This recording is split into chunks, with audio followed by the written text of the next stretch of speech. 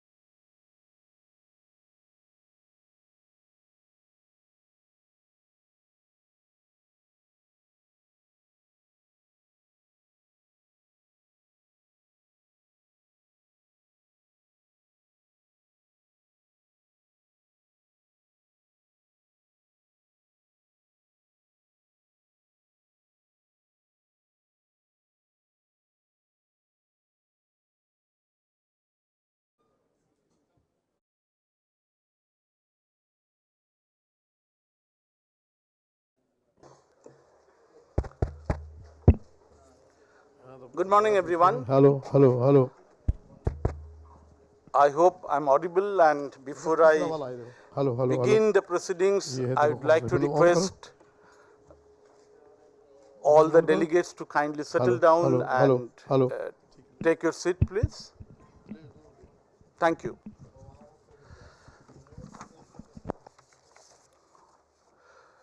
Good morning once again, Srimati Sujata Chaturvedi, Secretary Sports, Government of India, Srimati Anju Bobby George, Padma Shri, Khel Ratna and Arjuna Awardee, Ms. Manika Batra, Khel Ratna and Arjuna Awardee, Mr.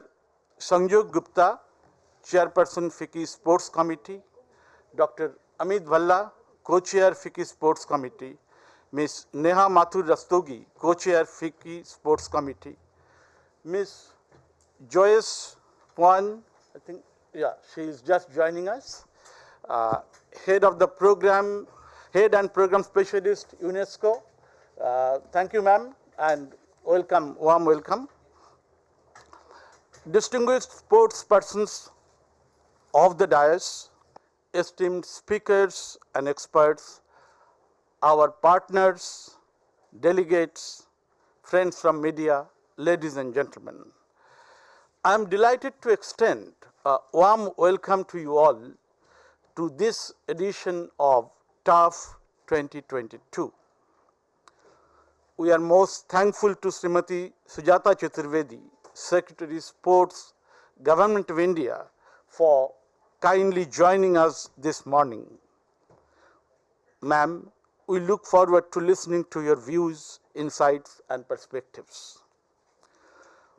We are greatly encouraged to have among us two well-known and prominent sports stars, Srimati Anju Bobby George and Ms. Manika Batra. Warm welcome to you all once again. Ladies and gentlemen,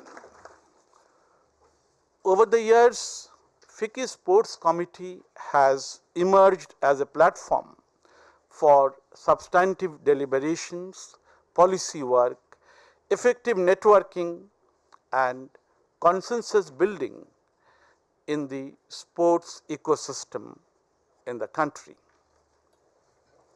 I am aware there is room for further improvement. We need to consolidate and strengthen our work. I am confident with a broad-based partnership and cooperation from you all, we could further improve and contribute our bit towards making India a major sports nation. FICCI TAF, the summit, and India Sports Awards 2022 that is going to be held this evening are our modest efforts in this direction. Friends, the day-long program has a comprehensive agenda of interactive sessions on a range of topics and contemporary issues.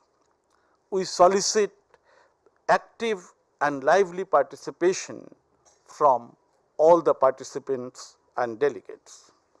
Also, kindly give us your valuable feedback and inputs on how we could make further improvements, both in terms of content and process.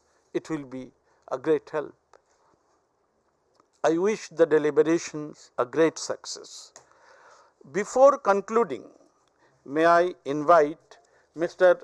Sanjog Gupta, Chair of our Sports Committee, to kindly felicitate Srimati Chaturvedi, Secretary, Sports.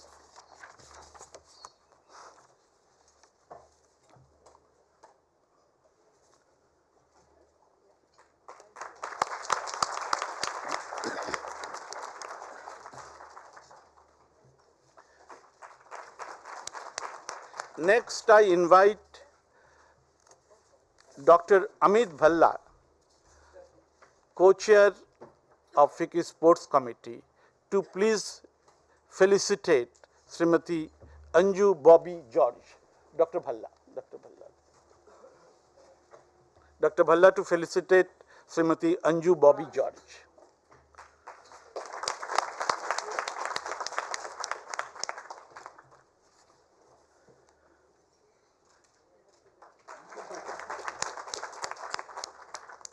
And then I'd like to request Ms. Neha Mathur Rastogi, Co-Chair of FICCI Sports Committee, to please felicitate Ms. Manika Batra.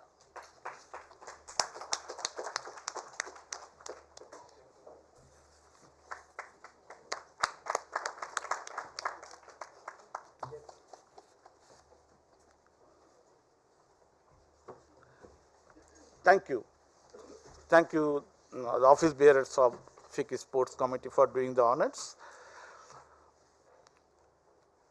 Now, I would like to invite Ms. Neha Mathur Rastogi for her theme address and also request her for kindly taking the proceedings forward from here on. Ladies and gentlemen, thank you for your kind attention. Namaskar. Jai Hind.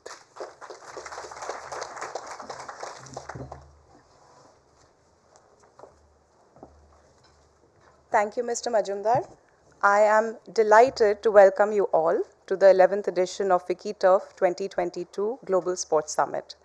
After a series of events conducted online during the pandemic, I for one am very excited to see a wonderful live audience and have a day packed with meaningful conversations across a rich and diverse set of industry leaders who are paving the way for the Indian sports industry. FICCI Turf has a rich legacy of bringing together the entire sports industry of India. The objective that we have set out for ourselves is to provide an effective platform to bring together a balanced set of stakeholders, including policymakers, athletes, and business entities. We all usually tend to work in our immediate areas of impact, and this event allows everyone to come together in meaningful dialogue to discuss the priorities we want to undertake and help India grow as a sporting nation. There is a lot of power in working together and collaborating, and sports as an industry intrinsically is a shining example of that. The theme for this edition of the summit is Vision 2047, Indian sports after 100 years of independence. Sitting here today, what will a gathering of this nature look like 25 years from now is the question we all might want to ask ourselves. And as a famous cat once told a little girl, unless we know where we want to go, there is no purpose of any journey. So here we are today to talk about the journey ahead. What we see is a growing focus already on sports taking to the mainstream. This allows for the formation of a much larger ecosystem of ancillary industries in and around it. Sports is relevant not just across the core competence of our athletes, but also with that, building towards other activities and aspects like infrastructure, health and nutrition, equipment, technology, aligning to sustainable development goals, and a lot more. The 7 sessions that will follow today will reflect this diversity, which we all must embrace in order to make a meaningful and futuristic roadmap for the future of sports in India. These interactive panel sessions with some of the best experts in the industry will touch upon aspects like the importance of league culture, fantasy sport and fan engagement, sports technology, sports for special needs, sports science and nutrition, and the growth of women achievers in the industry. We will end the day with the India Sports Awards honoring some of the best talent and industry members across the Indian sports sector. We promise you a day full of insight and engagement and are very, very grateful to have you all with us today. So now, without further ado, I would like to invite Khel Ratna and Arjuna awardee, our guest of honor, Ms. Manika Batra, to kindly give a special address.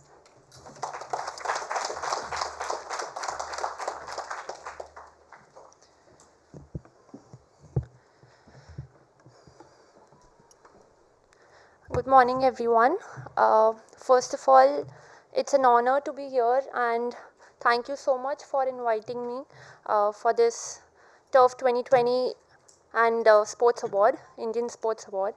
So, I would just like to share some things which is really precious to me and very close to my heart.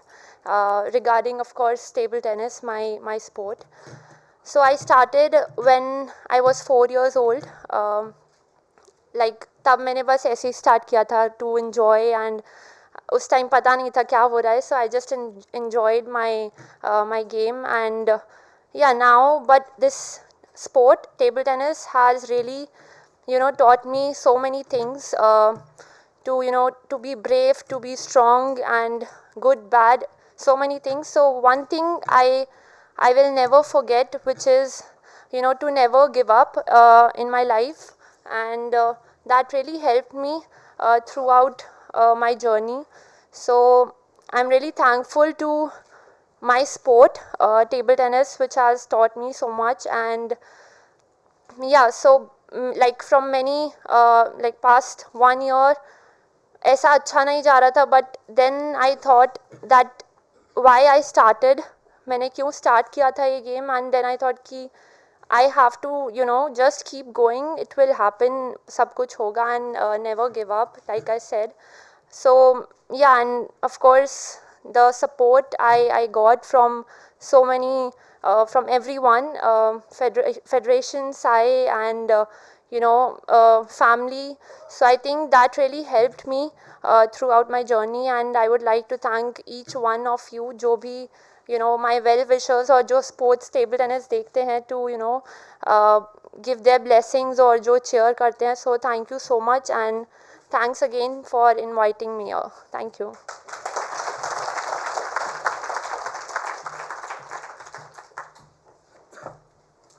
Thank you so much, Manika.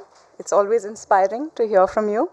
And now, to further this inspiration, we have with us Padma Shri, Khel Ratna and Arjuna awardee, the legend of athletics, Ms. Anju Bobby George. Ma'am, kindly share a few words with us.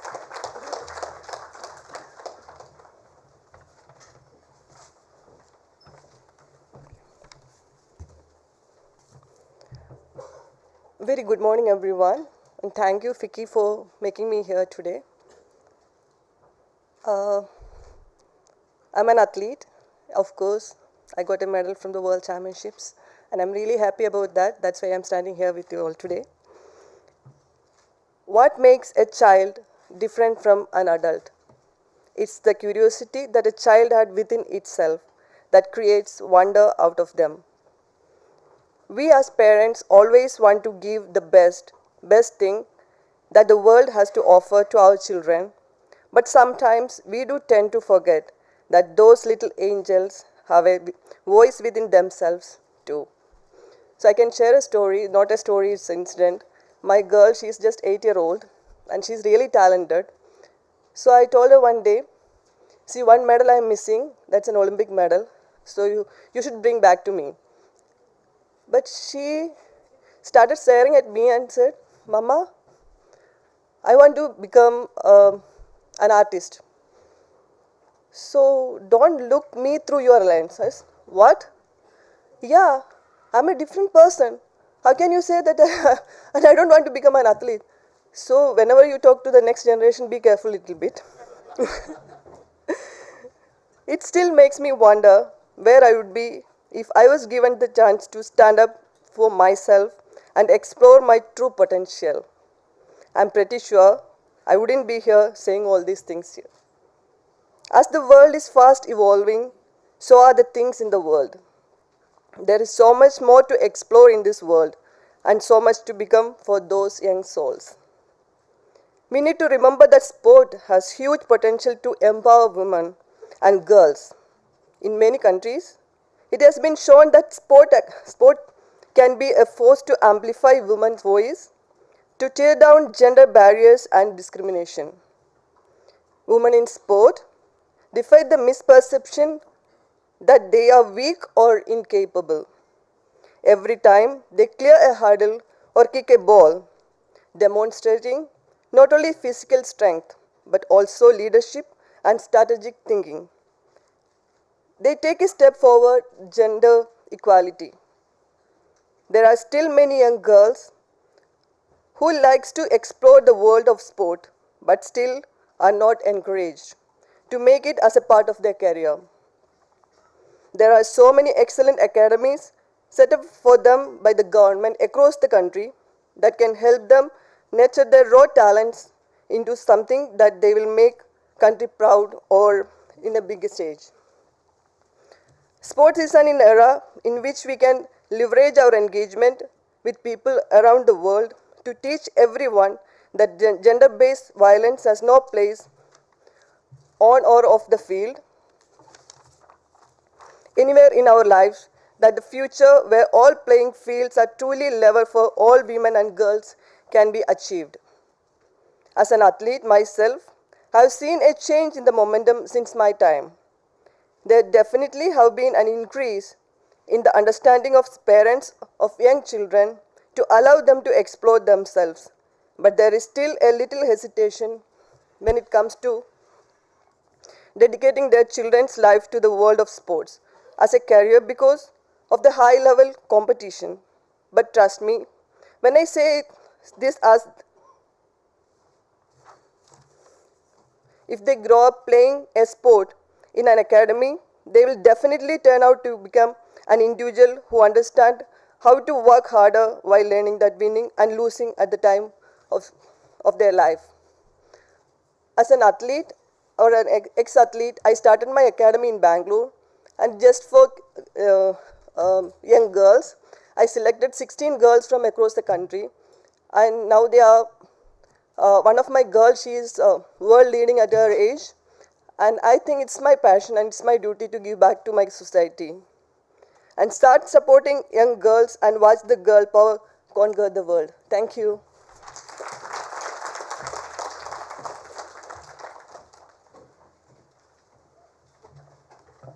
Thank you so much, ma'am. May we now please invite Ms. Joyce Poan, who's the head and program specialist for education at UNESCO New Delhi, to kindly be present for the official launch of the UNESCO knowledge paper on sports development landscape of India titled More Than a Game. I request Honorable Secretary Sport Ms. Sujata Chaturvedi, Ms. Anju Bobby George and Ms. Manika Batra to kindly launch the report.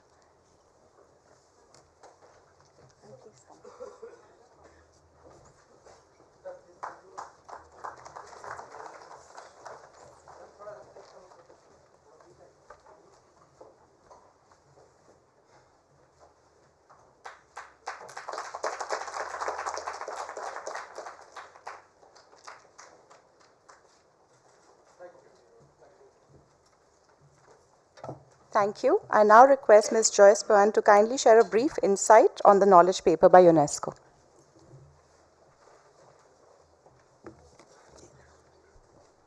Namaste and good morning. Thank you very much, Neha, for the introduction. First and foremost, I'd like to, of course, acknowledge Madam Secretary Sujata Chaturvedi, Mr. Manab Majumdar, Deputy Secretary of FICCI, and thank you so much also, Anju, for your very inspiring speech there. Mens sana in corpore sano, a healthy mind in a healthy body.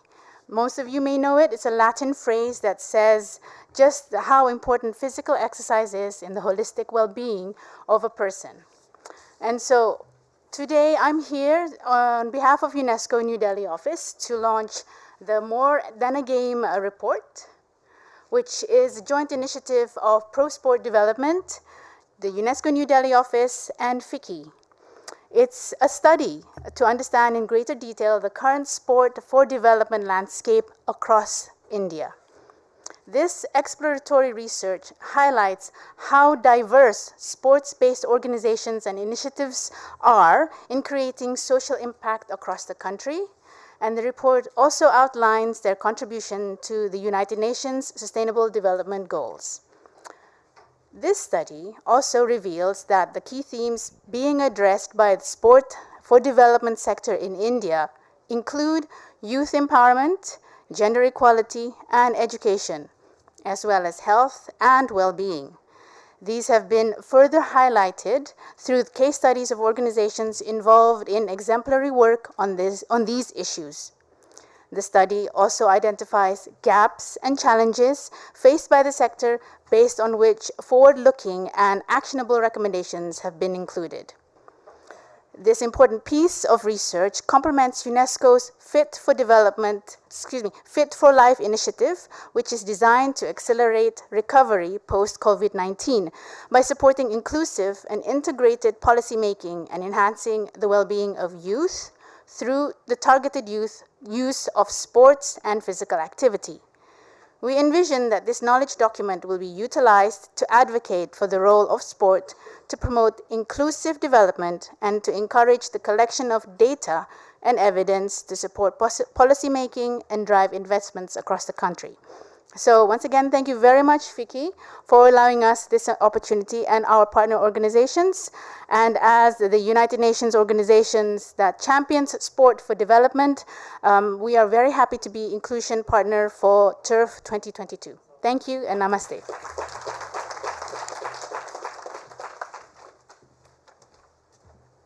Thank you, Joyce. I now want to invite our chief guest for today, Srimati Sujata Chaturvedi ji, Secretary of Sports, Ministry of Youth Affairs and Sports, to kindly give us her inaugural address. Thank you,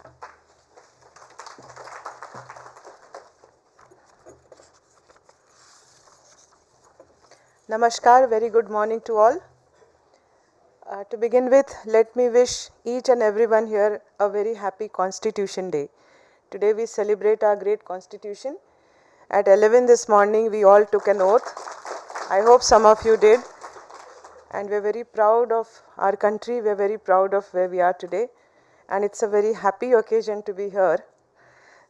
So, Sanjog ji, the two star athletes on the dais who are very dear to our heart, Manika and Anju, the FICCI team, the team from Manav Rachna who are doing good work in sports, my very close colleague and junior Kunal, who is a joint secretary, and all of the sport lovers and enthusiasts sitting here. I am very grateful to you for inviting me here, and I am delighted that the FICCI team has decided to organize this 11th edition of the summit. And it's just a summit, but the contribution of the sports vertical of FICCI is continuous, and it helps the strengthening of the ecosystem and the sports and youth affairs picture in the country. And we have worked together continuously in this field along with FICCI. If it comes to sport, what do I say? As you know, we had a couple of years in pandemic where sports scenario was very badly affected. But around the beginning of this year to 2022 onwards, we've seen a lot of things which are very exciting for sports in India. I am very happy to inform you that this year we started by organizing the marquee games of Khelo India. We started with Khelo India Games in Bangalore, the University Games. Then we went on to celebrate the Khelo India Youth Games in June in Haryana. Then we had the Chess Olympiad in India for the first time. We had the National Games recently.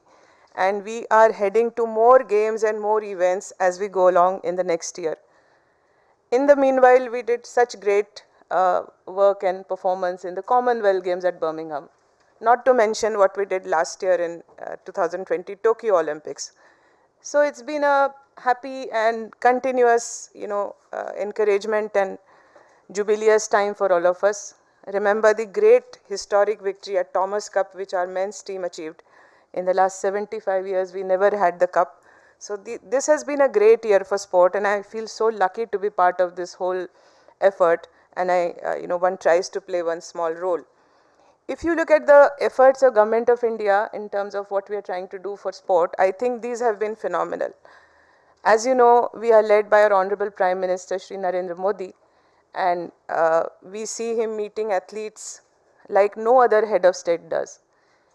He has been meeting athletes who leave the shores for international multi-sport events. He talks to each of them personally.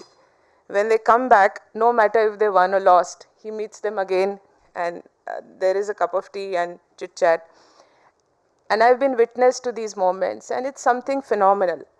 I think the kind of inspiration that the athletes get is unprecedented. Coming to the Khelo India program that we do.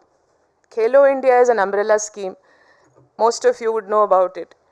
Khelo India was packaged and restarted in 2017. It is a huge scheme, and anytime I face an issue about how to handle a particular aspect of sport, I find a solution in Khelo India. The scheme is enormously deep and vast, and we are trying to do a lot of work in the various verticals. The games that I just mentioned are also part of the Khelo India brand, and Sanjog here is helping us to get that brand out and shining. So more than 2,000 athletes have been inducted into the talent development program of Khelo India, and they receive an out-of-pocket allowance and so many support. 600 rural and small Khelo India centers have so far been opened across the country, and past champions in that area get a chance to work there and nurture the young talent in their area, which is a very innovative scheme. 29 state centers of excellence under Khelo India scheme have been set up in various states, and we collaborate with the state governments to ensure that the top quality athletes in that state get trained and nurtured in those centers. One very interesting thing that we have done in the last 1 year is we've started women's leagues in a big way. We've had archery and football and various other sports coming into these leagues. Though they may not be very prominent right now, though you may not have heard of some of them, but I can assure you it's going to be a very big deal in the coming years, because we support inclusion in sports, we support the participation of the weaker sections in the sport, and that is why we will continue to have more and more leagues, city leagues, and all possible combinations where we follow a model of weekend leagues where all athletes get a chance to participate and compete. As you know, anybody who plays a sport needs to compete, and unless you have competitions at smaller and bigger levels, that athlete is never going to come of age. So all these leagues are going to help to do that. We work on various aspects of sport, as you know. One very big success that we have achieved is India has become part of a select club of countries to have its own anti-doping law. The law was passed by the Parliament in August this year, and now we are heading towards a completely revamped national anti-doping program, which is housed in our National Anti-Doping Agency and our unique laboratory, which very few countries in the world have, the National Dope Testing Laboratory. I would also like to inform you that India so far doesn't have a proper regulator or a testing facility for checking the content of the dietary supplements. You see so many gyms are around, so many, all kinds of gyms, and young people are, you see those very big dabbas of some shake and this and that. So a lot of that is unregulated. A lot of that we don't know what is inside. So it is a mandatory requirement to check the contents of those, dietary supplements which athletes take. It is a tragedy sometimes that the athlete thinks that I am taking something which will, help me to enhance my performance. And when they land up at that particular international event which they are longing to, win at, and they are found to be, having, taken some prohibited substance. So in order to prevent that and in order to ensure that we have a facility for dietary supplement testing, we have recently entered into an MOU with the National Forensic Science University at Ahmedabad and also with the Food Safety Standards Authority of India, that a lab is now coming up which will help the dietary supplement testing. So this is a big step in helping our athletes not to consume things which they should not be consuming, and a lot of them unknowingly do. We are very optimistic about improving that particular scenario. As you know, those of you who are aware of what we do in sport, we also now have a National Center for Sports Science and Research, which is housed in the IG Stadium in Delhi. This is again a very big step towards excellence in sports, and we are now setting up a hub and spoke model where the head of the whole apparatus, the main headquarters would be in Delhi, but each of the regional centers of the Sports Authority of India would have a spoke where there would be a smaller center helping athletes in that region to get the best of technology and expertise in all the aspects of sports science. Nowadays, you watch all these big stars and all. One star has about 10 or 15 people behind them, they're experts of all kinds who help them to win that particular gold medal. So we will soon reach that stage where our athletes will get institutional support and they will also be at par with the best in the world. We also have the top scheme, and our star athletes here would know about it. They're part of it. They help us to make the scheme work. The top scheme is the Training for Olympic Podium scheme, where we help athletes who are at a cutting edge of medal winning or international standards to grow better. And we have been able to sponsor their training abroad at a place of their choice, or to get them coaches who they want from anywhere in the world, so that they excel in that sport and get a medal for the country. So that scheme also is a very recent scheme and it's doing very well. Apart from that, there are many things that I can list, and there are many things that we do. I cannot for a moment forget the fact that sport is a very social and public activity. And unless all of us as members of this society contribute to encouragement to sport, growth of sports, government alone or governments alone cannot expect to fulfill the expectations of the nation. So at this very nice and august forum, I would request that each of us who becomes a champion of sport should participate in encouraging young children to come forward and play a sport, to join an excellent program in sports wherever it is available, wherever it is possible, spread awareness about what can be done in sports, and generally help to take away that huge bias that we have in this country, where most parents would expect their child to have academic excellence and not so much of a sports excellence. So I think we need to help to change that mindset, each of us who's in this hall or anywhere, and we have to take that seriously if we want our country to excel in sports. Having said that, I am very optimistic about what India holds in the future, and I am sure all of us will see more and more victories at the international fora and within the country, many records broken as we go along. So I look at a very optimistic and happy situation. I am hopeful that we'll all contribute to making our nation a great sporting nation, and all of our contributions will go a long way in ensuring that. So I thank you once again for inviting me here. The day's program looks very exciting. All the cutting edge topics are listed here. I wish all the panelists, speakers and audience my best wishes. And thank you once again for calling me here. Thank you. Jai Hind.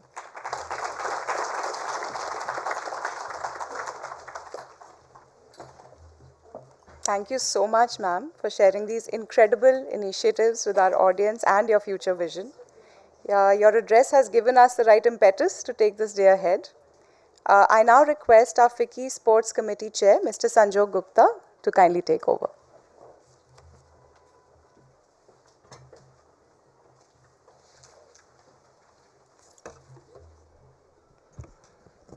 Good morning, everyone. Thank you so much, Madam Secretary. Thank you to everyone here for making the time this morning. You know, if a couple of years back, someone had wondered how much progress was India making in the world of sport, And if that question was to be posed today, I think the composition of this panel and the picture that you see before you is testament to how much progress has been made. There are more women than men on this panel, and I can't remember the last time that a sports panel had more women than men. And that, to me, is progress. And it's not just the panel. If you look at the agenda today, we will be joined by former India captain Mithali Raj. One of my former colleagues, Rika Roy, is here to moderate multiple sessions. So we are seeing representation from women in all walks of sporting excellence. On the field of play, in front of the camera, behind the camera, and with administrators like Sujata, we are only going to make more progress here. So what better way to start the morning than with a conversation with the three women here who are stakeholders in the sports ecosystem, and one way or the other are really shaping the future of the next quarter century, which will take us to 100 years of our independence. So I'm going to take the liberty of asking them a few questions, if they don't mind, because I think all of us want to hear more from them than from me or from anyone else. I'll start with Manika, being the youngest, I think, on the panel and perhaps in this room. Manika, as a young athlete who wakes up every day needing to be committed to what you do day in and day out, because that's the only way you excel.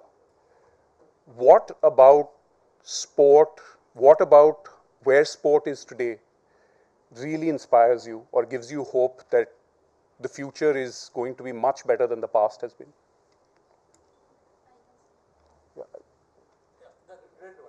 Okay. So if you see past like there is so many changes now, whether it's, like ma'am said that in future there will be changes. So I think for an athlete, from my past, I am more confident now that there are people around me who are there for me, to support me, and that मुझे खेलने जाना है बस, ऐसा पीछे का कुछ नहीं सोचना है. तो so this change has helped many athletes now, that they just play and they they don't think कि लोग होंगे हमें सपोर्ट करने के लिए. पहले ऐसा होता था कि प्लेयर्स सोचते थे कि हमें स्पोर्ट्स में जाना चाहिए नहीं, क्योंकि आई डोंट नो सपोर्ट मिलेगा या करियर है. बट आई थिंक अभी वो बहुत चेंज आ रहा है, and I am really happy with that, and that motivates me to wake up every day and go for my practice training or for my match. So I'm really happy that change is coming, and like you said कि women अभी ज़्यादा अच्छा कर रही हैं. So yeah, I'm really happy with that also. Yeah. Manika, it's not just you who is being inspired. I hope you know that you are inspiring millions of girls every day that you turn up for practice. So thank you so much for doing that day in and day out. Anju, you've been a global athlete at the top of your game, and now you're grooming a new generation of athletes who hopefully will be top of their game. What have you seen as the big shift in the sporting landscape, which gives you a lot of hope and a lot of courage and confidence as you look to groom an entire generation of athletes now with your academy in Bangalore? As an athlete, when I was doing things, actually it was not like this. It was a tough time getting anything, any information or even training, the facilities, everything was a struggle for us. But nowadays the system is actually supporting athletes really well. Government, SAI or even the federations, they are with the athletes and they don't need to ask for anything. The support is right, actually it's reaching the athlete. And from very young age, the support, actually if you are talented, definitely you will be in the system. And the support will there till the end. Actually the athletes in my academy, I can see the difference, the confidence in them, and they are ready to do anything because we are there to support. And as Manika said, they just need to do and just go and do it. That's it. So that's the change I am seeing. The struggle what we faced, it's not there in the field now. I think the other thing worth appreciating is just how many athletes are now giving back to the game what they received over many years. And I think that's also giving so much confidence both to young athletes coming through, but also to the entire ecosystem, that the athletes are staying engaged with the sport. So thank you so much for that, because the government is actually taking back all the knowledge what we gained through all these years. So that actually making the change. So we are also getting the support. That's why we are ready to give back to the society.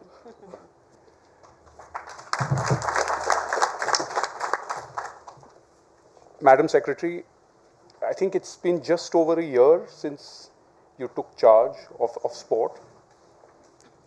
You were involved with planning and personnel before this. If I was to ask you to reflect on one thing that struck you when you took charge, the most apparent thing about sport, which you wanted to change, and it could be that you still want to change it, what would that be? Thank you, Sanjog. You made me reflect very quickly. Yes, it has been about, I started in October, so about 14 months now.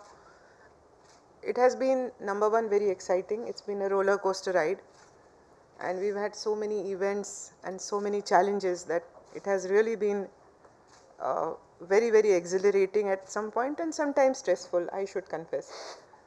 What strikes me even today, and my young colleague here will share, you know, we are IAS officers, so we are all over. We do a lot of topics as part of our job.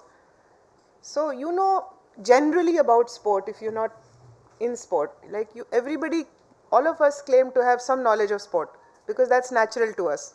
If you talk to anybody, even casually, they'll start giving you gyan on sport. So I was also one of them. Then when I joined this department and I started unraveling the layers of what it is, I realized that it's a very vast and technical subject. And what I realized immediately, as soon as I realized this, is also that there is so much to do.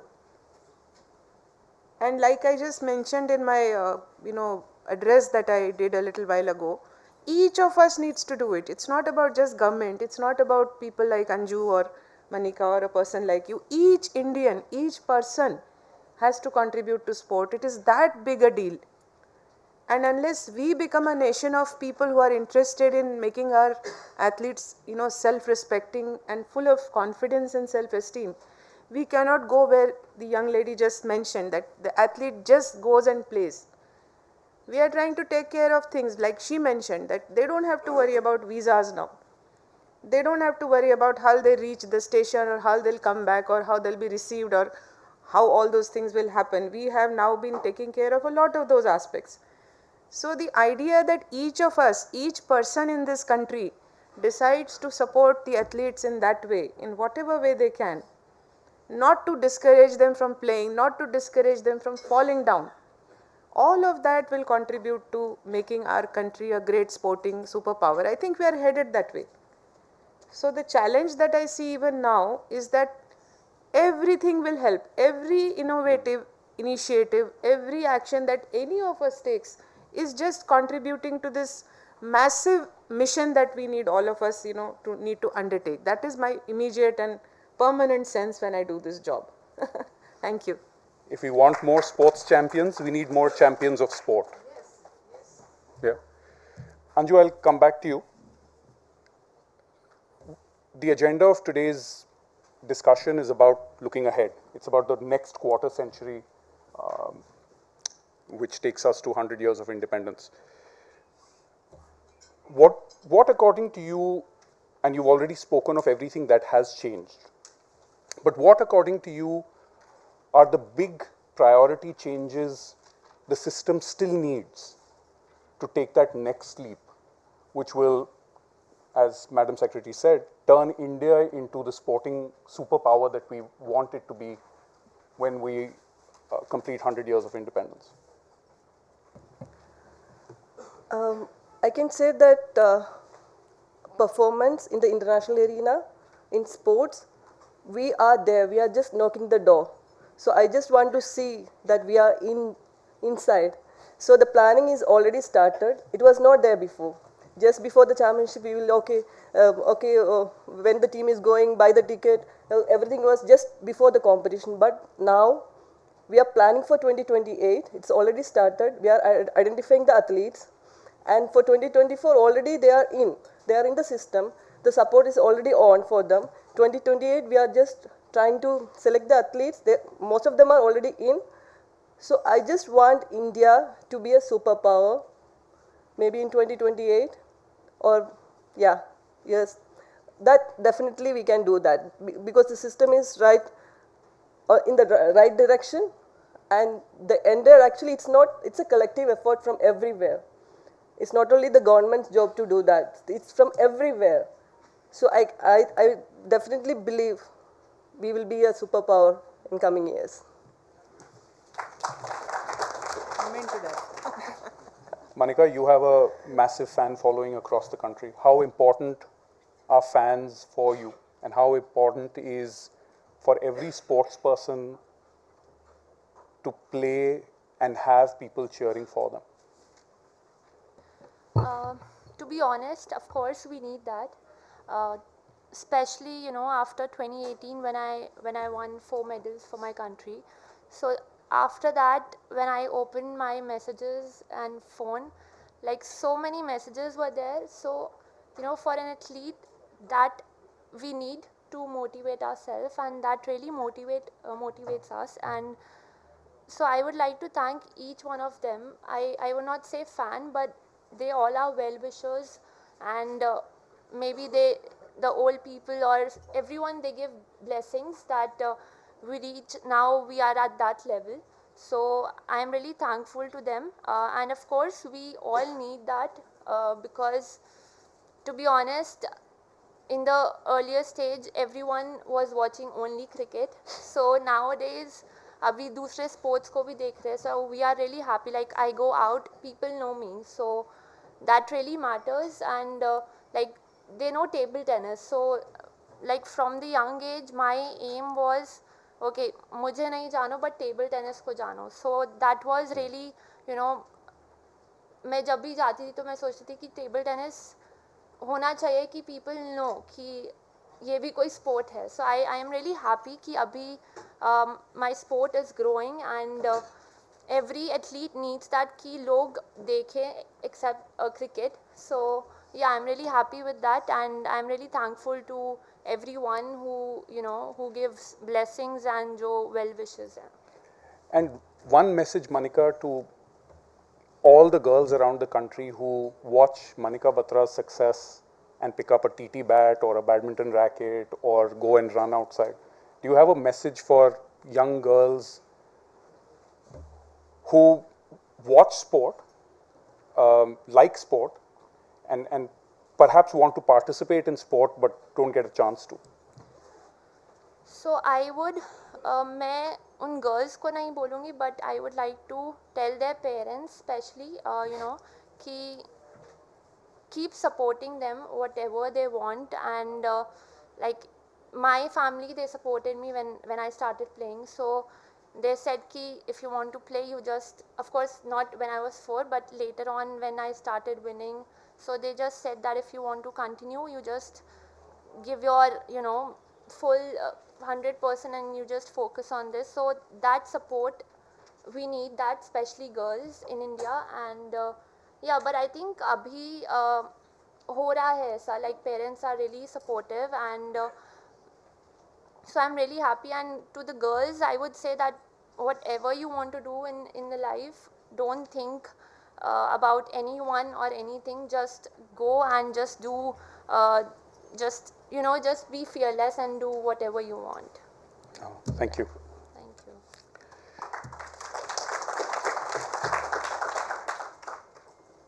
Anju in her address mentioned how sport helps empower women. But we at the FICCI Sports Committee believe women actually empower sport. Our sport would not be what it is and what it can be if half the country's population is not engaged with sport the same way as the other half is. It's not just athletes like Manika and Anju, and as Manika said, but also mothers who can be agents of change in their families.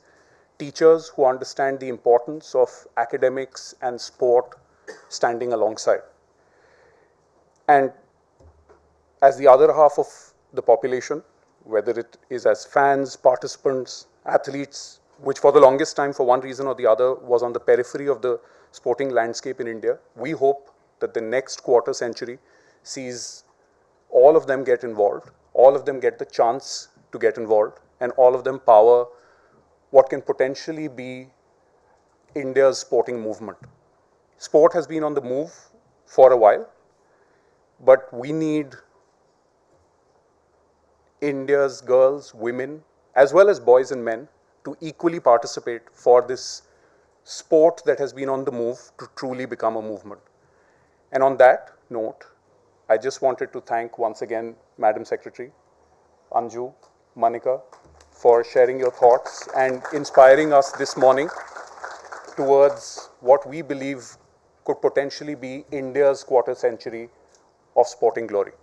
Thank you so much.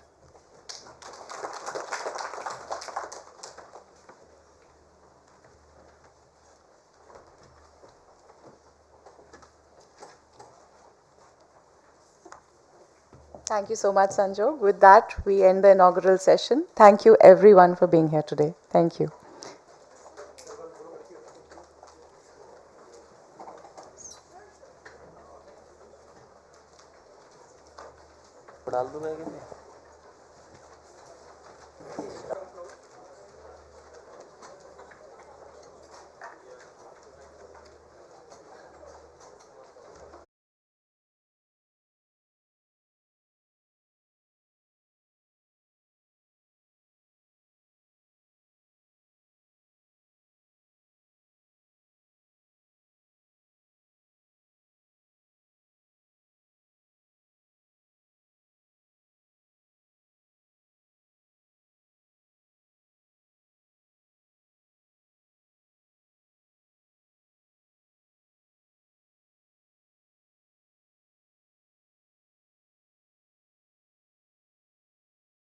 On the rising culture of sports leagues, I invite Ms. Rika Roy, Sports Editor, NDTV, to please take over.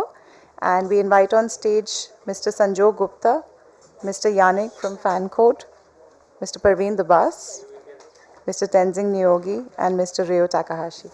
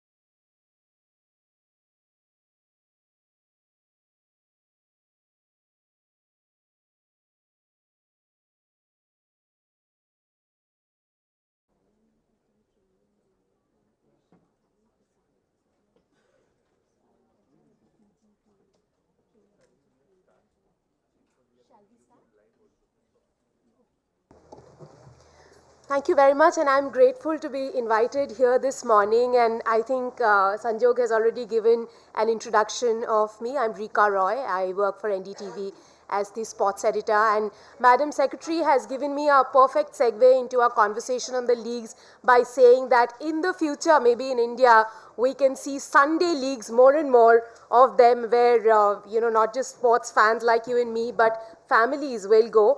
But before all of that, I don't want to bore you with statistics like it has taken 135 years for leagues to come to India, because we are going to hear a lot of stats and numbers as we go along in the day. I'll have to introduce my panel, who are essentially behind putting together how the ecosystem of sports is working today, the sports leagues. And Sanjog Gupta, we all know him as the chair of FICCI, but he's also the head of sports at Star and Disney India. I have with me Ryo Takahashi, who's the business manager of Major League Baseball in India. And Ryo tells me that Japan is the #1 nation when it comes to baseball. Not even US. Okay. Next to him is Yannick Colasso. We have seen him during his NBA days as the managing director of NBA, someone who's got NBA to India, and now he is the co-founder of Fan Code. Parveen Dabbas, I don't think there are too many people in this room who has not seen Monsoon Wedding. So he's an actor, director, and a sports entrepreneur, now starting the Pro Panja League. And we also have Tenzing Nyogi with us, who is the CEO of Ultimate Coco, the newest league that we have in our league universe. Right now, there are about 13 of them, 3 very established leagues and 10 leagues in various stages of development. We'll also see the Pro Panja League coming. I'll have to start with Sanket. Sanket, broadcasting basically is the backbone of all these leagues, and what I understand your legacy is in regionalizing sports, making people watch sports in the language they like to watch in, and customizing sports for all of us. Tell us a little bit about how you've done it and the future of it.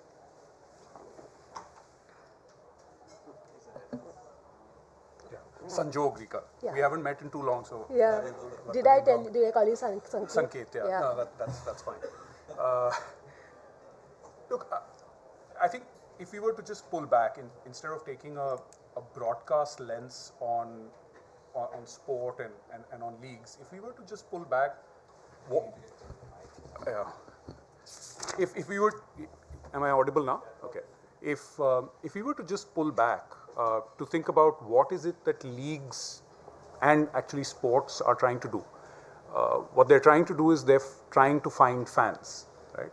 Fundamentally, at the core of any sport or any league rests fans who really power the sport, because fans of today are athletes of tomorrow. So even in terms of viability of a league or a sport, it is a focus on fans which really drives the proposition of a league.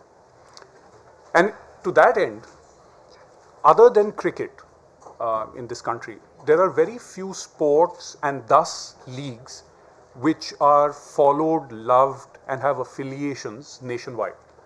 You have pockets of passion for sport across the country, and there are pockets of passion that leagues and sports are trying to find. And I think what we've tried to do at Disney Star is to really discover those pockets of passion and be able to go as deep as possible in those pockets with the sport that is loved. The league model is nothing but a structure or a framework for us to be able to organize the sport in a way where it drives affiliation.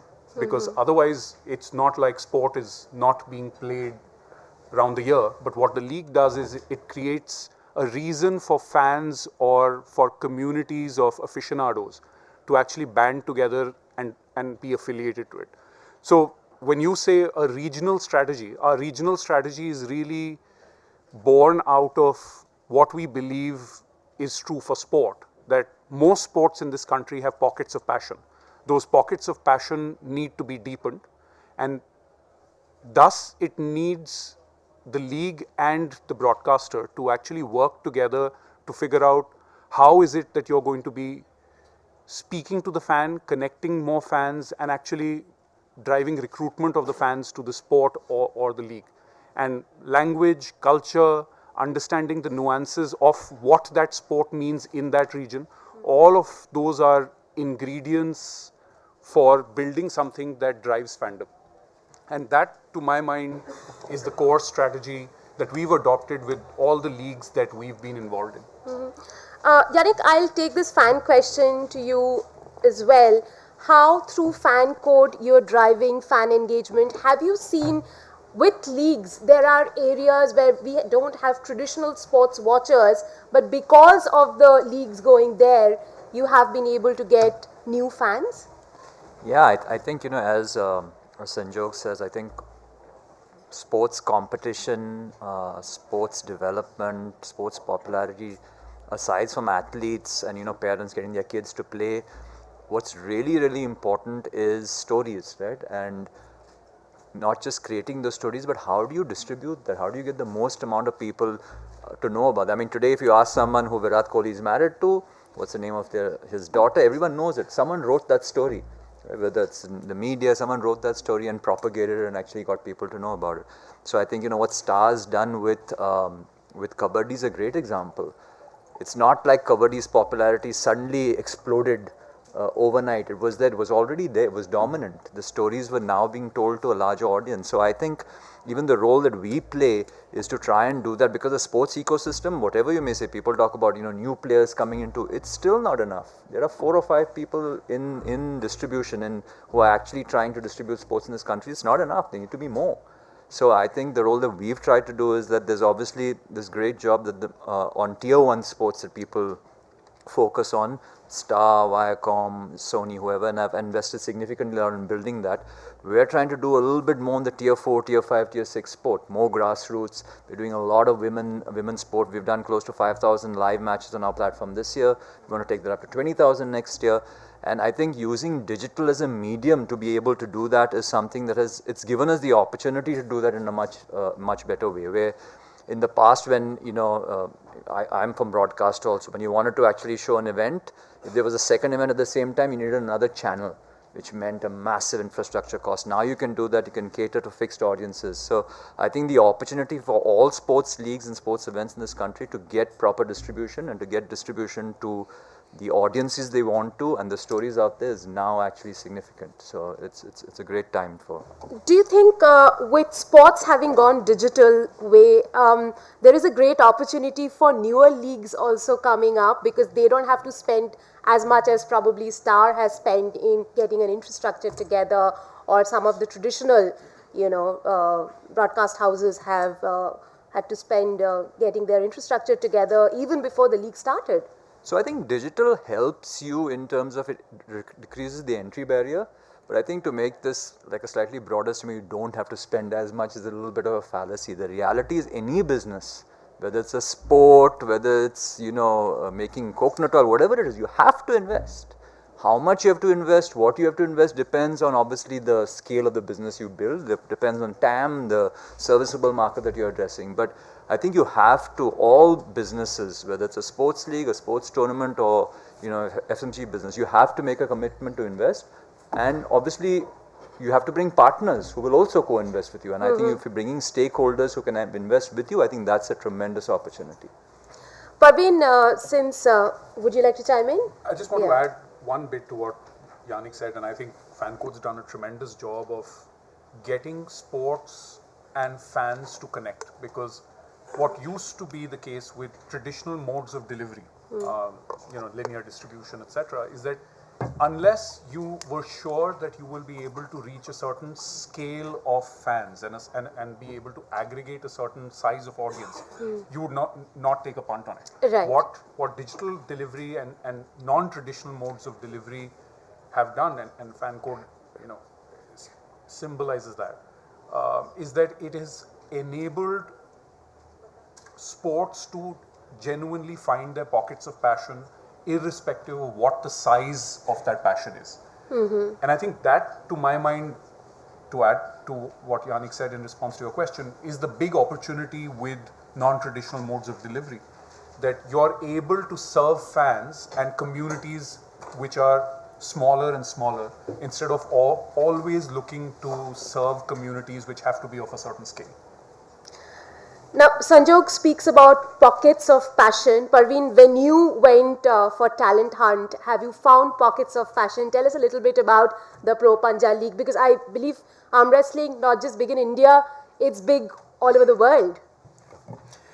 Thank you. And yeah, it is big in the world. And what we discovered when we started on our journey, first, I just want to say here that because we spoke about inclusiveness, that we are one of the few leagues which has both men, women, and specially abled. And we've done that from the very beginning. Also, not just that we know, sports, women in sports is, the future, but it is the now as well, right? And it should be equal for all. When we started this journey, we were really surprised, and I'm sure nobody can still guess where you would find the most, pocket of arm wrestlers. It was Kerala. 50% of our finalists came from Kerala, and then Assam, Madhya Pradesh, and then Delhi, Punjab, Haryana, the northern belt. And, like Sanjog really rightly put, we have tried to regionalize even the way we are reaching out to the fans in their language. Even little things like we released a Malayalam t-shirt, our logo in Malayalam. So little things like that to connect with those regions and the fans in those areas. And I have to say, it is a learning curve. Well, the reason we started not straight off the bat with a league, but with various tournaments, was apart from proof of concept, but also learning for us of how should we come to market with this league and this sport. How are the, learning about the athletes, where they come from. They're all sons and daughters of the soil. They come from small towns. How do people want to consume this sport in the various region and all over the country? So it's those learnings now that we are going to bring to the table when we launch the first season. Parveen, when you are organizing this, how much of your work has to be done with the federation, or are you doing it without federation's help? How is your working relationship like? I think the word federation always brings a smile to people's faces in sports, right? So yes, there is an arm wrestling federation, and we work very closely with them because we don't realize that arm wrestling has been played in this country for a long time. It's one of the founding countries of the World Arm Wrestling Federation, and there have been nationals for a very long time, state championships. So a lot of our players, most of our players, have come through the amateur scene, which not many people are aware about, but they're very strong, players. And there's a very strong base, so very close to the federation. We've signed a very long-term deal agreement with them, and we're working strongly with them, both on terms of the international rules and how we want to tweak them for broadcast and for the fans to consume, because that's also a very important part of it, right? Like we're speaking, how would fans like to consume this sport, which is a learning. Also, I think people here would like to know a little bit about your story. What got you into wrestling, an actor, director, and now a sports entrepreneur? Thanks. So I've always been a sportsman since I was small. I'm from Delhi, Modern School, Vasant Vihar, Hansraj College. Unsuccessful sportsman, but that's why I guess I got into sports promotion. But I've always been a huge lover of sport, and I'm so happy and proud when the inaugural address, what I heard here about where we are and getting such strong institutional support, both private and public now. And I think you need a lot of people like me, who are passionate about sports, but maybe not, successful. Not everybody can become a Manika Batra, right? But you need a lot of people who out there to play, to keep raising the standard. So, I was one of them out there, with our classmates playing, the various sports. I was a basketball player and various other sports. So I always had this passion for sports throughout, even during my acting career, big fan of boxing, MMA, combat sports. So when I did want to get into sports promotion, I first started some sports sites We own MMAindia.com, which is one of the biggest MMA platforms in the country now. We're accredited with the UFC, Sports India Show, Cricket. So we started various sports sites to first put our ear to the ground for the fans, because that's how they also engage with sport, is through these sports sites. So we learned a lot about the Indian fan community, the global fan community, through our sports sites. We've got a podcast as well of how they're engaging with sport, what they like, what kind of a sport would work on a mass basis in India. And I'm a big fan of MMA, but when I decided to take the plunge into sports promotion, I decided on Panja or arm wrestling, because I felt it was the only combat sport, because I consider it a combat sport, but was also aggressive but non-violent in a way. You know, so what I like to say is, pitai ho jati hai, lekin khoon nahi nikalta. You know, you have to understand the Indian mindset. You know, we're a little averse to blood. So I felt this was the combat sport, because if you see, there's not many other combat sports out there, leagues, of course, boxing, but many out there which are successful. So I felt this was the sport that can really reach out there, which people understand. There's a simplicity to it, which people really like. There's an emotional connect to it, because we've all played it somewhere or the other in our childhood, school, college.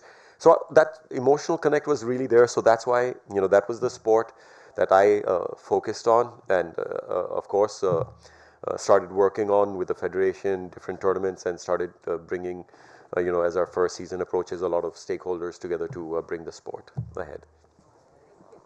Tenzing, I'll have to come to you and talk to you about the newest league in the universe of leagues that we have, the Ultimate Kho-Kho. Now, when we talk about fans, you've been able to glamorize this traditional sport. How many new fans have you got into Kho-Kho through this Ultimate Kho-Kho League? Interesting question. Thank you firstly for inviting me. Sanjog mentioned a wonderful thing of inclusiveness. The first thing which excited all of us for Kho-Kho was the fact that it already had a base, right? Half your problems already solved there. So when you look at Kho-Kho, what it needed was a structure at the apex of the pyramid, because the bottom of the pyramid was really strong, number one. Number two, I believe that for us, when we started this journey with Kho-Kho, we realized that to create a sports league, largely it has to be a television product. And in order to it being a television product, it has to have the spectacle, the hero element, which India has never seen. The only thing which India had ever seen, and also still in love with, is pretty much, I'm sure everybody would second this thought, is Jaunty Rhodes' skydive in 1992 World Cup. Right? That happens every 90 seconds in Kho-Kho. Right? So we understood the spectacle, the spectrum, which were these key highlight points for us to sort of produce it. We focused on the production, which was very important. And that brings me to the topic of inclusiveness, because what we realized was that there was a stagnant audience of close to about 17, 18 lakhs players which are playing in both genders. And I must mention this here, that I believe, and having spent a lot of time in non-cricketing sports in my career, having played cricket professionally, I realized the fact that it is very important to sort of understand the sport, and we are blessed actually to be, you know, associated with Kho-Kho, because not too many sports, come to think of it, are played more by women than men in India. Kho-Kho is one of them. While Ultimate Kho-Kho is a men's league, we've always been very proactive. A fun fact here, way back in 2019, I was actually trying to make Ultimate Kho-Kho world's first mixed gender league. It didn't work out. So we had created someone called the Wazir, who is literally the Trup ka Ikka from a chessboard, and that particular person can run either sides. We were actually planning to make Wazir the woman. So single woman amongst all men, who is the game changer. Unfortunately, that idea didn't take off because of multiple security and privacy reasons. But we do plan to come up with a women's league because of the sheer fact that the population is huge. And to answer your question, the 8 to 15-year-olds are the ones who we've actually focused on, because that's a huge, huge segment. Kho-Kho reaches up to tier 4, tier 5 towns. You know, it is just played. A small village in Punjab called Sangrur, a state championship happens, 1200 schools come in, 20 member squad, both men and women, do the math. Right, that's the power of Kho, right? It reaches to the hinterland. What we wanted was to, from day one, our focus has been to create super fans going 20 years down the line.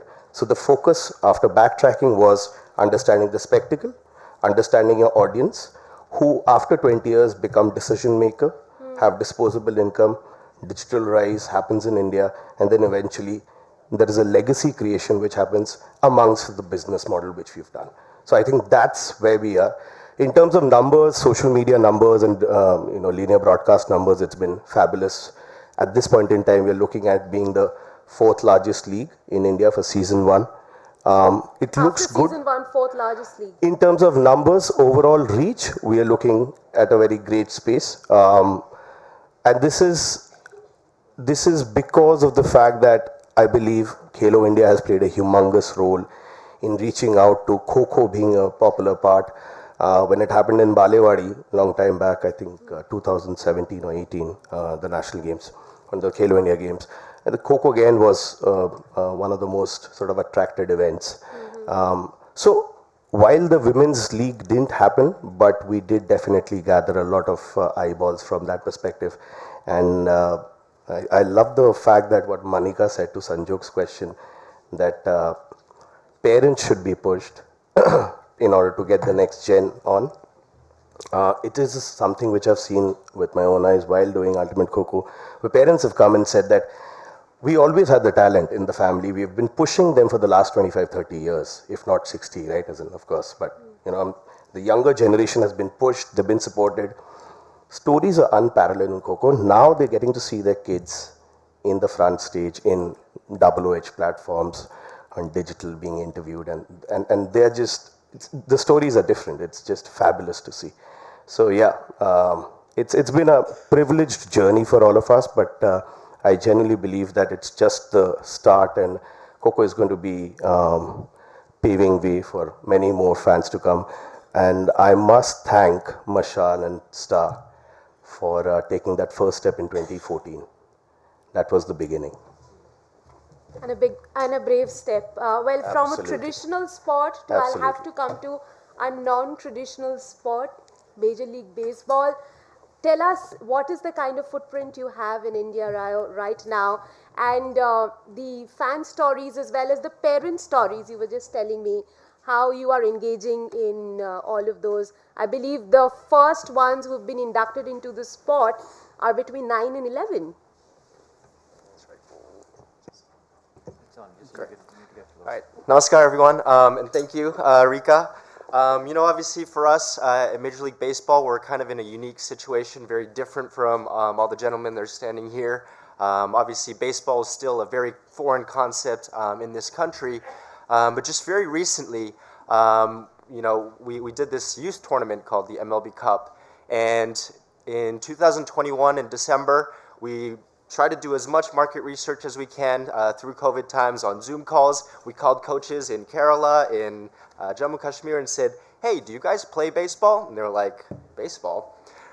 So we started with 12 teams in Delhi last year, and that was basically our first step in setting foot in this market in terms of actual on-ground activity. And over the next 6-7 months, we didn't stop getting phone calls from coaches from Jammu Kashmir all the way down to Pondicherry, to Tamil Nadu. People were like, how do I get into this tournament? So that's when we kind of shifted and said, look, if you have 12 kids that are 9 to 11, boy, girl, big, tall, short, doesn't matter. If they want to play baseball, come try it out, because that's kind of what we're here to do.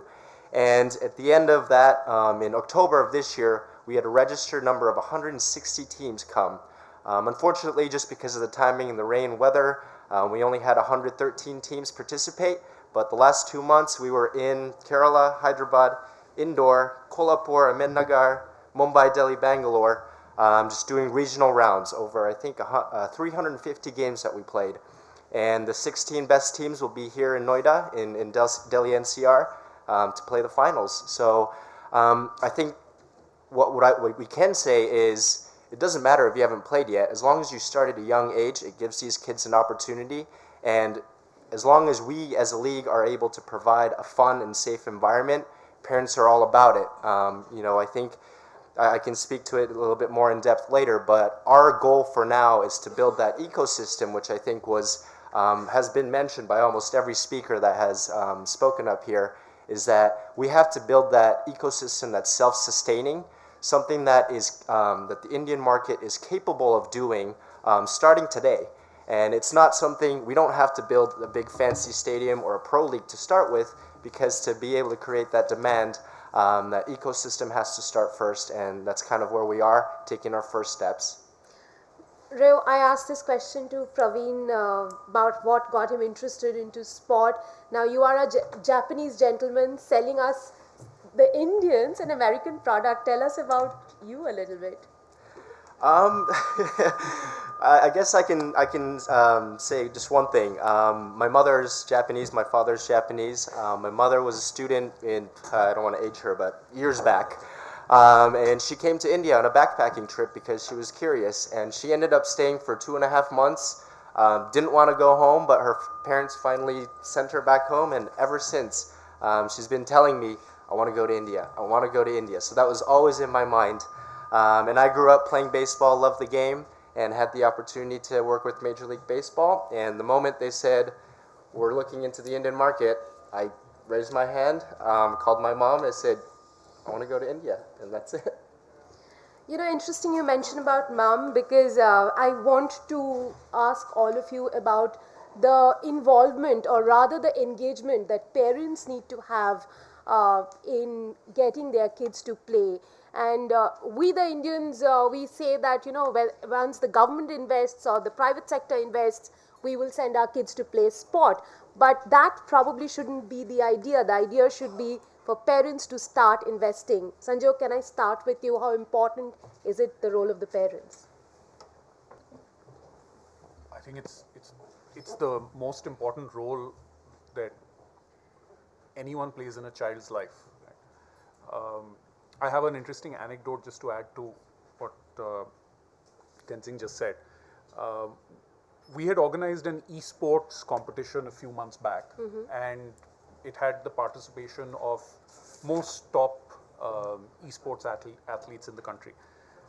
The most interesting thing that was said over and over again to us was, by virtue of being on Star Sports, now my parents know what I do day in and day out, right? And there is a sense of validity, a sense of respect that I'm now getting at home, because I'm now seen and projected as an athlete and not just someone who's whiling away time on my mobile. And that's really the role of parents, right?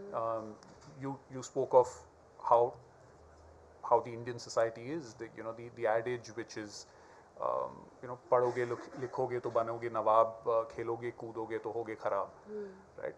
That needs to be turned on its head. And fact of the matter is, as leagues take shape and more participants become athletes, and genuine athletes who now have careers, there'll be that much more of a reason for moms and dads to encourage their kids to play, and not just to play, but give them the freedom to pursue a career in sport. And that's the biggest issue. Actually, most kids play, and most kids play a lot, and parents are fine generally allowing young boys to play, and it's changing, but it's somewhere there for young girls to play as well. What happens between the ages of 8 and 12 is that kids who used to play a lot, used to play 6 hours a day, 7 hours a week on an average, stop playing altogether, so much so that by the time they're 12, the number is 45 minutes to 60 minutes a week. And the reason why that happens is because the parents force a choice upon the child to decide what career he or she wants to pursue, and it's never an option to be a sports person. We did a study 3 years back, this is pre-pandemic, where we spoke to 8 to 12-year-olds about the careers they wanted to pursue. Sport didn't feature in the top 20. And that's just the reality of our society today. It just didn't feature. Why? Because the child has been conditioned to believe that sport is a pastime. Sport is not a career. So it's well and good to play till a certain point, but the first sacrifice that you have to make at the altar of choosing a career is sport. And I think that mindset needs to change. And that mindset will change only if parents allow kids to play, parents allow kids to make that choice when the time comes to continue playing and not drop out because there is an academic compulsion that they need to fulfill. So they play the most important role. If this country has to truly become a sporting superpower, a lot of parents have to become champions of sport, such that their kids become sports champions. Absolutely. And Reo, how are you going to schools and addressing this with the schools? Because I think you are trying to institute the game in certain schools across the country.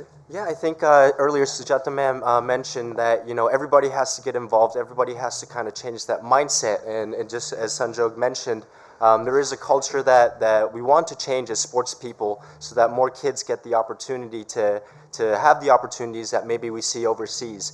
And when we go to every school, the first thing we're usually asked is, if my kid plays baseball, what happens to that kid? What kind of opportunities are out there?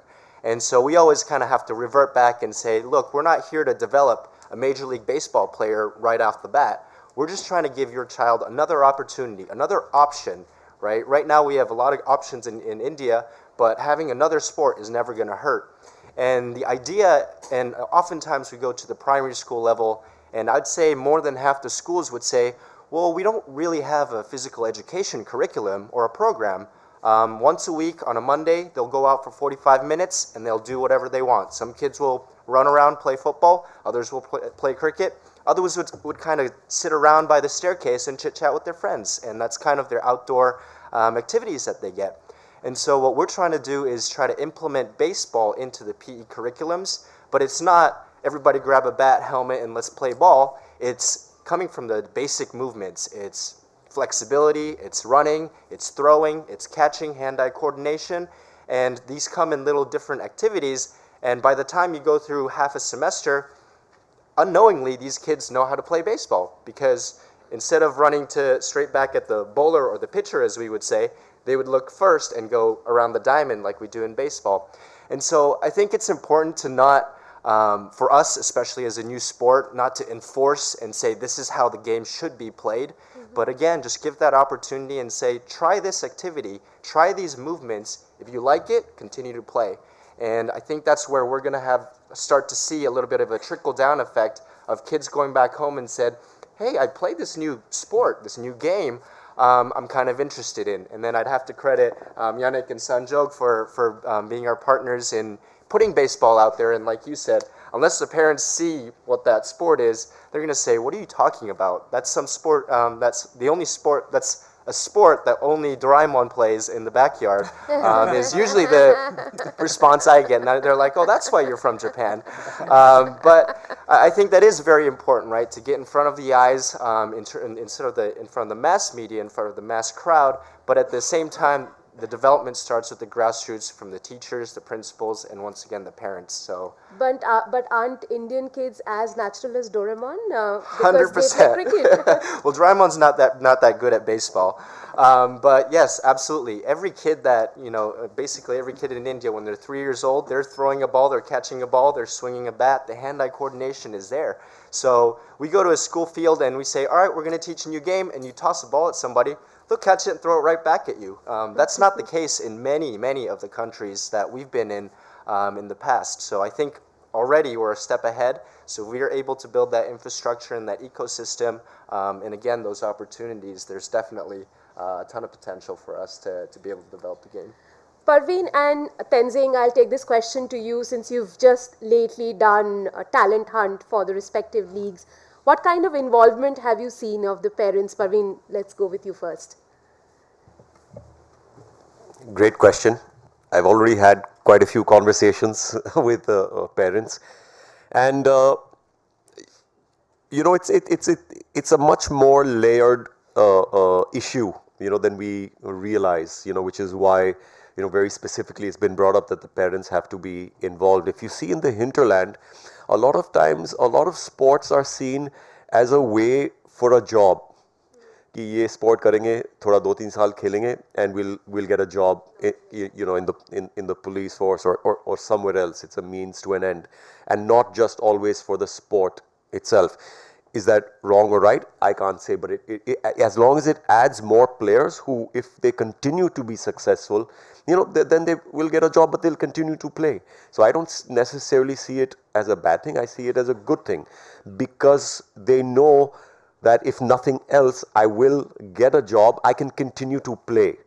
So that is one of the questions also we've been trying to answer since the beginning. We have managed to get arm wrestling up till the police games, inducted into the police games as well as get a lot of state support in various states for athletes in terms of prizes and everything, because that is what the parents are looking at, right? So, in fact, our 90 kg champion was almost not coming to our last tournament, because of, his parents were like, kya karega, the usual question. So we had to speak to them and have a contact, and he eventually won. So I would say we are at a place now which we've been developing, including the amount of cash prizes and everything, to show that there is a future in the sport, to make sure that you have that ground level support, especially of the parents. And I don't think one can, say that strongly enough, that support is really, really important, because you need a large influx of, for lack of a better word, soccer moms. Because especially at a young age, it's the parent who's literally taking, the kid from, place to place, so that they can take part in tournaments. And if you don't have that support, it's very hard sometimes for the kid to overcome those obstacles. So you need that focus of both parents, and at least physical presence of that one parent a lot of times, going to various places. And so they need to, sometimes it is for the passion of the sport. A lot of times, it is coming in now. We're at a great time right now, like Anjuji said it really, well, is that we already have a foot in the door. I want to make sure we're in. So parents are seeing, future for children in sports and all kinds of sports, and I think it's a combination of what we are also doing, all of us, people in the ecosystem, to make sure that that's seen even more clearly, and the public institutions also to help support that.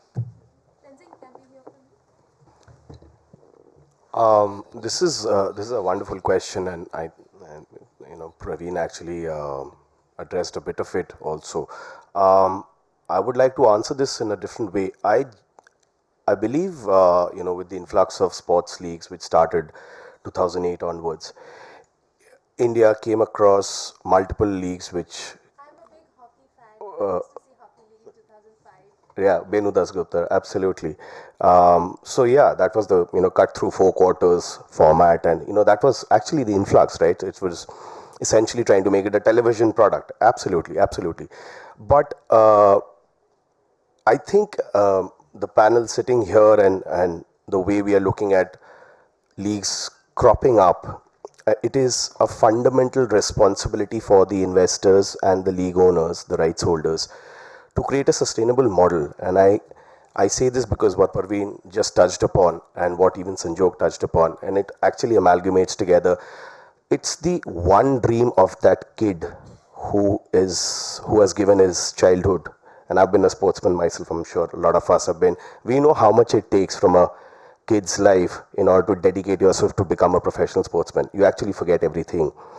If after that there comes a league and it can't sustain, then it's injustice, and the overall ecosystem falls apart, right from the parents' belief to the kids' confidence to the overall commercial value, right? And I believe that is something which all of us in India, whoever is trying to build up a new league, should keep a sustainable model, and which is where I sort of summarize it, creating superfans 20 years hence.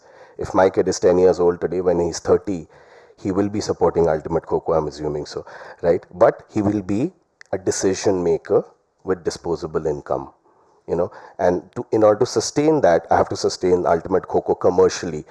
by virtue of bringing the right stakeholders, the right team owners who not only have the financial might but the intent to grow the sport in the particular catchment area, which is very, very critical, right? And a great federation, I must say this, because then what happens is, and with that, when you get the influx of Khelo India, the umbrella ladder program, where, if you're coming first, great, but what if you came second? What happens to you then, right? So that's another question, which brings me to another point, which is, do we have enough feeder tours? Only golf has, and I've been in golf for about 13, 14 years. I saw that, and it worked. Gaganjeet Bhullar and all these guys came out, Anirban Lahiri, they all came out from the feeder tour programs. So can we replicate that in other sports? Which is very critical. And then eventually, if we do all of these things right, I think the parents would be confident, and that's exactly what I faced. They were already playing the sport for the last years, but when Ultimate Kho happened, they said pretty much what Sanjog said about the esports thing, कि मेरे बच्चे को मैंने देखा, मुझे पता है वो कुछ कर लेगा, and they earn decent, right? So I think from there, if you can translate that to the women's, that is where the confidence, that's where the sea change happens, when they say, "Achha, tu ja, and I'm with you." So as sports rights holders, I think it's a responsibility for all of us to create a sustainable business model. Yannick, both Tenzing and Parveen spoke about having women and a lot of them in the sporting universe. And as we move closer and closer to Paris Olympics, there will be more talk of inclusivity. Would you say right time to have more and more women's leagues?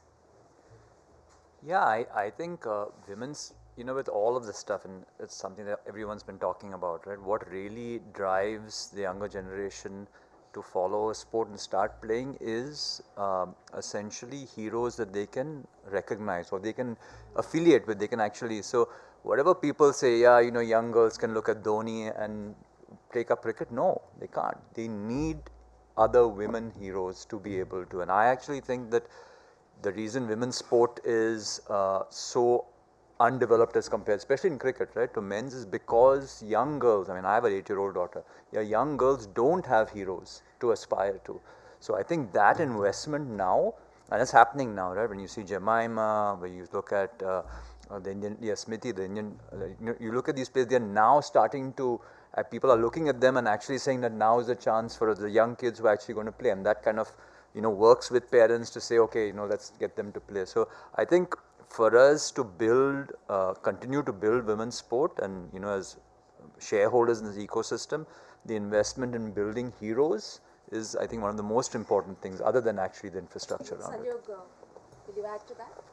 I'll just add to the point that Tenzing made, and actually I'd love for Yannick to speak to that. Tenzing spoke about the feeder system.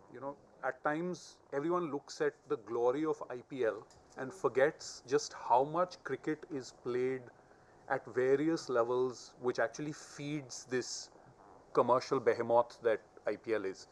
There are about, if I'm not wrong, 2,500 domestic games that are played around the year as part of the cricket circuit, which actually throws up the athletes and creates this foundation that IPL and marquee cricket actually sits on. And the reason why I want Yannick to speak to that is, I think Fan Code can be credited for actually turning the spotlight on what he calls Tier 4 and Tier 5 tournaments, which seems like, something that sits below, but actually forms the foundation of the viability that the sport or the league needs. Yeah, and I think, to talk about how you actually, these foundations, like these events happen, right? They've been happening for ages. There's no magic bullet that, now these events are happening because they get covered. I think, but to be able to work with these events and to be able to give them a platform to showcase what they do, Sanjog spoke a little bit about this, that digital allows you to actually target. There's an example. We did this women's T20 event in Assam, where and it was given free. You had to authenticate yourself and you could watch it for free. We actually, most of our marketing was essentially going to this 400 girl athletes and telling them post on your Facebook pages, right? And we had 80% of people who watched it were from Assam. So this concept of saying we need 20 million, 30 million people to actually show an event, digital allows you to be able to create those buckets like it allows you to do simultaneous events. And I think when you start working locally, because all sport is about affiliation, and if you can start building and working on that affiliation, all sport, whether it's men's, women's, and you'll help build that foundation, and then it'll keep growing up. So yeah, I think that's something that we have been really focused on at FanCode also. Sanjog, I'll have to ask you what I asked Yannick. Exciting time to have women's league now, with all talks of women's IPL and other leagues. We are a licensee. We are a licensee. I think that question has already been answered by some federations. I think, as Yannick said, women's sport has shifted significantly over the last 5 years. I'll be the first one to admit that the pandemic dealt a bigger blow to women's sport than to men's sport. Because as all of us remember, men's sport somehow continued through those 2 years and bounced back early, as you're saying. But women's sport took a bit of time. But the time has come. Yes, it needs, as Yannick said, stories to be told and heroes to be built, because fundamentally the reason why people watch sport is for the heroes. And the more we build the Mithali Rajas of the world, the Smriti Mandanas of the world, the Manika Batras of the world, the more there will be affiliation, which starts with attention for women's sport. I think we make the mistake of assuming that women's sport in this country is the same as men's sport. It's not. It's a completely different product. Right? You could be playing women's cricket and you could be playing men's cricket, or you could be playing women's football and men's football, and the two products are very different, and they're at very different stages of their product life cycles.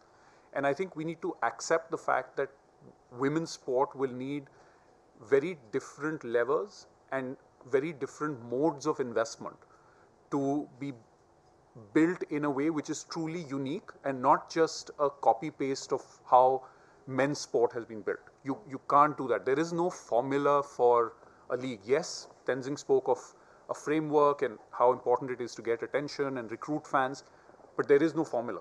Every product is unique and needs to be positioned uniquely if it needs to find its fans. So I think, just to answer your question, the time for women's sport has come, but it will require the same focus and attention that Tenzing and Praveen spoke of, to build it uniquely and have a proposition which appeals not just to girls but to boys as well. At times the mistake that all of us make is women's sport should be watched by girls and men's sport should be watched by boys. That's not the case. 45% of total viewership for men's sport. The 2020 women's final, the T20 final was an ideal example of what women's sport should be. 85,000 people in MCG and not all were women. Oh, absolutely. 45% of total viewership for any sport is women. So it's not like, that there is a completely different audience that needs to be attracted. The audience is already there. Right. What we need to do is we need to give them a reason to feel a sense of affiliation and to want to be affiliated. And that will come from heroes, that will come from stories, that will come from, as I said, the Manika Batras, the young emerging heroes who will become stars and will cultivate followings of their own. Now, before I wrap up, here's a question I have for all of you, since we are looking ahead to the quarter of a century. Sanjog, first to you, as a broadcaster, innovator, one big change in the leagues that you would like to see? Laser sharp focus on fans. I think leagues at times come to fans last when they should be starting with fans. And I think that, to my mind, has to be the biggest shift in mindset for any sporting property, definitely a league which wants to be sustainable over a 10, 20-year period. You have to start with fans and you need to build your proposition based on what the reality of the sport is and what does the audience want and how the audience engages with the sport. The laser sharp focus on fans will potentially make the difference between a league being viable or, as Tenzing said, being a flash in the pan that disappears after 3 years. Raya, for you? Yeah, I think I can definitely second what I just heard from Sanjog. And for us, we have to understand where we are as a sport. We have to understand and accept that baseball isn't a main sport in this market as of now. And for us, again, it's just building that foundation, that next generation of fans, because there is a direct correlation of a child playing a sport or having experienced a game in later in his or her career, wanting to become a fan, wanting to watch it on TV, wanting to spend money on it. And so the more kids that we can get to play baseball at a younger age, and the longer we can do that, that means 10 years, 20 years from now, we have a generation of kids that say, I know this game, I've played it. They might be a CEO, they might be a consumer, a father, a mother, and these are the people that are going to make the difference in the long run. So for us, again, just building that foundation one by one so that we have long-term success. Yannick, let's hear from you. Yeah, I'd build on the fan piece, right? Because I think that's so important. But I would to add another thing, that from the information, from what you understand from the fan, don't be afraid to innovate. Right? I think that's so important. I mean, it's extremely difficult for a well-established sport like Major League Baseball, like the NBA, and even they are constantly innovating. I think newer leagues and newer sports should be willing to rip up everything and start again. They should be willing, as Sanjog said, to have a different product for for the women's competition, different product for men's competition, and you should be willing to do that and say that after a year it failed, I'm going to try something else again. I think that innovation, culture of innovation that has built so much of great tech products in India globally, I think that's something that a lot of sports and sports leagues and sports events should be taking on.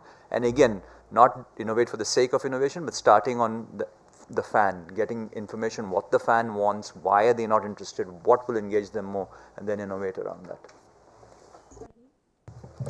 Yeah, just to continue from what Sanjog, Roy and Yannick have said, is the focus on the fans, because the fans are everything. We've managed to generate 156 million views in the last 4 months on social media, so we hope to, but it's also knowing the difference between the short format and the long format. The same thing won't work on both. So you have to know the difference. And in as far as social media goes, and since we're talking about women's sports, most of those views came from our female athletes, especially Chetna Sharma from Assam, watched mostly by guys though. So we did do some innovations, like Yannick was saying. We pitted Chetna Sharma, one of our female champions, against some guys, and she beat all of them. So that went viral on the net. Always a good story. Ki ladki ne ladko ko haraya. So always innovate, focus on the fans, and hopefully that will be our strong point going ahead. Tenzing. Pretty much by the time it came here, it was solved. But yeah, I like the way Yannick harped upon innovation. I think we did that, made a 36-minute game to a 28-minute game. Difficult job to do when you have a federation which has been there for 60 years, right? And it is such a wonderful question. It just came around quickly, but it is imperative to understand how innovation can really change the game. As I said, it's about broadcasting. You're catering to 60 minutes, out of which there are certain allocated minutes for FCTs and commercial time. You have to figure out your pre-show, your match inclusiveness, and the spectacle on air without losing the attention span of the consumer. If you're having double headers on each day, then you need to have a quicker turnaround time. It sounds very easy on this panel. When you get to it, it is very difficult, right? Firstly, getting the players to it. So we did about 2-year workshop. It's not like a 24-month workshop, but we just constantly kept harping the boys that you speak your language. If you don't know English, it's fine. Speak your language. Confidence should be at level 1, right? And let your physical and body language be at its utmost best, because Kho-Kho is a very physical sport. It's one of the fastest sports. So we kept that going, and then eventually once you start doing these right things, you would reach a level where hopefully you become a big league, and then you start catering to all the fans, because for us it was reverse psychology. We already had the fans and we're trying to cater to them, which is a wonderful space to be in. However, having said, when you're building up a new product, and we changed a decent amount of formats in between, there are brick and bats which keep coming, and you need to know what to avoid and what not to.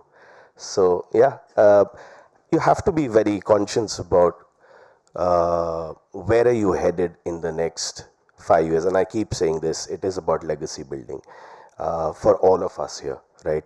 Whatever all of us are doing here and the panel beyond. We will come, we will go. The sport, the league should remain, and that is the prime objective, nothing else. Well, for me, the biggest takeaway, two things I would say: legacy building, and as leagues continue to grow, razor sharp focus on the audience, on the fans. Thank you very, very much, gentlemen, for joining me on the chat. Thank you.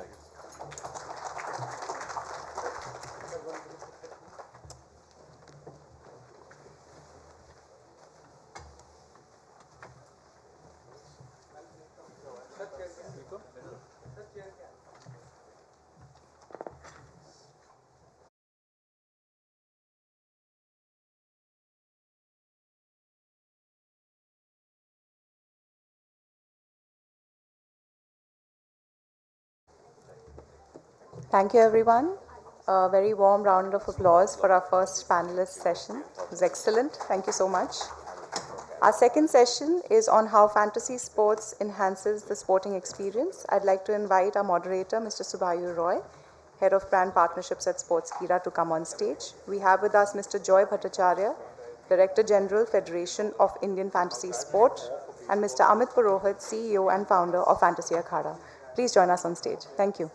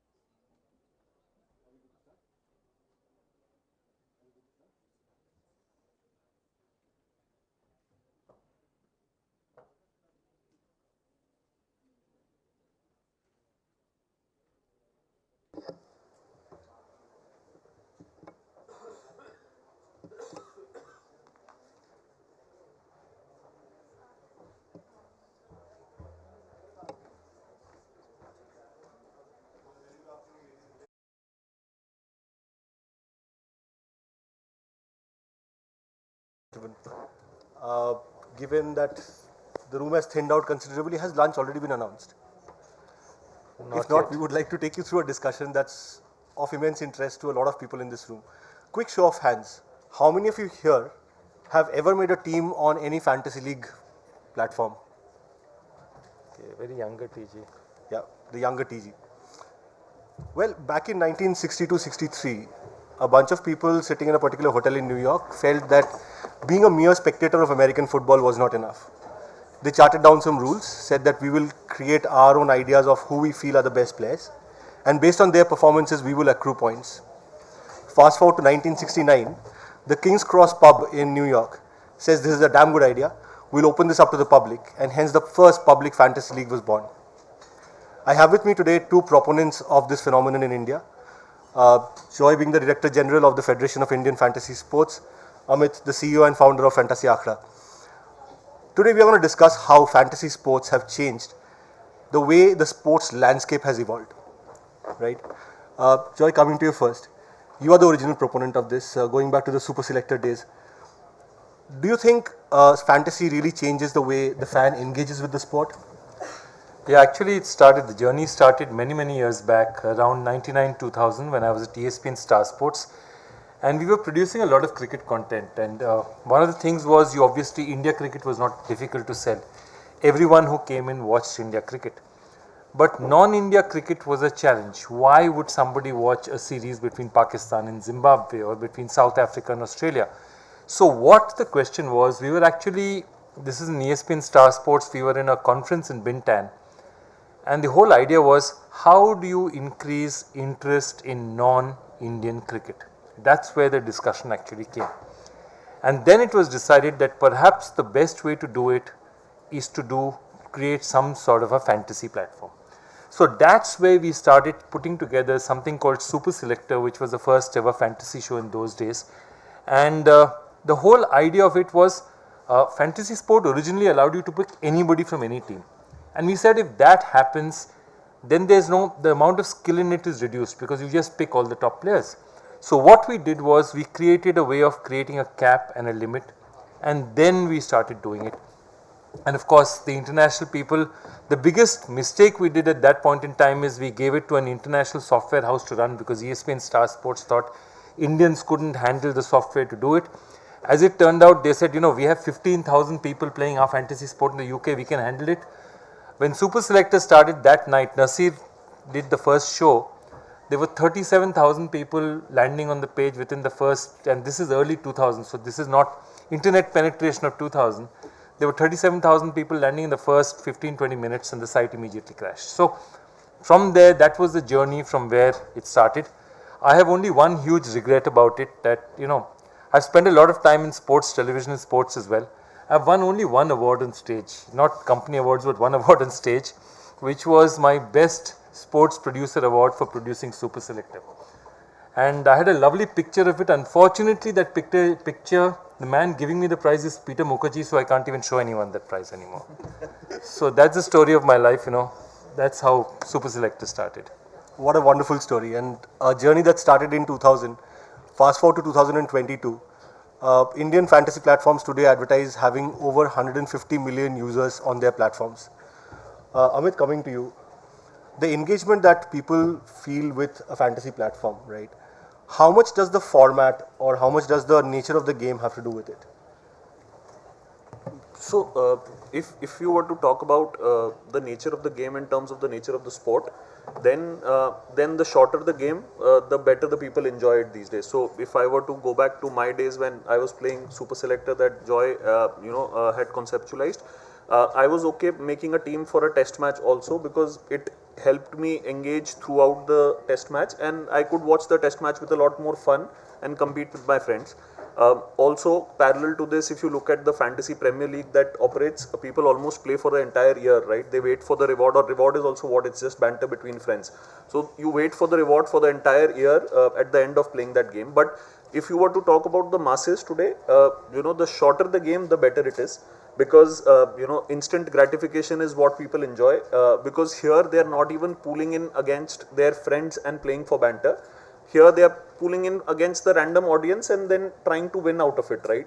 So if you are trying to do that, then instant gratification formats are and of course a brand like Dream 11, when they pioneered it in 2016, the format that runs today, it was very it was, while the daily fantasy sports was very common abroad, but so was the season long format, right? For them to understand and eventually decide that this is the format that will run for the Indian audiences, I think it was very visionary at that time, and honestly today also we see that happening. So you will see a ODI cricket match deriving less interest than a T20 cricket match, and sometimes if the T10 cricket match is of good repute, then that also derives a lot of interest, right? Kabaddi, because it's a 40-minute format, derives a lot of interest. So basketball again, you wouldn't imagine people following, Chinese Super Basketball League in India at, say for example, odd 8:30 a.m. in the morning and making teams for that, because it's a shorter format, people can follow it and then move out of it. So right now, at least my observation is that shorter the format, the better it is. However, if you go to the gameplay format, which is the fantasy sports format, the more you align yourself with the actual sport, the better it is. So for the sake of innovation, like I think in the previous panel people were talking about innovation, sometimes you just don't do innovation for the heck of it, right? And if you start tweaking the format from the real game, then it becomes very, very difficult. So at least all the brands that partner with the FIFS, we try to ensure that we replicate the exact format that's there in the actual sport that is being played, and not try to tweak with it and stick to a 11-player cricket team, a kabaddi team of exact number as how many people are playing on the kabaddi mat. So that's something that you should stick to, and that's what we do. But yes, for the actual game, I think the shorter the format, the better it is. Of course, the scale of the event has to be significant. You can't compare a India cricket T20 match versus a T10 cricket match happening anywhere. But yes, I think quick turnaround and instant gratification helps. Great. So format that engages, gratification that pulls you in, and if it's instant, if it's short, works better. Amit, because you referred to Kabaddi, you as a brand, you're partnered with a Kabaddi team, you're partnered with a cricket team in the Legends League. Right. Now, leagues have started using Fantasy League as a way to engage fans better. Early days of IPL, it would always have this sticker at the bottom saying, go play fantasyIPLT20.com, right? How well have Indian leagues harness the power of fantasy leagues in terms of fan engagement? So I don't think they do it to that extent right now. I think they do it more because they assume that fantasy sports brands have the money, so they do it more out of sponsorship requirement than out of engagement requirements. I don't still feel that, honestly speaking, if you were to, if hand on my heart, I don't think even BCCI leverages Dream 11 as much as they should as a fantasy partner. So my view is that leagues still don't. So leagues can really leverage, and in fact, I totally agree with Joy's philosophy that a broadcaster and a league, I think they are the two biggest, they should be the two biggest proponents of fantasy sports. Both of them today, I think, like fantasy sports because of the sponsorship money that comes in. So which is the tricky part, but I still feel there's a long way to go in terms of how leagues in India use fantasy sports. I don't think they do it to an extent of fan engagement. They do a lot of it around sponsorships, and which is good, but I feel that fan engagement can really be built out of fantasy sports, which is a lot of the responsibility of which lies a lot on the leagues and the broadcasters, where I feel we do a very, very shoddy job, I feel. All right, Joy, coming to you. I just want to first pick up on his point, because there are two issues out here which I totally agree with, because what are you trying to do? The phenomenon that has actually changed the way we look at fantasy sport is what we call the second screen. So you're watching television on one screen where the live match is happening. On your second screen, you're seeing how your fantasy team is doing, how your players are doing. Somebody's got out on somebody else's team. You're bantering with that other person. You're looking at stats. You're looking at things that. So that second screen is equally important to you. Today, if you go, 90% of people below the age of 30, when they watch television, they always are with their phone as well. So it's always a second screen, and I think that is what fantasy does. Uses the second screen to push the engagement even harder. And I'll give you a great example. And you know, when we did the first season of the Pro Volleyball League, this was before Prime Volleyball League also in 2019, we had a fantasy partner, and we started off that time with 2,000 people playing on the first day. And it was exactly 18 days of gameplay. It was 16 league, 18 days of gameplay. 2,000 people on day 1. On day 17, we had 85,000 people playing the fantasy game. Okay, and this is completely organic because, as he said, we did a very poor job of pushing it beyond. Okay, here's the fantasy partner, but we never really actually integrated it into commentary, into many other ways that you can do. Correct. On the final day, we said if we reach 1 lakh, that's a really good number. We reached 185,000 people, and that tells you that engagement, once you give people a product that they can engage with and they get onto it, they get hooked onto it, there's huge opportunity. And you're absolutely right, Amit, leagues do not recognize that enough. Leagues, I think international leagues are now doing a better and better job of doing it, or they are like the Premier League, they're just way too big to bother. Correct. Okay? But the smaller leagues are doing it, started doing it well. The Indian leagues still haven't said that fantasy is your single biggest partner for fan engagement. Correct. That is something that I think leagues are still not wrapping their head around, and I think we can do a much better job of it. Correct. Great. I mean, just the previous panel, we were talking about leagues and how they innovate. This is definitely one box that they need to check. You spoke about stats and how stats are consumed. I worked briefly in sports statistics, and I had a career because this man did CET cricket ratings back in the day. Now, do you really think that fantasy has therefore boxed itself into an area where only that stats savvy fan will engage with it? Or have we actually changed the user behavior to user wanting to be more knowledgeable about the sport? No, today I think the biggest, if you go to anyone who works in retail in fast moving consumer goods like HUL and all, they'll tell you the big revolution in India was with shampoo. Okay, that 200 rupee bottle was impossible for people to buy. What did they do? They actually started coming out with sachets. That 2 rupee sachet, that 5 rupee sachet, suddenly people were buying it at all levels of income. Correct. Because you can afford a 5 rupee or a 2 rupee investment. You could not think of buying a 200 rupee investment into shampoo. So, jis din nikalna hai, I will buy that 5 rupee sachet, I'll wash my hair and I'll go out jakas. That was the whole Bombay experience. Okay. And I think what really was done well, starting Dream 11 and a lot of the others, is now the sachet experience. For 20 rupees, 25 rupees, you can actually participate and say, I know as much as my CEO. So the CEO is playing a game with his friends at maybe 2000 rupees. And this guy is playing a game at 25 rupees, but he's playing the same game. And he might have a better team. So I think that one thing has really revolutionized fantasy sport.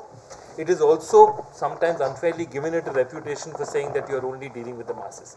But what it has done is, today the fantasy sporting experience, thanks to the biggest democratization in India, has happened due to the mobile phone. And I think fantasy has taken advantage of that. That democratization has happened in fantasy sport in India. Today you can't say there's an income barrier to playing fantasy sport. That is over. That day is over. Or even knowledge barrier for that matter, because there are various formats that brands run, which you might not be the most intelligent one, but you are the most you understand your sport really well to make 25 combinations and then put it in a league. One of them, if it works, you get your reward the way you've envisaged. So you might not be good enough to make one team and beat an opponent at a head-to-head contest, but you might be good enough to make various combinations, and one of which might work, and that's what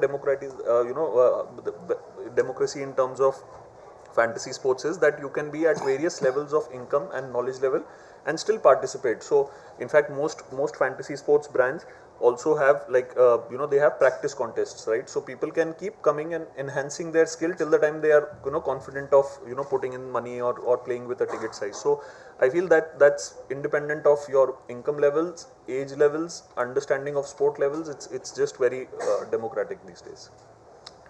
Then tell me this, in abroad where fantasy league started, right? Data was a big part of it. Correct. New York Times used to have the whole back page full of baseball stats at one point in time. Yes. In India, that seems to have been driven by and large by the lure of instant gratification. Correct. Is this sustainable, or moving away from the whole banter aspect of fantasy? Is it even still talking about fan engagement at all, or have we moved away from that? So that's what I meant, that, and actually honestly speaking, banter contributes to very less of the number of people who are playing fantasy sports today in India. If close to on an average in a quarter, if 1 crore odd people are actively playing, I don't think more than 2 to 5% are playing for banter. They are playing for money, and they want to win that contest, right? So I still feel that there is and the point is that we are at the tip of the iceberg in terms of using stats. Like when you're saying statistics were there on the last page of New York Times. Today, even if you were to search for statistics, you will not find them very easily, right? And for all leagues, I'm saying, you might find statistics for, say, for example, how much Virat Kohli has done over the last 3 to 5 years, but you won't find it very, very elaborately and very granular levels pay at all levels for all cricket leagues, right? So we are in fact far away from reaching that level. We must educate the consumer for us to then decide that these are people playing for instant gratification. We've not even reached that level where we educate the consumer. Even if you were to see cricket broadcast on television these days, it is very you try this out anytime on any major event happening around the world. If the India-Pakistan game is a couple of days away, on any non-India cricket match, you will have commentators talking about the India-Pakistan game 2 days later, right? So if I am going to make a team today on England versus New Zealand, there is no input that I will get from that pre-show or the content around it. You will not get any. So we can't even say that people are waiting for instant gratification only. They are waiting for input to be given. It is just that we as an ecosystem don't provide enough input for them to be able to make intelligent calls. So, and I genuinely feel the seasoned fantasy sports players in India are like intraday traders. They do it day in, day out. They watch matches. In our last discussion, they were mentioning Assam League that is happening. In Assam Women's T20 League, which is happening in Assam. They said that 80% of the people watched it from Assam.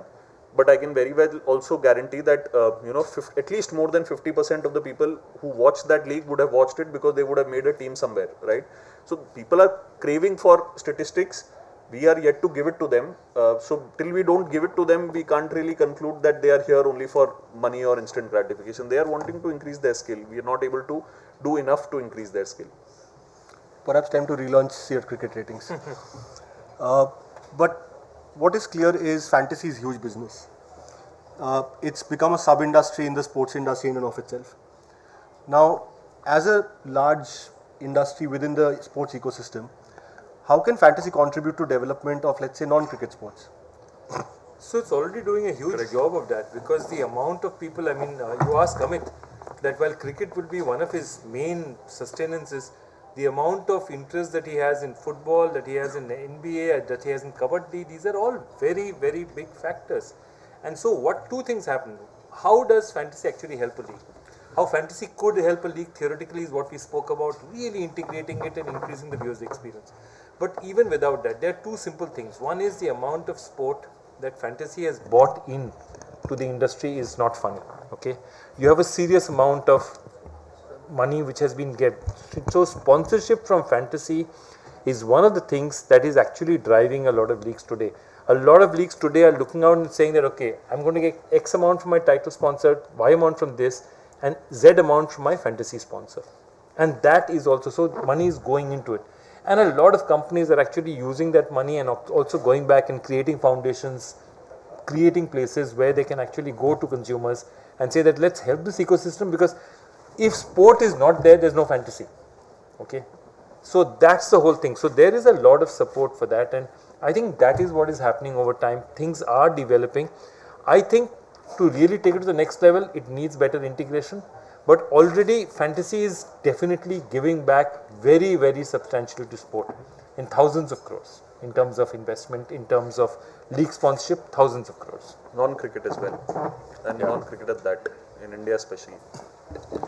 I mean, if I had to kind of talk about fantasy, what would happen if on, let's say, Fantasy Akhada, you were to increase prices for teams that you build around kabaddi or volleyball as opposed to cricket?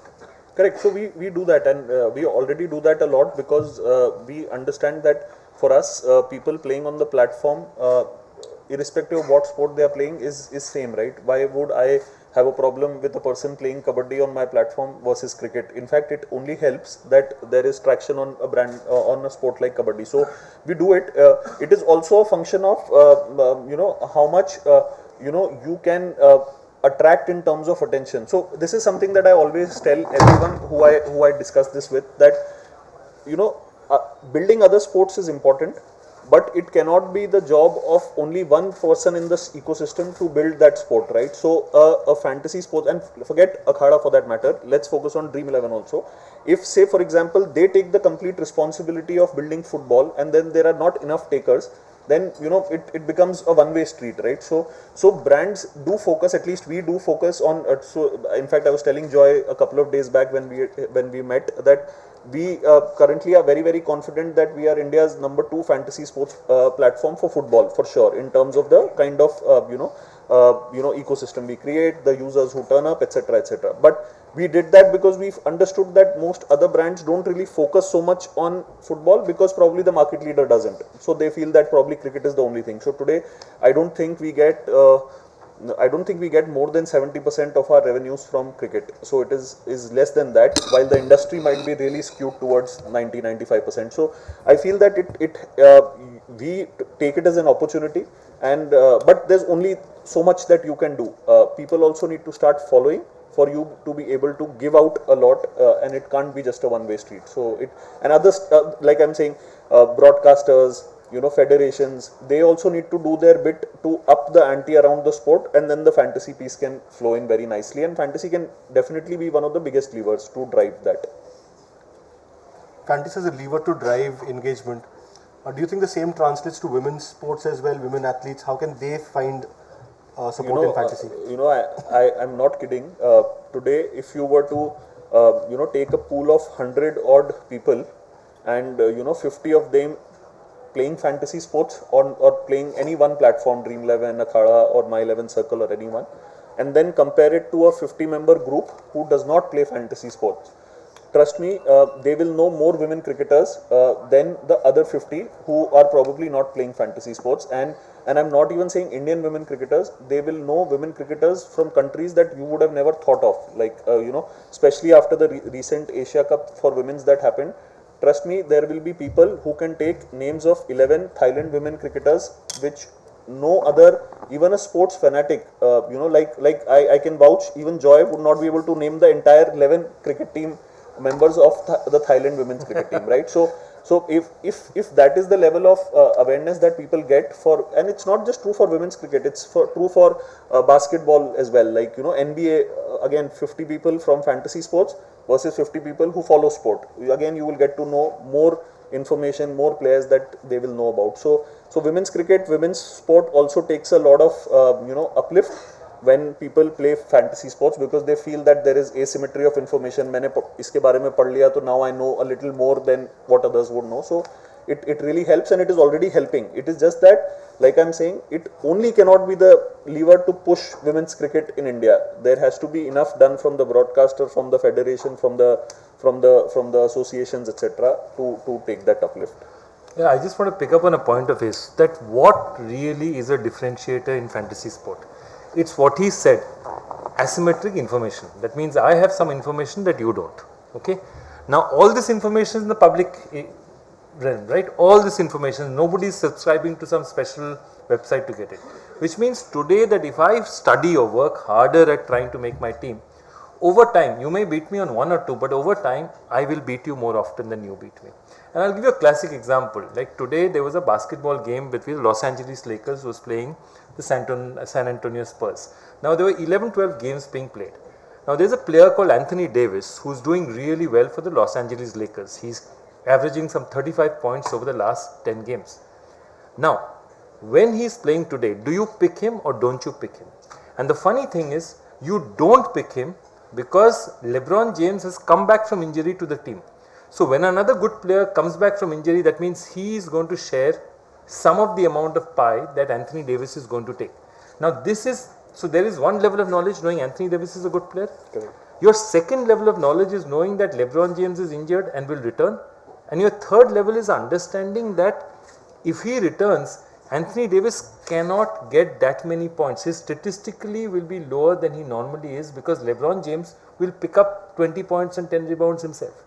So what I am trying to explain to you is that level of understanding of sport, and women's sport exactly, they know it so well. They will tell you that yahan Jemima ko yahan run nahi milta hai. And Jemima, for example, everyone rates as a better one-day player than a T20 player. So they pick her on one days, they don't pick her on T20s.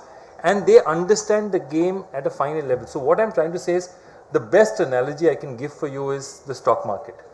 Today, fantasy cricket people are like the stock market. If they have extra information, over time, they will win more often than you will.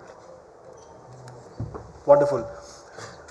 As Joy put it before the session, we have a excuse me, we have a patriotic duty to release you for lunch on time. So I'll come to the last question that I have, and this is a bit of crystal ball gazing. As the Federation for Fantasy Sports, how do you see this fantasy area developing going forward? See, it's huge. 2-3 things have happened very recently which people are not aware of, because people normally, unfortunately, bad news is easier to spread than good news. Recently, Google has allowed fantasy onto the Play Store, and that's been a huge change because getting into the Play Store means far bigger opportunity on Android to get to so many more people, give them a more convenient experience, as it were. Okay, and I think what is happening is, in the way there have been lots of small judgments in various states saying this is right, this is wrong. I think what is happening is that the center has recognized that you cannot have arbitrage, and secondly, in something which is basically played online, trying to control it state-wise is almost impossible. So I think what has happened is the center has taken cognizance of the fact that this is now a bona fide large industry which contributes a fair amount to the exchequer, and let's regulate it. And in fact, that's the one thing that we've always said. We've met the government, and instead of saying don't regulate us, we said, sir, please regulate us. Because the only way to ensure that the bad apples go out and you play in a pure format, as for me, as somebody, as a Director General of the Federation, is to regulate and have rules to do. So I think if that happens, that's the stage for the next big run in fantasy sport. And I think the other sport is going to develop even more. I think there's a huge potential right now. Wonderful. Amit, the second screen experience, as it were, is changing. We have moved from big screens to small screens now to immersion. Where do you think the technology for fantasy goes from here? So the technology also depends on how much the regulations how do they shape up, because it is a lot to do with what innovations are allowed and what is not allowed, because it's not like any other conventional industry where you can innovate for the heck of it, because you have to be here very cognizant of what is allowed and what is not allowed, and what is also it's sometimes not even about what is allowed or not allowed. It is about what fits in the definition. So if the definition is that a game of skill is a game of skill, when more often than not a highly skilled player wins more than the lowly skilled player, then sometimes it's subjective also, right? So you can't really innovate so I'm not really sure how the tech will innovate as far as this is concerned. It will do a lot with what the regulations shape up. But if we were to crystal ball gaze, I personally feel that if the regulations keep flowing in the way they have of late, because it's been very supportive, I just feel that fantasy sports will make a lot of space for itself in conversations, in not just in drawing rooms but also in boardrooms of the right people, which is the associations, federations, and the broadcasters, which will be good for everyone. And people have already started taking notice, but I think the more this formalizes, the more people will sit up and take notice, because otherwise I don't think sports engagement levels are going anywhere where they should be in India. Wonderful. So ladies and gentlemen, that's been it from me. I've had two wonderful gentlemen here that I have learned from, and I hope this has been as enriching for you as it has been for me. A few quick recap. One, fantasy we know is a massively engaging format that has taken over this industry, taken over the fans in a very, very big way. Second, the leagues, the federations, the broadcasters should be doing a whole lot more in terms of integrating fantasy into how they engage the fans. Third, the fan who's playing fantasy is hungry for information, hungry to know more about the sport to get better at their game that they're not getting right now. So there's this information gap right now that perhaps some company might want to come in and fulfill. And the fourth, there are some very, very positive movements in terms of regulation, in terms of the governance of the fantasy league space. So going forward, we hope that only positive things will come out of this. Thank you so much for your time. We've kept you from your lunch long enough. That's all from us. Thank you. Thank you.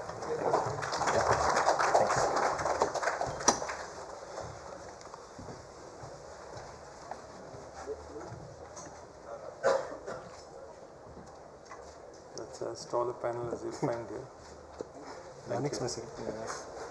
Thank you so much. Thanks to the members of the panel. We'll break for lunch now to reconvene by 2:15 sharp. Thank you.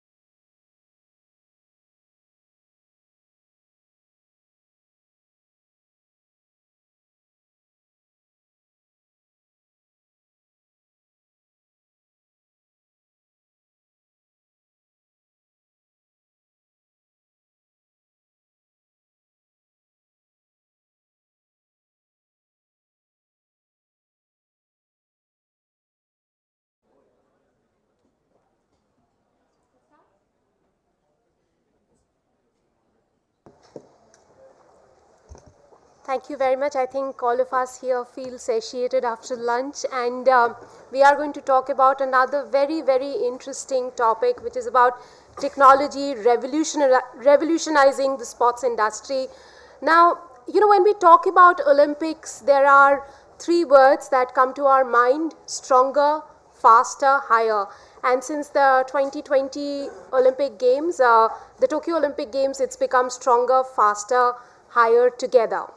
Now, when we talk about stronger, faster, and higher, how do we become stronger, faster, higher? I mean, of course, there is a question of better gene pool, but the other thing, I think, and the key thing is technology. And that is what changing how sports is played. Players are recruited, the way we watch sports. And to talk about all of that, we have with us at the moment Shubhayu Roy, who's the head brand partnerships of Sports Krida. We also have Dipankar Mukherjee, Chief Innovation Officer of Nihilent, that's how you pronounce it? Yeah. Nihilent, okay. And Mukul Chaudhary, the CEO of Jamshedpur FC and the Chief of Sports Excellence Centers at Tata Steel. Sir, I have been to your facility at Jamshedpur FC, and I've seen how great you have, how fantastic your infrastructure is. I'll start with you, Mukul. When it comes to technology, how are you using it in first and foremost recruiting the scouts that you get in to the Jamshedpur FC? Thanks, Richa, and good morning, everyone.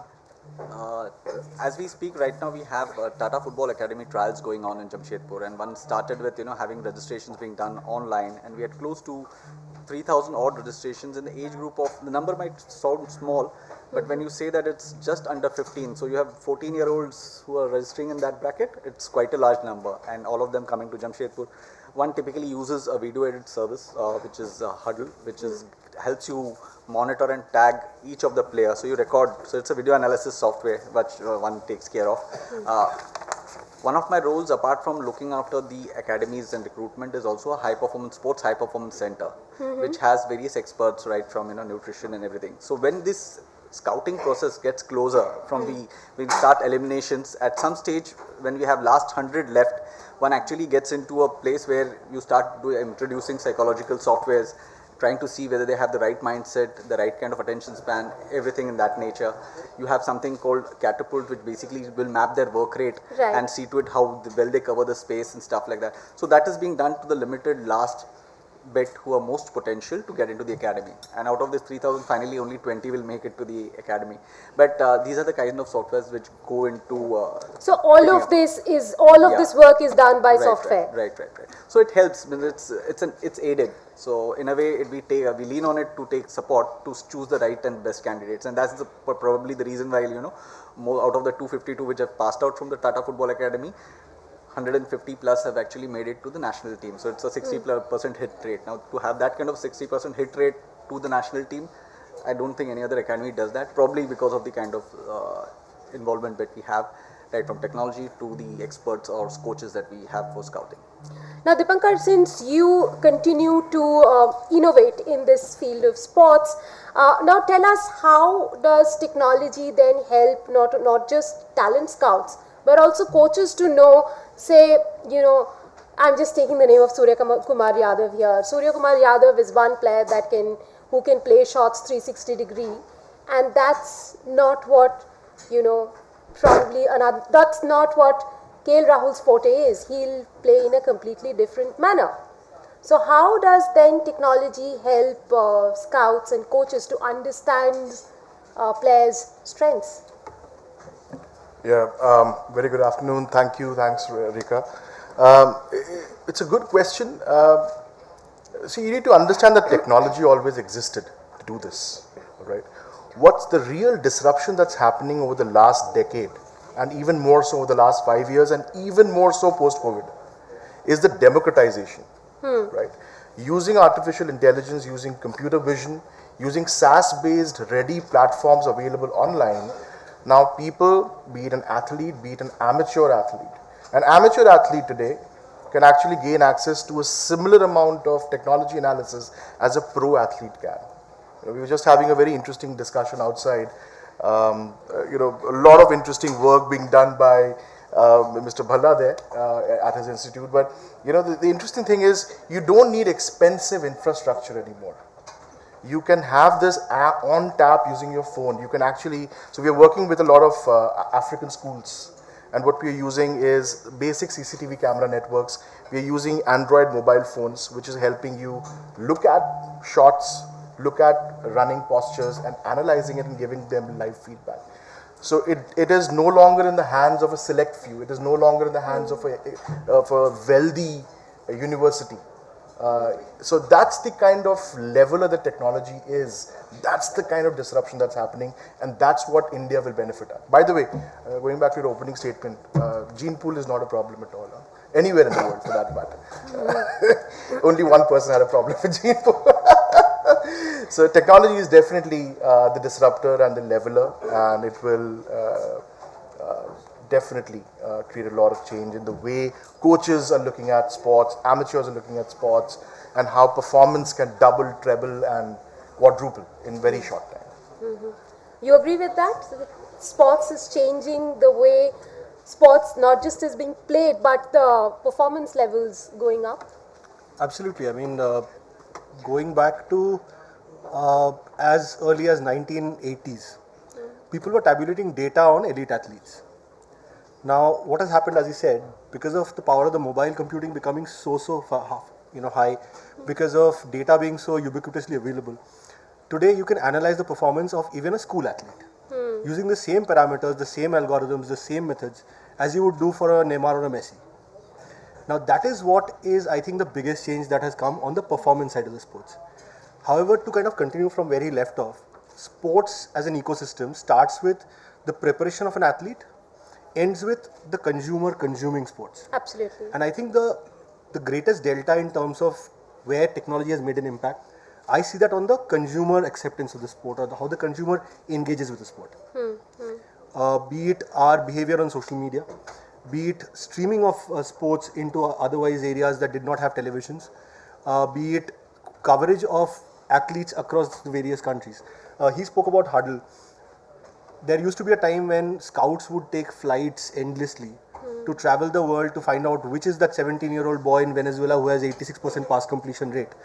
Today you walk into Y Scout, you say, okay, below 17 years of age, 86% pass completion rate, and here are 2 guys in Nigeria, 3 in Venezuela, 1 in Indonesia.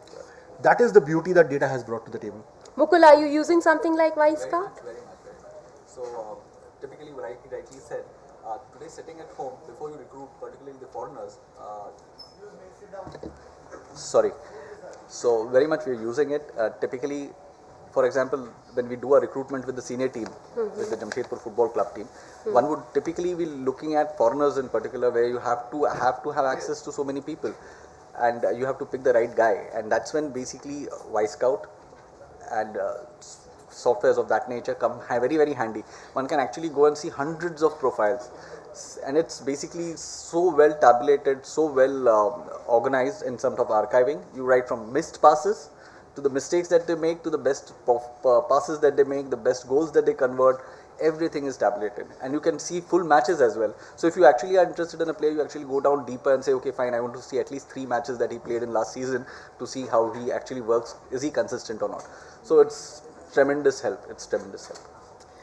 While sports, we would all like to believe, is about fairness, but there are deeper issues about corruption in sports. Do you think technology also helps to clean up sports in many ways? Yeah, clean up in many ways. One is, the way penalties happen, or the way of bad refereeing happens. All of those get caught, right? There have been allegations of corruptions in the past where televised streams were what you based your analysis on.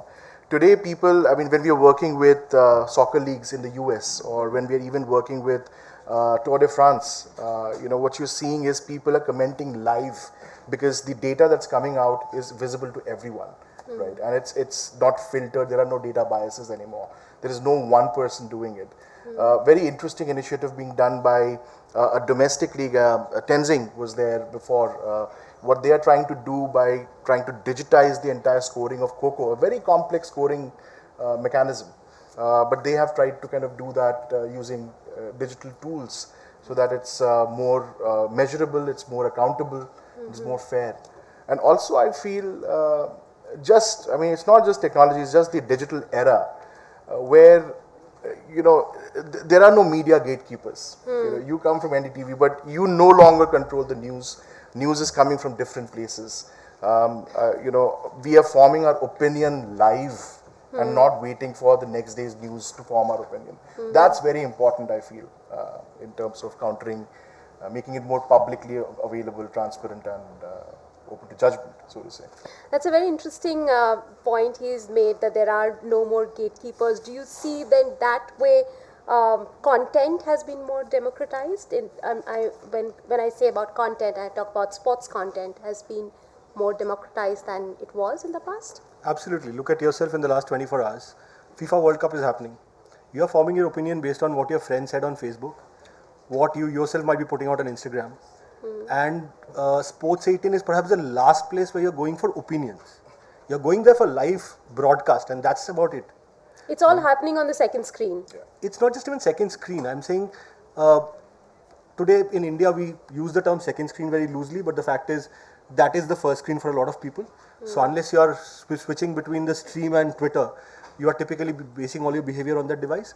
But your source of information is now not somebody who's put in X number of years as a senior journalist and has kind of earned the creds. But there are pitfalls to that, right? Like democracy, there are pros and cons, and you are also not then filtering things through purely based on fact. You're also building an echo chamber for yourself, but that's a debate for another day. In terms of how technology has percolated this was always happening, right? In Calcutta, back in the 70s, East Bengal plays Mohun Bagan, fights erupt outside the stadium. People walk back home. Now, as they are walking back, friends will debate and research and say, this shot should have been played and that person should have passed. That always happened. But now when somebody says, this person should have passed, and he has 1,000 followers, who then retweet? Who then send it out to the ether? Now that information is spreading very fast. The velocity of information is what has changed thanks to technology, I think. Would you, Dipankar, would you like to talk to us about the pros and cons of that, the way information is being spread right now? And purely in terms of sports. I think there is no con to that. We make things bad or good. It's really up to us. See, what's happening is there will always be larger entities with business interests who would want to exploit it or try to push information in a certain way. But in the hands of people, like he said, the high velocity of transmission, dissemination is going to only aid and abet the growth of sports and make it more popular. I mean, emerging sports will benefit the most. I was just having a chat with somebody who was trying to start a ice skating league, right? Yes, technology will help her in using AI-enabled coaching in the absence of infrastructure, but also in terms of disseminating this thing about what is ice skating and how can popular sports abroad be brought into our country. Even things like the way scoring is happening today, right? When we are working with soccer leagues and we are giving the information back to the consumer, we are allowing them to dissect it. We are allowing them to do it, and they have the power of creating those filters and change the things and look at different things. Even when we are working with Tour de France, what we are allowing people to do is have virtual cameras so that they can look at the hill across which they are cycling at their own leisure, at their own command, at their own will. Right? I'll just point out one last thing. See, the future of broadcasting also is going towards from pixels to voxels. It will be volumetric capture, where you will have three-dimensional capture happening. POCs are already being done. I was part of one that was getting done for MLB. Another one has happened for NFL. There what will happen is people will be able to control where the camera is, what to look at, whose perspective to look at things from, because camera distorts. Here you can control it and then share What do you your mean by own. people will? Audiences. The audience will. The audience can choose where the camera is and what to look at, whose perspective to look at from, over the shoulder, from behind. So all of those things are changing at lightning speed. Things are going to happen much faster than we wanted to. And as it happens, we can no longer debate about whether it's right or wrong, but accept it and then create Work filters around, and yeah, work around. Absolutely. Mukul, let me go back to you about scouting and how you're using technology in scouting. On one hand, you are using technology. On the other hand, the kids who come in, they are these days. It seems that they are at some level because they are themselves exposed to so much technology. They don't come as raw sports people probably because they are exposed to technology. They correct certain things and then they come to you. Do you at times find that it's difficult to change them when they come to you because they have been exposed to so much? Not really. If you ask me today, typically today's kid is well informed, and that really helps because he knows why the coach is telling him something, and what would be the outcome of that. So I think in a way he's little more educated than what I was 30 years back. So I think from that perspective, it is only helping. And I think just to add to what Dipankar was saying, typically there are no cons as far as information and technology is concerned, because it's only making it fairer. But more importantly, if at all it is a con, it's a con for people with wrong intentions. So I think it has just gone better. And one more thing, since you touched upon the World Cup bit, I think it was really nice to see, since we are a cricket country, to see VAR being introduced in World Cup. And I was thinking that cricket has been doing this for years, and it was just wonderful to see that. But it was there in 2018 as well. No, but I'm saying they come in much later. Okay. And it is to the extent where typically you felt really nice when the game was stopped, and typically one was referring particularly the Japan-Germany match, and Japan got the advantage because of certain things, which was making it much more fairer. So I think that's really helping, and it's really getting better. So I think it's just wise to have it, and I think in times to come, India will be, I think we are growing very fast as far as technology is concerned, and the catch-up will be much faster than we think. Also, Shibayo, in terms of convincing your advertisers and sponsors about the stuff that you do on the digital platform, how easy is to tell them today that look, we are being able to do a lot more on digital platform than traditional television audiences, the way we show news and or sports on TV, how different we are, and hence you should be investing on digital platforms. There are two parts to this, right? One is the analytics, the marketing analytics that I throw to any potential customer. Earlier, if a TV channel was pitching, they would be relying on BARC data, which accuracy of which is, let's say, questionable, right? We are talking about n is equal to 1 data. I now know that so-and-so person sitting in so-and-so country or city within so-and-so age bracket with a certain affluence level has an interest in football with an intent of purchasing sneakers sometime in the next 7 days. That's the kind of depth or granularity of information that I can offer to an advertiser, which obviously makes it so much more measurable, and what is measurable becomes manageable, right? So the advertiser also leans towards digital spends because ROI is so much more easily measurable. That is one part of it. The second is in the kind of content that we create, right? I'll touch upon one particular case study. This was done by Audi in Major League Soccer in the US. Audi was sponsoring MLS, and they did not have a very big vehicle, pun intended, that they could really kind of back their sponsorship on. So they said, what could we do? A company that tabulates data from the MLS was capturing 2,600 data points per 90-minute match. And they said we can use all of these data to create player performance indexes.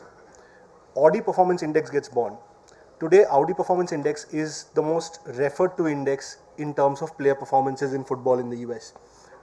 Now, when we create these things, digital enables us to create formats beyond just saying, okay, here is an article which will get 10,000 page views. Will you put a banner on that? Right? I'm getting underneath the skin of the sport. We were talking about TrackAb some time back, right? TrackAb is a very interesting story in technology. TrackAb as a technology was built for missile tracking on fighter jets. They tried selling it to the US military. The US military did not want it. The NFL wanted it because they wanted to use that same technology to track their player movements, right? And that movement of players, the streaks of movement around the ground became monetizable properties with advertisers. That is where technology really helps us. Also, you know, yesterday, I'm just going back to what happened yesterday. New Zealand beat India by 7 wickets. That was around the time when the World Cup matches were starting. So, in terms of our coverage, we saw that there was a definite higher traction in terms of numbers coming in for football than for cricket. How do you then, you know, on a digital platform, convince your advertisers that this is the time that you should be coming to football and not to cricket, or, you know, vice versa?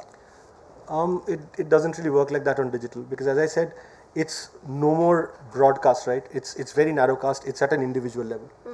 So if a brand wants to reach out to that consumer who is more likely to buy Nike sneakers, they would perhaps advertise more on football than on cricket.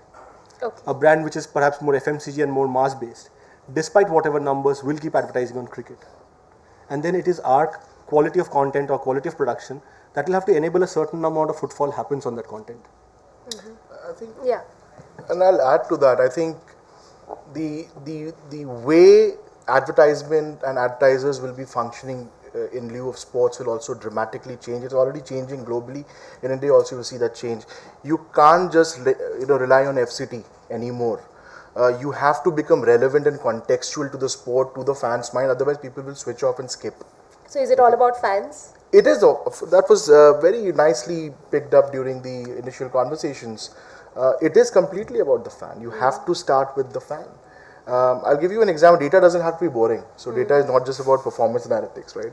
What we are doing very interestingly with some of the European soccer leagues is we have built an application where fans are allowed to add their video cheer for their team, all right? And they're doing this in stadia, they're doing it from home. As you're doing it, we take the permission, but we also look at their own expressions, right? And we're analyzing them live.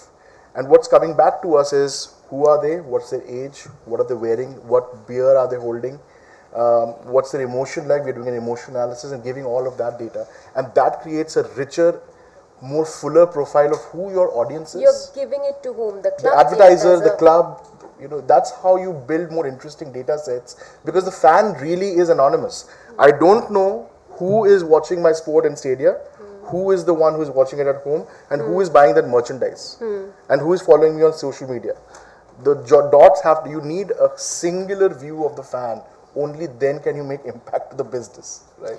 Okay, since we are talking about marketing of sport, what about, you know, marketing the sport on metaverse? Is it something that the broadcasters and the ones who are on digital platforms should do? Is that the next big thing? I don't want to put my money on the next big thing. I think everyone has a smirk and a laugh on their face, but I wouldn't do shoo it away. All right, the metaverse is here, not maybe in the form that you're seeing it right now.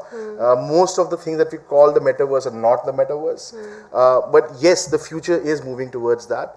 Things linked to it, NFTs are very important, right? I'm working with very large sports organizations at the moment who are struggling with the fact that they can't have an NFT strategy because the video footage is owned by the broadcaster, the player's likeness is owned by the player. What do they tokenize, right? So we are creating very interesting token strategies for them to help them build that as a vertical. Could you give us an example? Not at liberty to share that, but but I can give you a broad example like in soccer. If you have a home soccer field, you can create content around something that happened with the grass turf, or something that happened around the trophy, or something that happened with the stadium itself, and turn that into a historical moment. So it's really about getting into popular culture, creating events of interest, and then tokenizing it. So that's the kind of journey we take. Mukul, what is the most interesting technology that you've used in your club? So as of now, listening to these two gentlemen, I think we are very much primitive and there's a lot to come to our club. But it only goes to say that there are many things that will only make it more interesting and more consuming, or rather more immersive technology which is going to come in times to come. and it will only make it better for us to monetize it, because today it's very difficult to just go with the TRPs that we have, and the digital technology per se is not so sellable as of now, is what we feel. That when we talk about certain social media handles and we say, hey, these are the numbers that I'm carrying and blah blah blah, it's hardly sellable in the market. So the kind of interventions that are happening now and what we will see in going forward, I think we will be able to monetize it better in time to come. So that's what my submission would be. Dipankar, we already have 13 sports leagues in the country. One is in the offing.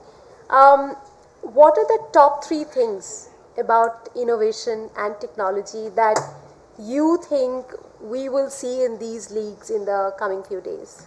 So I'll tell you my experience with Indian sporting industry without naming names. It's the skepticism, or it's the expectation of a quid pro quo of investing in technology or innovation. All right, that may or may not happen. Right. I think businesses will get impacted by technology, or they will get value from technology only if they value technology. Right. Very good example is we had Ultimate Coco right at the beginning. They have valued technology and they have made it a part of their DNA, whether it is from the scouting or from the scoring or the way the production is happening or the way they are planning the future roadmap as well. So those are interesting things. Use of computer vision at a very primitive stage, at nascent stage, is something that is commendable.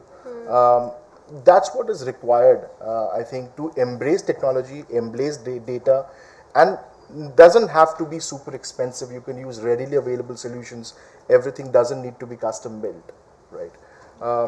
But more important than anything else is to deliver a seamless fan experience.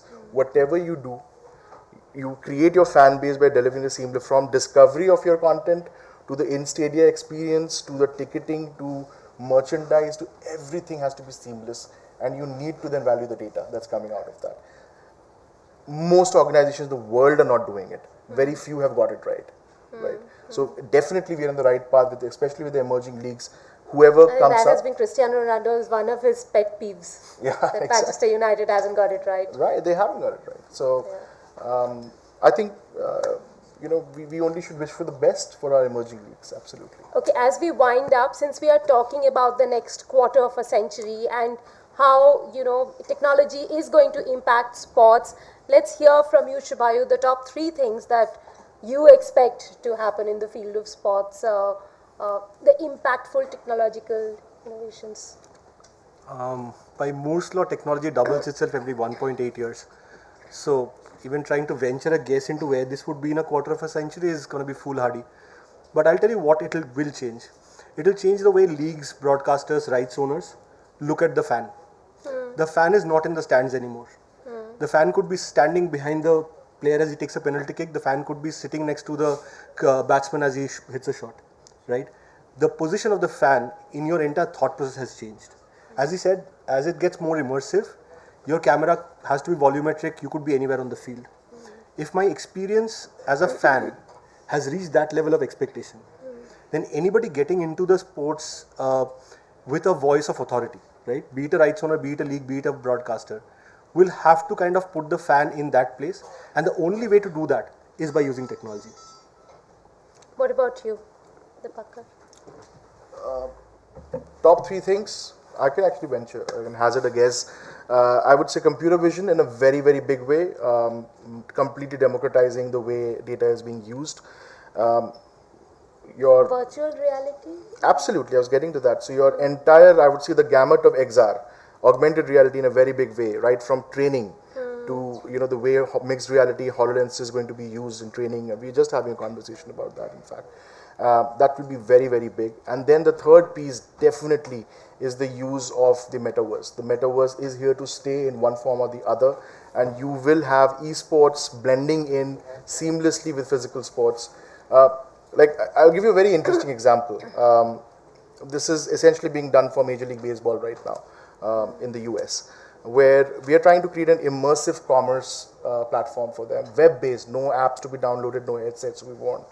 But the idea is, with the minor league, different rights holders, again, for merchandise, for content, for NFTs, we are creating a front end where somebody can walk in, a fan can walk into that store on a browser, on a phone or a headset, walk around, consume content, buy merchandise and buy NFTs at the same place.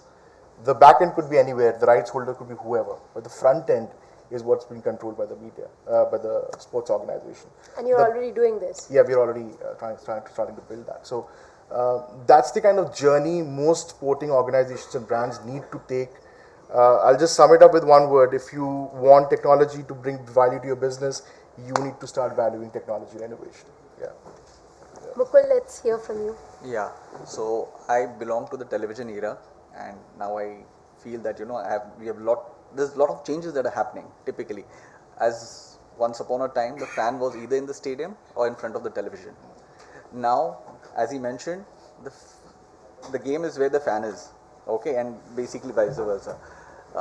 Given the kind of population that we have, and we treat this as India as a tribe, I think we have a very bright future if we, for particularly sports, when it comes to consumption. I think typically Indian sports and Indian consumption of sports will drastically go up, and I think that will all help into monetizing of sports, and I think that's the phase that we'll see in the next 10 years or so to come. So I think that's a great future for sports in India. Very interesting. Interesting times ahead for all of us, and as more and more leagues come in, perhaps we will get to see these technological innovations come into Indian sports as well and benefit Indian sports. Thank you very much, gentlemen, for joining me.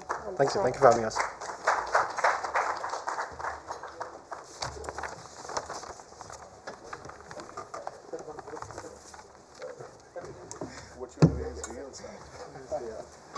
I've been to your facility. It's really nice.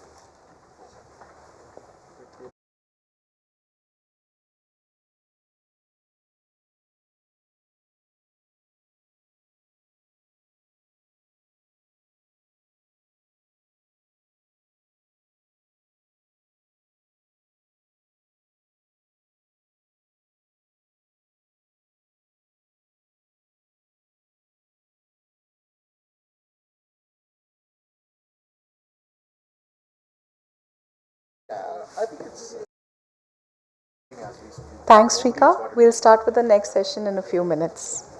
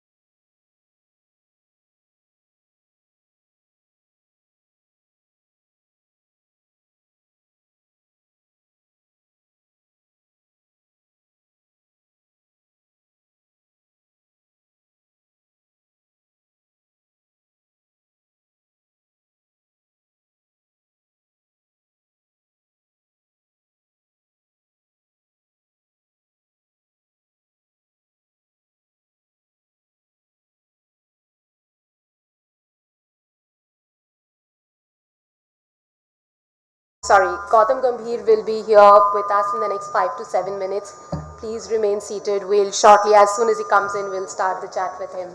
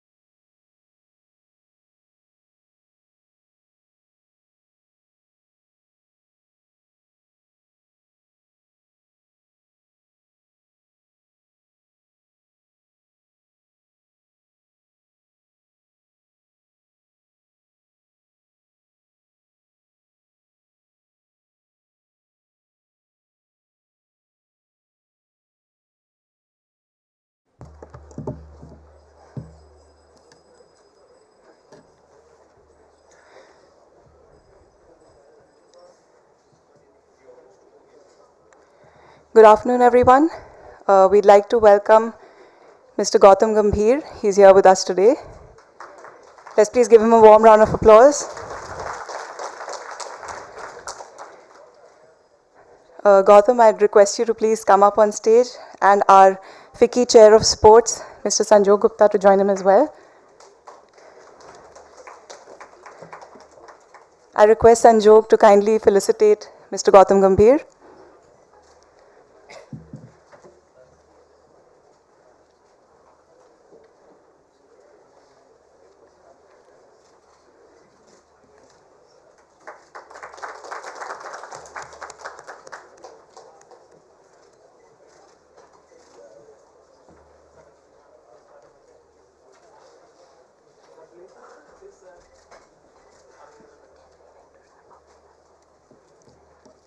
Thank you so much. I request Ms. Rika Roy to please join us and take this ahead.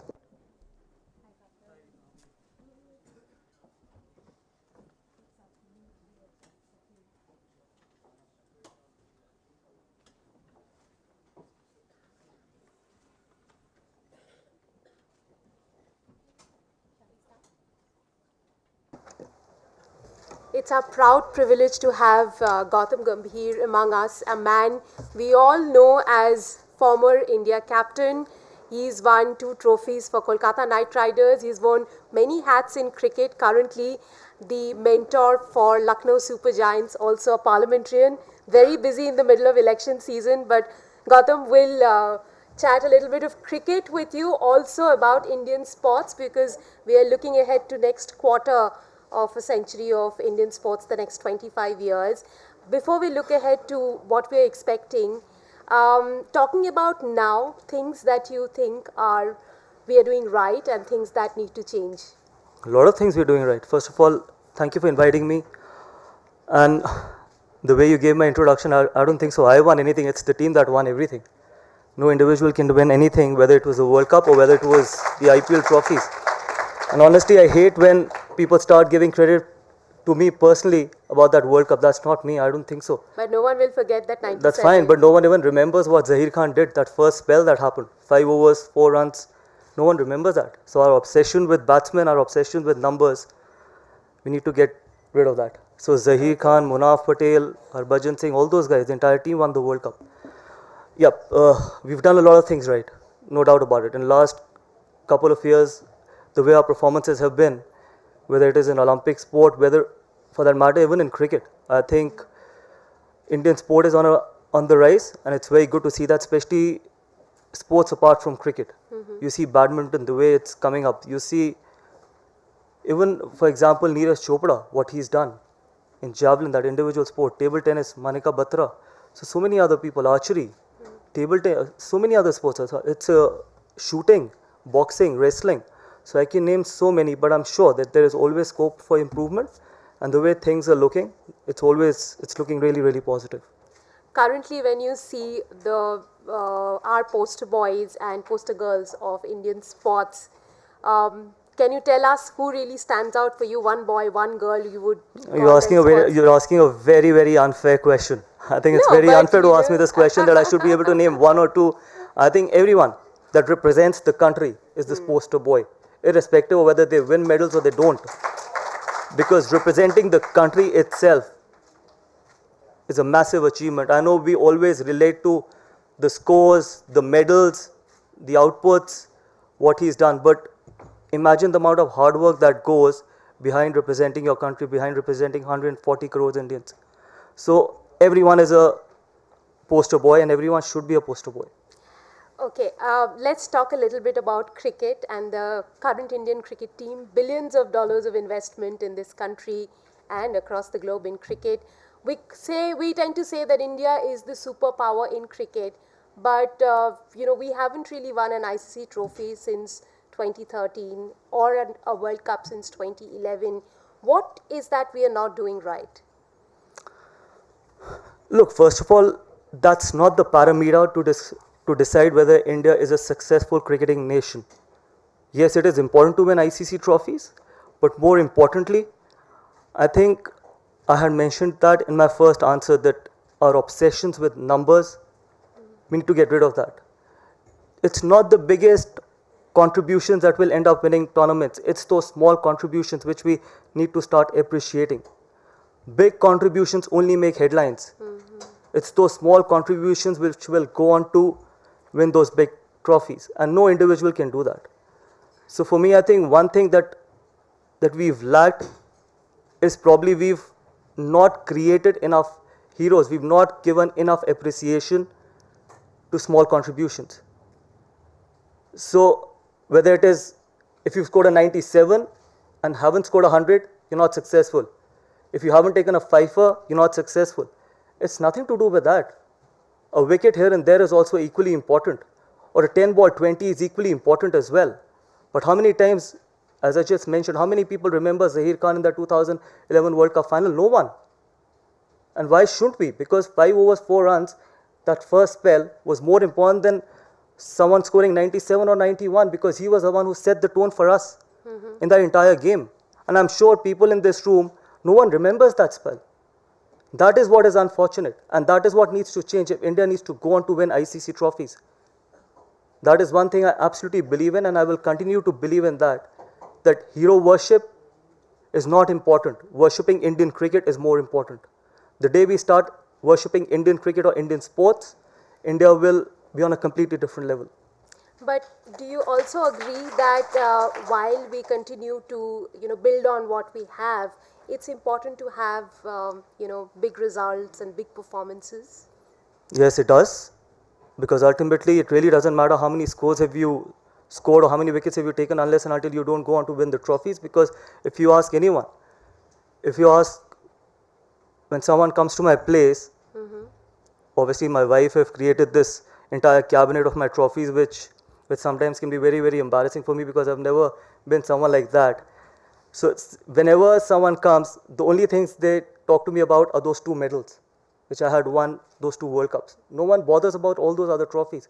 And that is what is the legacy as well. That being part of that World Cup winning team. And I can assure you that, whether it is Rohit Sharma now or Virat Kohli or MS Dhoni it was, or whoever is playing currently, if you ask them whether they want to be a man of the match or a man of the tournament of the World Cup final, or they want to be part of the World Cup winning team, they definitely would want to be part of the World Cup winning team. So there's no shortage of efforts. But one really good thing that has happened in Indian cricket in last 6 or 7 years, and which I hope can continue, is that an Indian have started coaching the Indian cricket team since Anil Kumble. I'm a very, very strong believer in this. It's the Indian who should coach the Indian team. There has to be emotions involved. All these foreign coaches, which we end up giving a lot of importance to, they only come here, make money, and they vanish. Emotions are involved in sports. And the only people who can be emotional about Indian cricket or Indian sports are people who've represented their country.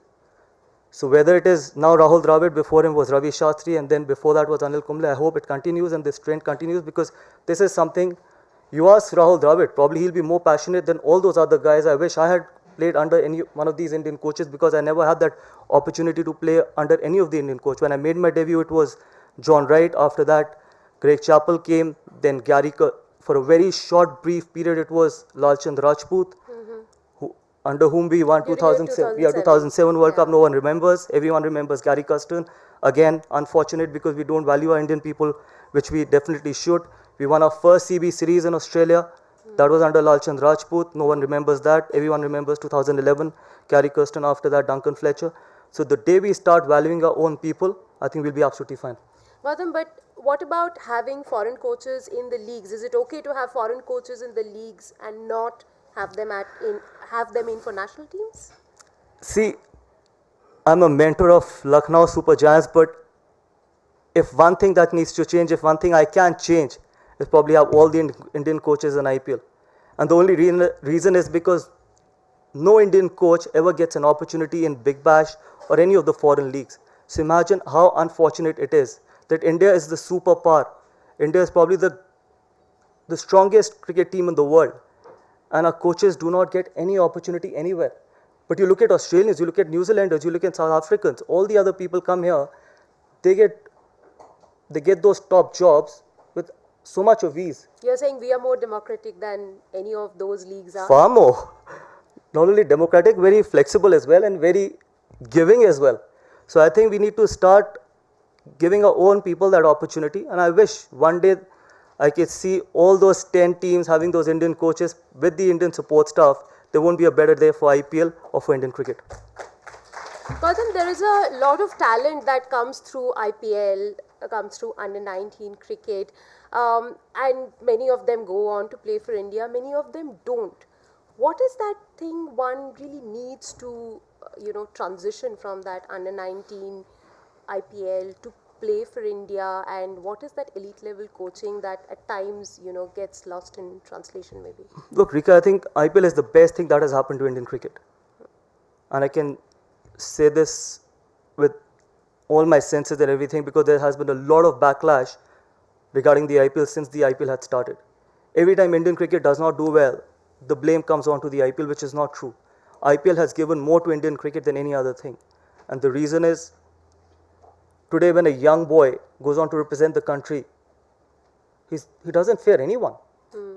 Probably, 10 or 12 years before, when there was no IPL, the transition from first class cricket to international cricket was a massive step, but not anymore. Look at the amount of talent we've got. Look at people like Umran Malik, people like Yusuf Pathan, Ravindra Jadeja. I can name so many. There can be 3 Indian teams. Yeah, and the only reason is IPL. And more importantly, it's not only about having 3 Indian teams, it's about having that fearlessness and probably not having that big a gap as well, that bridge. And that IPL has done really well. And I feel that the way IPL is going on, the more stronger the IPL will be, the more stronger Indian cricket will be. So we should not continue blaming IPL for everything. Imagine, like how you just mentioned, that someone who doesn't go on to play for the country, the financial security is equally important. Right. For a sportsman, his lifespan is only what, 35, 36. We are not Bollywood stars who can go on to work till 55, 60, 70. A sportsman, he can only go on to earn till he's 35, 36. And IPL definitely provides you with that platform, that financial security, which is equally important. So I feel that stop blaming the IPL. Yes, if we haven't done well in the ICC tournaments, I think blame the players, blame the performance. IPL cannot be the punching bag for everything that doesn't go well with Indian cricket. IPL is a very, very strong league, and it will continue to be a strong league, and you'll be seeing a lot of new talent coming through the IPL, and I'm sure Indian cricket will be far more stronger with the stronger IPL. It is. You talk about stronger IPL. How do you see an IPL becoming stronger than what it is right now? It is already much more stronger than when it started. I remember that in 2008 when we played our first IPL season to when I finished my IPL career in 2018, the difference was chalk and cheese. I remember how tough it got for me with the quality of players I was playing against, with the quality of bowlers I was playing against, with the quality of variations, the field placement, the new shots that had developed, all those other things from 2008. So it will continue to be like that. Look at people like Surya Kumar Yadav. Had they Would not... you say it's pushing players to be more Yes, look at Surya Kumar Yadav, so unorthodox. How did that happen? It only happened because he's a product of IPL as well. Unorthodox, people keep talking about him. You don't want to be traditional. Everyone doesn't want to be exactly the same. I can talk a little bit about the technical stuff as well, about Surya. That when you see those scoops, when you see those different shots which you normally don't see from people like Virat Kohli, Rohit Sharma or KL Rahul, it's only because he's a complete product of IPL cricket. If you see his IPL record to his probably first class record or list A record, it's much better. So you'll keep getting these kind of players, you'll keep getting those impactful players, and these players will go on to change the face of Indian cricket and probably the face of world cricket as well one day. You are a generation who would pride yourself wearing the test cap for India. Today's Gautam Gambhir, how passionate is he about test cricket? There's only test cricket. I think there's only one format which I feel tests you mentally, physically, emotionally. That is test cricket. And technically that is test cricket. Test cricket is the pinnacle of cricket. And the stronger test cricket, the better world cricket will be. Yes, probably there's only one format which is dying, which I think ICC needs to look at, that is 50 over cricket. I'm fine having stronger test cricket and T20 cricket, but somewhere down the line they need to start tinkering with 50 over format, which is very important because that is one format which literally I don't see it growing that much. But test cricket you talk about, I love test cricket. Even now, if I have the option of watching test cricket or for that matter even IPL, test cricket. Would you like to see a guy like Surya play test cricket? Why not? And why shouldn't he? I love guys who are unconventional. I love boys who are unorthodox, players who are unorthodox. You know, sometimes in cricket what happens, the biggest problem in Indian cricket has been that as well. We do not pick people when they're raw. You know, picking people when they're raw is equally important and is far more important. Yes, giving them technical skills is important, but don't overcoach them. In India, the problem is we end up overcoaching them because we want to coach them. Sometimes you don't need to coach someone. For example, Surya Kumar Yadav, the kind of form he is in, even if he's not in good form, you don't need to coach him. And that is where I think whether it is a grassroots coaches, whether it is about a first class coaches or a international coaches, they need to put a full stop that till where they need to push the player to be coached. So whether it is Surya Kumar Yadav, whether it is whoever, for me, if it was about that, Lasith Malinga would have never played the sport. True. And he's probably one of the best fast bowlers which the world has seen. Had Lasith Malinga was born in India, he would have never played because a lot of these coaches would have actually changed him completely. Why change something which is not broken? And how boring would cricket be when everyone starts playing the same way or starts bowling the same way? Why it becomes so exciting is because we see people like Virat Kohli, and then we see a pull shot from Rohit Sharma or a cover drive from Virat Kohli to a scoop from Surya Kumar Yadav to an Umran Malik, or for that matter Lasith Malinga or someone else. So, or Ashwin's carom ball as well, and that is what makes cricket such an exciting sport. And I'm sure with the kind of performances Surya has given, there's no doubt that he can be a game changer in red ball cricket as well. Gautam, apart from cricket, what are other sporting interests that you have? Look, I don't get enough time to actually watch, but I'm actually watching FIFA. I love watching FIFA, but it's... Who's your favorite team in this edition of the tournament? Which is my favorite team? Look, it's very... and Brazil I think France anyways are the defending champions. So we should always go with the underdogs because I've always been an underdog, so I love supporting the underdog. Probably Argentina now because they lost the first game. So their backs are against the wall. Hopefully they can probably go on to win the World Cup, which is, I'm not a Messi fan, I'm not a Cristiano Ronaldo fan, but it is about because their backs are right towards the wall. So they should probably from here, if they can go on to win the World Cup, what better end to probably Messi's career. Gautam, apart from being the cricketer that you've been and now a parliamentarian, you're also a sports entrepreneur. Tell us a little bit about what kind of investment in sports that you feel will be better for the ecosystem in the coming days. Could you ask me that question? I was actually discussing 2 days back with someone regarding this, that what needs to be done in India. I think every state should pick up one sport, like what Odisha has done with Indian hockey, and see where hockey has gone. Today, actually, if we talk about Odisha, the first thing that comes in mind is hockey, a national sport. I know sports ministry is doing quite a lot. The corporates are coming in and doing quite a lot. But imagine if every state pick up one sport and completely focuses on that. For example, Haryana picking up wrestling. Or for example, Northeast, one of the North Assam picking up football. So imagine where our Olympic sports are going to be. Probably if it is my way, probably it could be controversial. Probably if it is my way, I'm not in that situation. Probably BCCI should also go on to probably give 50% of their revenue to all the other sports, all the Olympic sports. If it is my way, though it's not my way. Because 50% of revenue that is generated out of cricket is enough for cricketers. But rest of the 50% can actually pick up all the other sports, and then we will talk about, then when we criticize that we don't have enough medals in Olympics and all those other events, probably we will have a different discussion on that. As we talk about next 25 years, how important a role is sports going to play in the development of our country? Massive, and especially for the youth as well. One thing that needs to change is that this new generation or the kids, their addiction towards iPhones and iPad. When I was growing up, the only reason why I became so competitive was because the moment I used to come back from school, I used to throw my bag, I used to go out and play those outdoor sports. I used to get physical with people in a way, I used to get probably competitive with people, and more importantly, I knew that if I failed today, I have to wait for another week to get another opportunity. So for me, it was do and die, or probably my life had dependent on that one particular game which I was playing on a weekend. But today, that's not the case.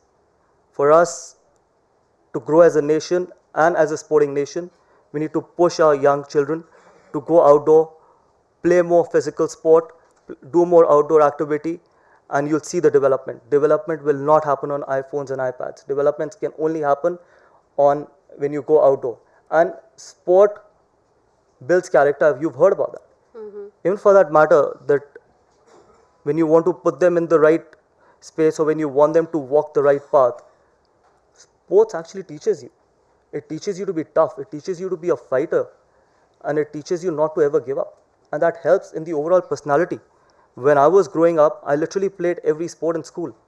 Only at 13 when I thought that probably cricket is something that excites me more as compared to all the other sports. But today if I have to look back at things, I feel that because I was able to play all other sports, actually it made me much more physically tougher and physically stronger.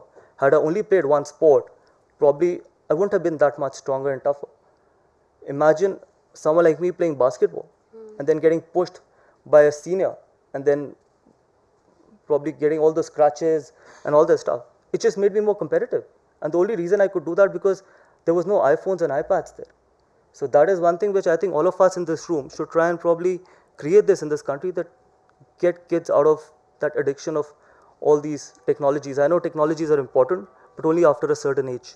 I know you are the father of two girls, and here in this room since morning we have been talking about unlocking the potential of girl children who want to play sports.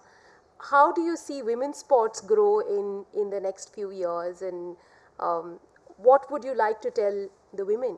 One brilliant thing that has happened, what BCCI has done is, I'm sure you all of us know, announcing exactly the salaries what men's get and probably that equality which is very important. And I'm sure looking forward, when you spoke about the poster boys, you never spoke about the poster girls. No, I asked you poster boy and poster girl. Okay, fair enough. Look at PV Sindhu, look at Saina Nehwal, Sania Mirza, look at Manika Batra, look at so many other girls who are doing such great things for Indian sport. So I'm sure, even the women's team, cricket team, look at the hockey team as well, where hockey was couple of years back to where it is now, even from women's point of view. So it is on a high, and it is very important because I feel that women will bring more laurels to this nation if probably given the right opportunity and given the right infrastructure as compared to men, because men will always have more opportunities, but women given that opportunity because they've got they're much more passionate, they're much more committed, and I'm sure that going forward you will see many more medals coming from them. Gautam, these are funny questions to end the chat with, and this is a super over with you. The funniest incident from cricket field that you can remember? Funniest? Oh God, is that No, so but that's hard? a very funny incident. I don't know because whether I should say that. Forgot wearing an abdominal guard when I went into the bat, which was very, very funny, and only realized after 2 overs. And that was very scary as well after the 2 overs. Okay, a song that you remember both you and Virender Sehwag would have sang together? Never sang together because I don't know how to swing. Never sang. He was the one singing. who normally sang. I was the only one who was probably so tense and so intense. But yes, it is always nice when your partner is singing and so relaxed. It just probably starts reflecting on you as well. Okay, someone who on the pitch again who made you laugh? Yuvraj Singh, Harbhajan Singh. They are the best teammates I've ever had and best people to have in the dressing room. Okay, is Gautam Gambhir a disciplinarian father or an indulgent dad? Indulgent dad. that they are my only weaknesses. I don't have any other weaknesses. They are my only two weaknesses, and I hope they don't become a bigger weakness, because people should not have weakness. But yes, there are only two people in front of whom I give up, and that's them. I know you're a very intense person on and off the pitch. What does Gautam Gambhir do for fun? What do I do for fun? I don't get time to do fun. Don't tell me. Seriously, you ask this Gaurav here. You ask him what is my schedule. I leave my home at 9 o'clock in the morning, and I reach back at 9 o'clock. The most unfortunate thing is probably I don't get enough time to spend with my children. But the fun part is that I've promised them that I'm going to take them for 2 vacations every year. That's lovely. Gautam, okay, rank this in the order that you want to. Gautam, the broadcaster, the parliamentarian, the businessman, or the mentor? Can I answer too? Yes, yes. Broadcaster and mentor. Okay, and finally. Because Sanjog is here, so I can't disappoint him. Okay, finally, we have already had 7 captains this year. Your pick for the next 3 Indian captains? Oh, that's a very tough one. See, Prithvi Shaw is one. Okay, interesting. And the reason is, I know a lot of people talk about his off-the-field activities, but that is what the job of a coach and the selectors are. It is the selectors' job is not to pick only the 15. Their job is to also get people to walk the right path. Prithvi Shaw is one which I feel that he can be a very successful captain, and he can be a very aggressive captain, because you see that aggression in a person the way he plays the sport as well. Well,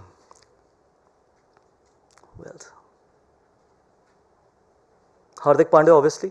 Hardik Pandya is in line, but I'm sure, but that's going to be unfortunate for Rohit, because I think judging his captaincy by only one ICC event is not the right way to probably judge him.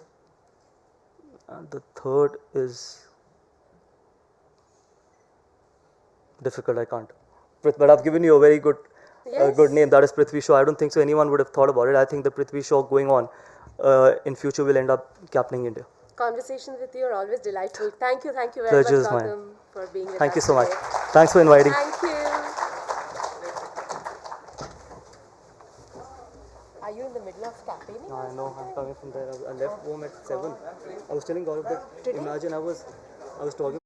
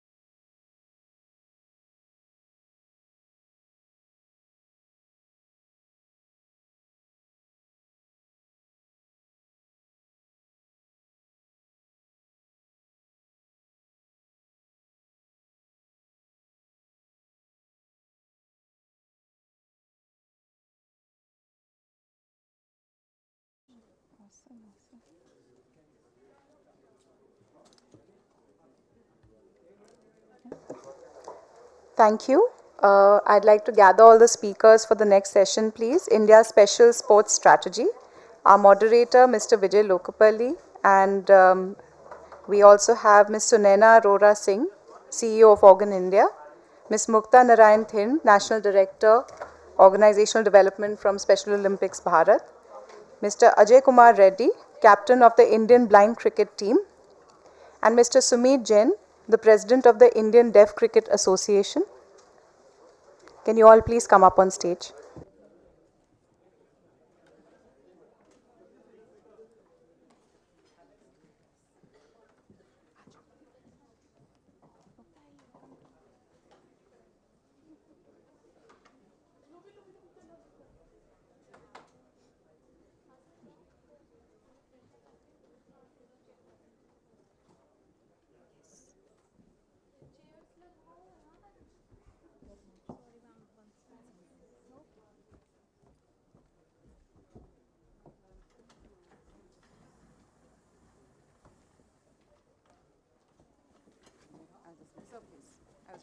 calling you. I've already mentioned everybody. So you can just begin with an about the session and then talk about just the rules and designations. The fourth person is Mr.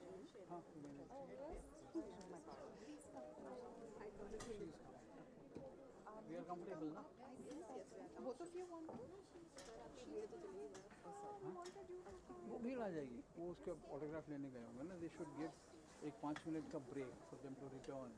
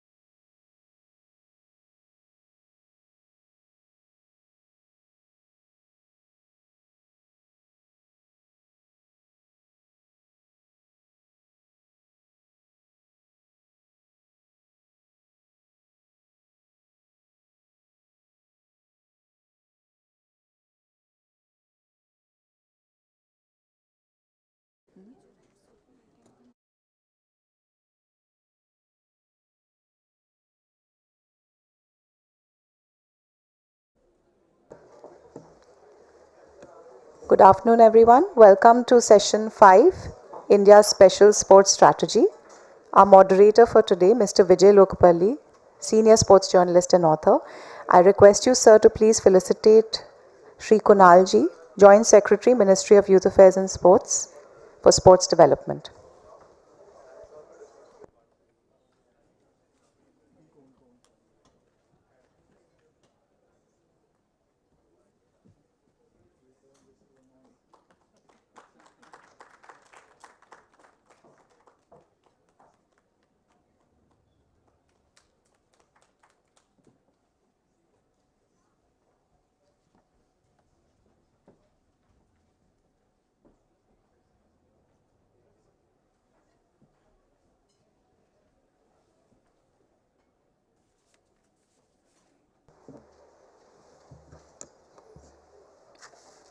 Hello everyone and all the dignitaries on the dais.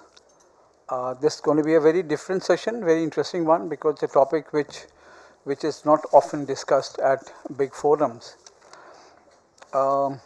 It's about India's special sports strategy. For the past half century, special sports has continued to grow, evident through increased participation, media recognition and rising focus. While the competitive pool of athletes has increased, athlete development models and viewer perspective have stayed relatively the same. Currently, special sports rely mainly on experiential knowledge, informal communication, and theory transferred from able-bodied contexts as main resources to support development for special sports athletes. I will be moderating the session where we have Shri Kunal, Joint Secretary, Sports Development, Ministry of Youth Affairs and Sports, Government of India. And the panelists are Ms. Sunaina Arora, Ms. Mukta Narayan, Mr. Ajay Kumar Reddy, who is with the blind cricket team. He is the captain of the blind cricket team, and Ms. Jain, who is going to represent the Indian Deaf Cricket Association. So I'll invite Kunalji to come and address the gathering.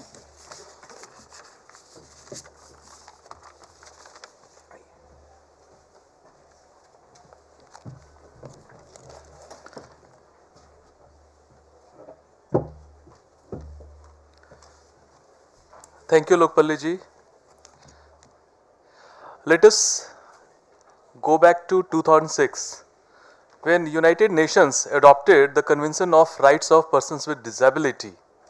If you see the ideals which we have adopted through the Rights of Persons with Disability Act, it includes respect the inherent dignity, freedom to make choices, independence, non-discrimination in public affairs, full and effective participation, respect and acceptance, equality of opportunity, and accessibility in all the places.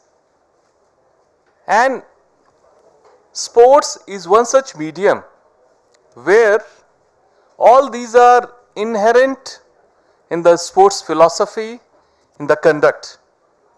And today, we as a nation are becoming a sporting nation with different initiatives of individuals, of the state governments and central government and different associations.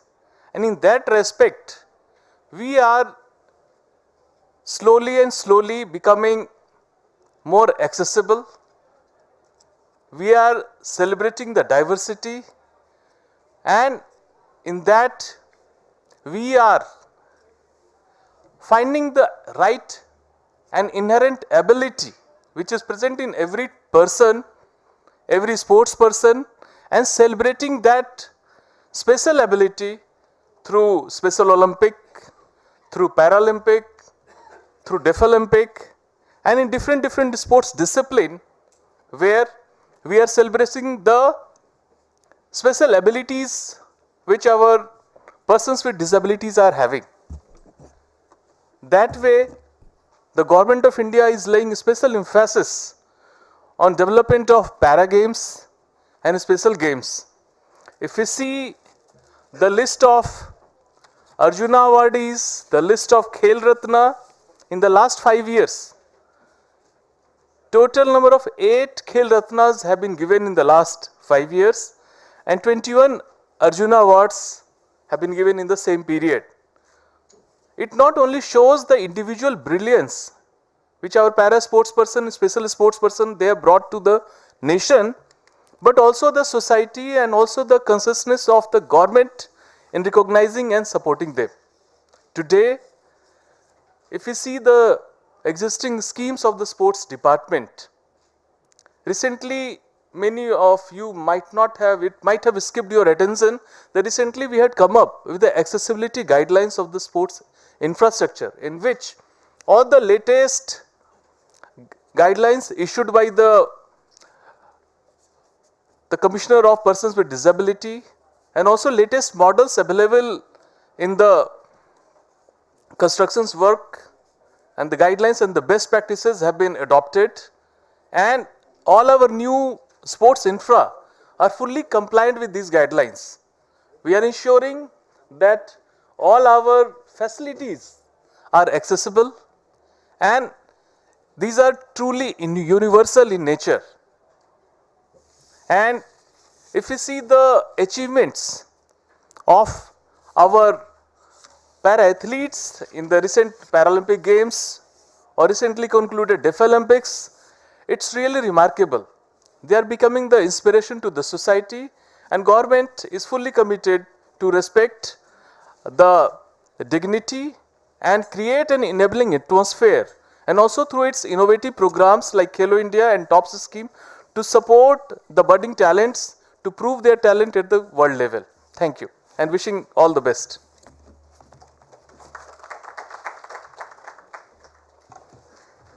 Thank you, Kunalji. Thank you very much. Yeah.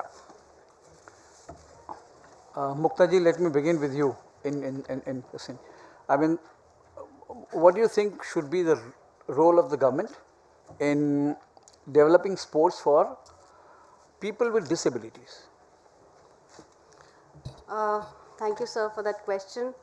And this takes me back to 2008, sir, when we developed the new scheme for games and sports for the people with all disabilities. That time I had worked very closely with the ministry to come up with the regulations and the format for the event. So that program went up till 2012-13, where we did program in about 600 districts of the country. I think we really need to revive that back, because that time we could have Paralympics, we could have Special Olympics, even Deaf Olympics participating at every district. So that is something that we should revive back for the grassroots sports, because sports for people with disability is very important as a tool for development.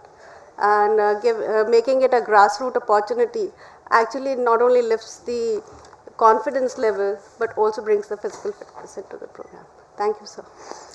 My apologies, I forgot to introduce Muktaji. She's with the Special Olympics Bharat, and they're doing some wonderful work in the field of creating facilities and competitions for people with disabilities.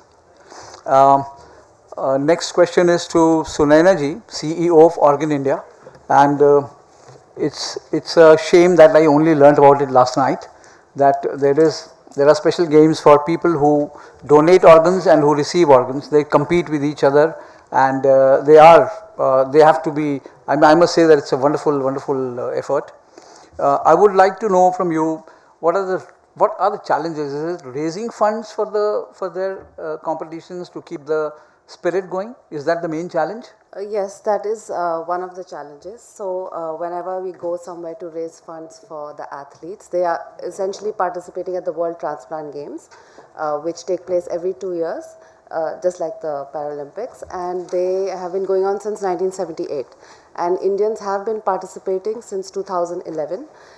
Just 1 or 2 or 3 people have been going each time on their own, raised their own funds. It's not that they were very wealthy or anything, but they raised their own funds. They went, they wanted to represent the country. They wanted to show everyone that even though we've had a transplant, we're completely fit. We lead a very normal life, and the level of sports at these games is quite high. So transplanted patients are like, you wouldn't know anybody if anybody is transplanted, because they're pretty, just like us. In fact, the people we've met are now fitter than us. That we met at the camp. So raising funds is a huge problem. Also, they get no recognition. So the last time, there are a couple of people who've won medals, gold, silver in all the games. No recognition when they come back. Nobody to pat them on the shoulder. No administrative support when they have gone for the games. So in 2019 they went to Newcastle in England, and they they reached there. Another NGO had taken them at that time. There were 40. It was a 14-member contingent, and they said when they reached the venue of the semi-final and the final, and we won 7 medals there. We won gold in golf. We won badminton silver, squash silver. So very competitive sports. And they reached the venue, and they said we were standing alone, and there were all these, the Australians and the Americans were their competitors, were there with their physiotherapists, they were there with their doctors, they were there with full administrative support. And he said, "Hum bas akele khade hue the wahan pe, there was nobody to help us." So, and they still want to go, and they're still gung ho about it. So what we need is of course, administrative support, financial support. These games are expensive. The next games are in Australia April 2023, and where we're taking about 30 to 40 athletes. Many of whom are paying for themselves. The rest we are raising funds for. We have managed very little, but we're still hopeful that with crowdfunding and support from some corporates that we can take them. And the second challenge is creating the association, which we have been told that you must create the federation. So the problem is that transplants are restricted to certain states, the majority of them. And so I think according to the National Sports Code, you have to have 2/3 of the states covered with associations, and then you can make the federation. So that is a huge challenge. It doesn't really add value. It would be better to just have one association at the national level, and then everybody goes through that. So those are the two, we're looking into that, of course, creating the federation and the associations in various states. So that is another challenge. Thank you. I'll come back to you again. Ajay Reddy is captain of the Indian blind cricket team, and they have their own achievements to feel proud of.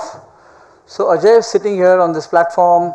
What would you like to share with us? I mean, what would you like from the society, from the media, from the government, and to some extent from the BCCI?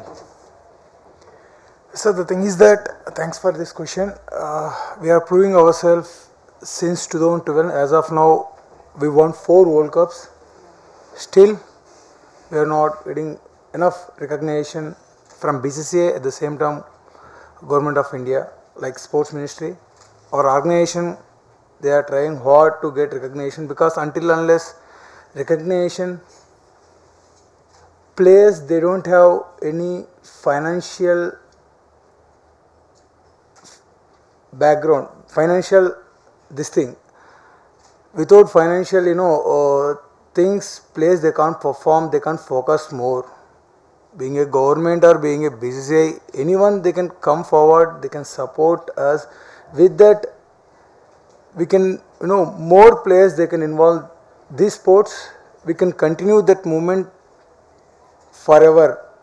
Like, as of now, we won 4 World Cup. We want to continue that 40, 50 like that, because being an Indian, my goal is that how long blind cricket is there in world, India should be in the top. That is being an Indian, my wish. At the same time, my wish, either Government of India or either BCCI, they should take initiative to support this cricket, because we are also playing sports. We are also carrying same flag in front of the world. Coming to society, really from last few years, because of media, lot of awareness came, but still that is not enough. We need more support, because of this sound, many visually impaired cricketers, they are fighting in society. And a personal example, before this sound, I used to cry why this thing happens to me, why I can't see like others. After entering this field, after hearing this sound, this is my privilege. I can do something in this field for country.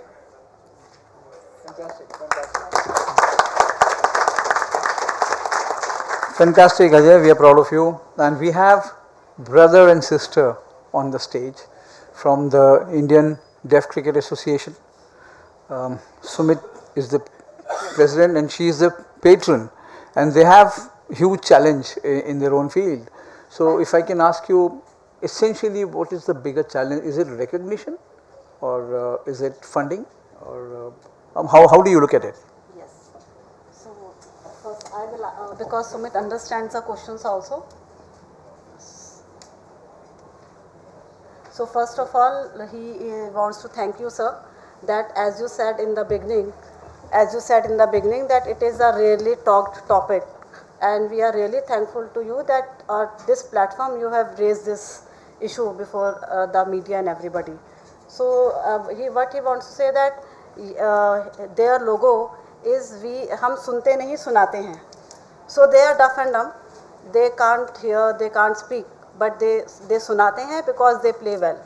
So what he wants to say is that deaf and dumb cricket player, for playing a cricket, they are basically promoting cricket among us deaf and dumb player. So what they want to convey through all of you is that they can play as normal as we are seeing the normal cricket players. Because in playing cricket, we need not to have any other ability. We just have to focus on the ball and we have to play. And they are saying that if through you or anybody, abhi at the moment the biggest challenge they are facing is recognition. Once they are recognized that they are also playing, so they can be at par with Dhoni, they can be at par with Virat, and they can be at par with the cricketers to whom we follow and whom we know. And recently their achievement is they went to Dubai for playing T20 deaf cricket, and they defeated South Africa, Australia, Sri Lanka, Bangladesh, and Indian team was the winner. And really it would be really appreciable watching them playing. You all will become fan of them, the way they play.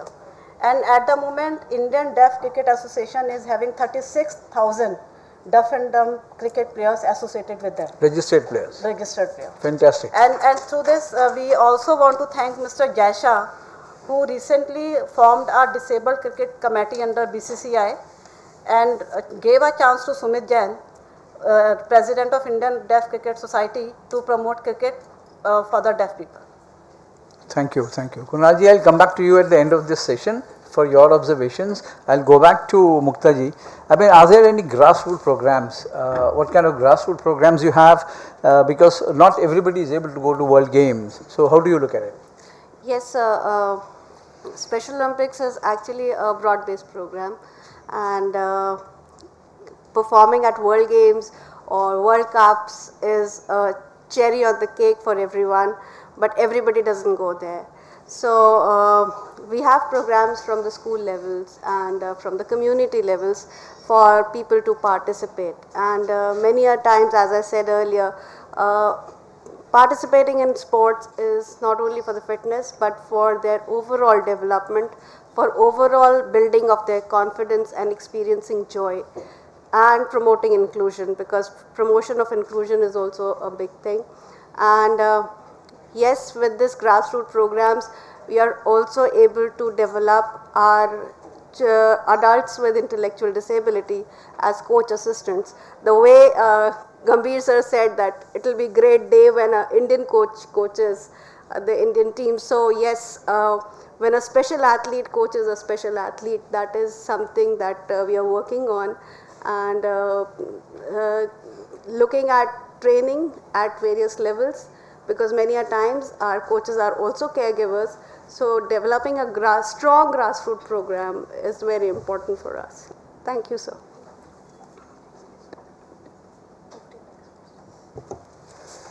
Sunena ji, you've talked about the challenges. I was very keen to know if you can just briefly share what kind of competition, if somebody who has donated organs, someone who has received it, and what kind of competition they create, and how intense it is. I mean, their participation, their fitness levels, and what is your role there? I mean, there was actually nobody to become administrators. So we were approached by a few athletes saying that there's nobody actually to organize us and to take us there as managers. So we applied to the World Transplant Games Federation, which is also recognized by the International Olympics Association and the WHO, and we became the country representative for India. That means we became the team managers and we would be in charge of taking the contingent. The issue is that we did get around 100 people who wanted to go. That has now come down to about 50 who are thinking of going, and 30 are definitely going, around 28 to 30 are going. The issue is it's highly competitive, like I said, so they need training. Dr. Bhalla and Manav Rachna University Institute of Sports Sciences were very kind that we had a 1 week camp in August, just to see the kind of level of sports that was there, and some of the athletes came out to be very, very good. Some of them need work. We are hoping to have at least one more camp before going with the final contingent. So let's see if that can be managed. There's a lot of sports. There's barring, wrestling, shooting, and gymnastics, like that. Otherwise, all sports are included. And for organ donors also, those who have donated while they're alive, given a kidney or a part of a liver, they have sports for them as well. So the whole idea, of course, is to raise awareness on organ donation. A lot of people, there are 5 lakh people in India who are suffering from organ failure every year. We are asking everybody, pledge your organs to donate after you're gone. So this is a great way to show that there is life after transplant. It's a very fit life. It's a very healthy life.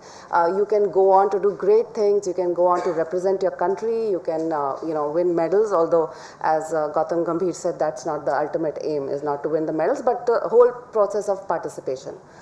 So that is what we want to do. We really do need support from the government as well. We did approach the health ministry, but since it's a sports, ultimately it's a sports game. So, they were looking to the sports ministry for some guidance. So we have been told that you need to create an association, but I already told you what the challenges there were. It'll be impossible to create a federation in 2/3 of the states because there's no activity really happening in all the states. It's concentrated in a few states. So I don't know if that answered your question, but... Yes, it does quite a bit. And Mr. Reddy, what is the exciting part of your cricket? I mean, do you have a Bumrah in your team? And I mean, because obviously, does speed matter, or you just go by the, obviously, like you said, the lovely sound of the ball? Yes, so the thing is that I was the fastest bowler in the world.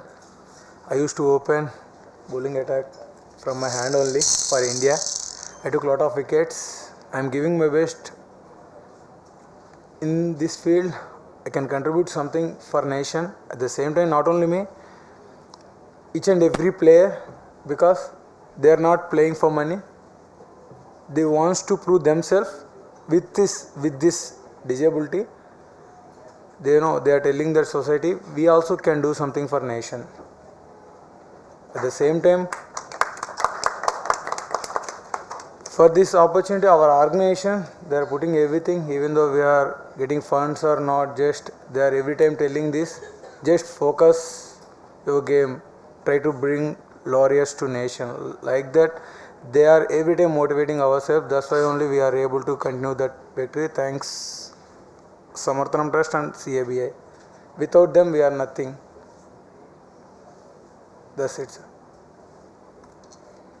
Thank you very much, Mr. Reddy. And Reena ji, if you would like to add to whatever you have spoken, are there any, is there anything you would like to share with us, which I have not been able to ask you? I will agree with Mr. Reddy. As he said, that sports is something they are not looking for money or anything. They just want to prove to everyone they are also normal. So therefore, they are called differently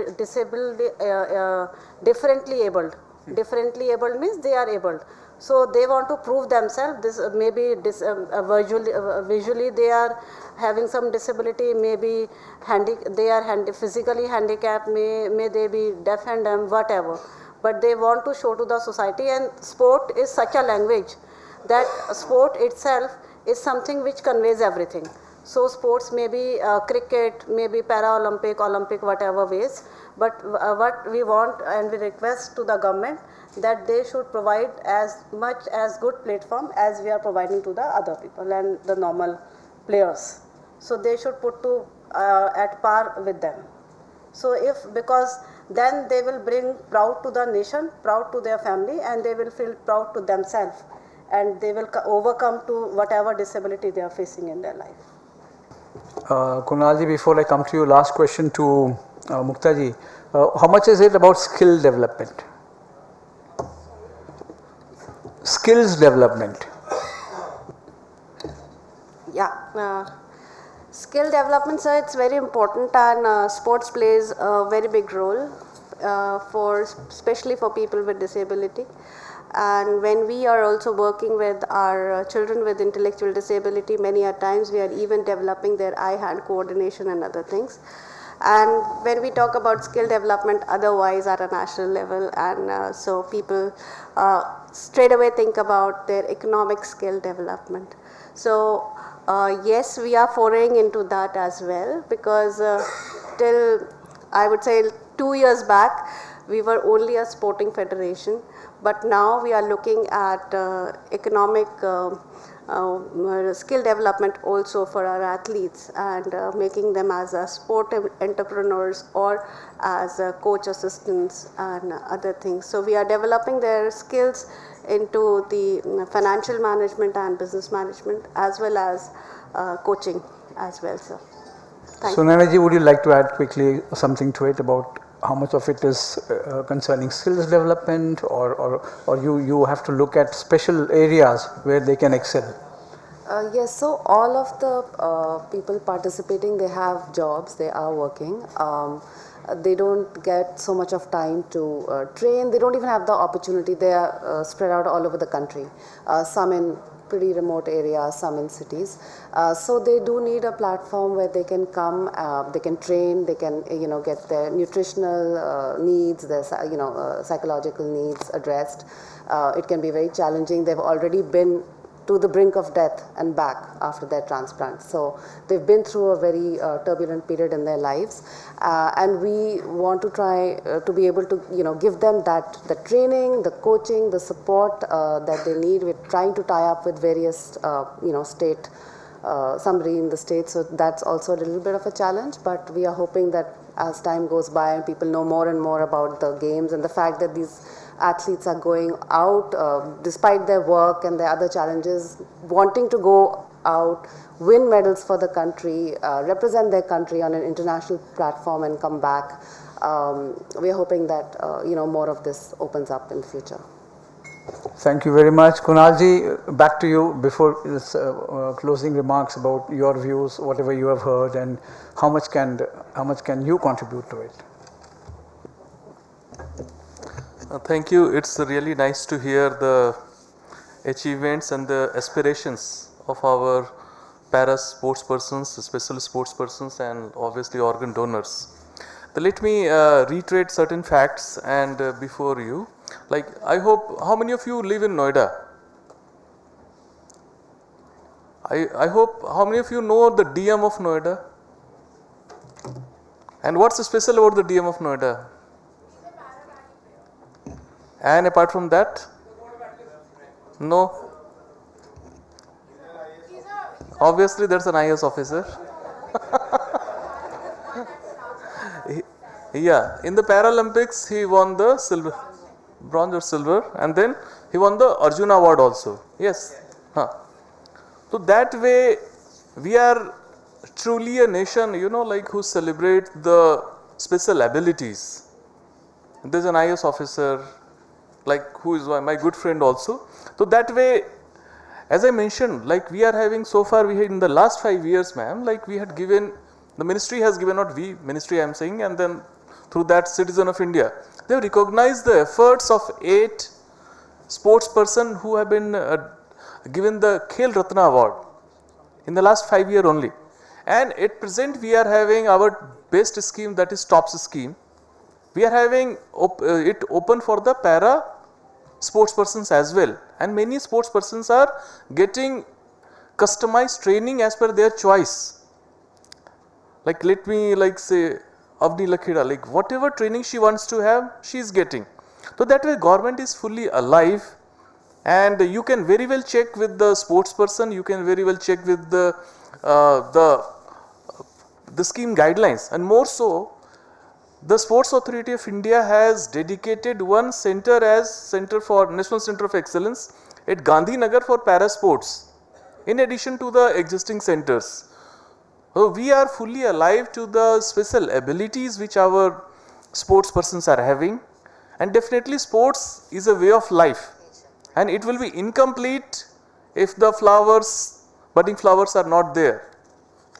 And when it comes to ability, nobody is having lesser ability, everybody is having some ability, and sports definitely celebrates that. Now coming to the issue of federations, like how to form federation, it's a matter of policy, like that, as you know, for cricket there is a BCCI, for football there is a football federation. So for how many federations we should have and how to govern para sports is a matter of policy, and all of us must be alive. Because if you see like the issue of para sports, there is a great issue of classification. Like when I was like you all, I'm in a sports ministry for the last 6-7 months only. Before that, I was conducting election. So definitely, we did lot of activities for our special voters, persons with disability voters, and then I got introduced to the blind cricket. It's amazing, and I participated also, not as a blind but as a full able-bodied person. But nonetheless, the government is alive, and government is working hard to ensure that adequate facilities are available, our sports complexes are accessible, and the sports persons are recognized and fully supported. As far as recognition of federations are concerned, it's a continuous debate as to for individual sports how many federation we should have, because in every kind of disability class, whether we should have separate federation for separate disability class or single federation should take care of all the para sports component also. So that way it's an ongoing debate, and definitely someday like the way BCCI has created a new committee to look into the para wing for the BCCI, that definitely we will have in every sports para wing which will take care of the 3% of population who require special consideration, special support, and then special recognition. And we are really hopeful. If you know the medal winners in the Paralympics, these are much higher than the normal Olympics, and government is also recognizing it, and we are fully alive. So we are having a bright future ahead for entire para sports, and not only para sports but sports as well, and they will be the shining example for all of us. Thank you. All the best. And before we go, a request, she needed just one more minute. Sir, I would like to request you also, since you are from the ministry, sir, so that, sir, like this deaf cricket players who have went all the way to Dubai and showcased their talent at the international platform, and they won the trophy, they came back, and so they otherwise from the government side they did not get any sort of financial help or any help. So sir, if something can be looked into that, they are doing well, they are playing, I mean if I'll talk about Indian Deaf Cricket Association, in the year they play national and international total 10 games, and all by the private financiers. What they want from the government is little recognition and some financial help to the players who are doing well. So something can be looked into that, sir. Please. Thank you. Thank you, everyone. Before we go, I would like you to meet Vansh. Vansh. Please rise. He is the one who's guiding Vinij all through. All through. Sitting there, so he knows what is being said about in the show. By sign language. Yes, sign language. Thank you. I may add that because his father is also deaf and dumb, he again is a cricket player. So because of his father, he has learned the sign language. So whatever we are talking here, he is communicating through sign language so that they can understand. Thank you, Vansh. Thank you.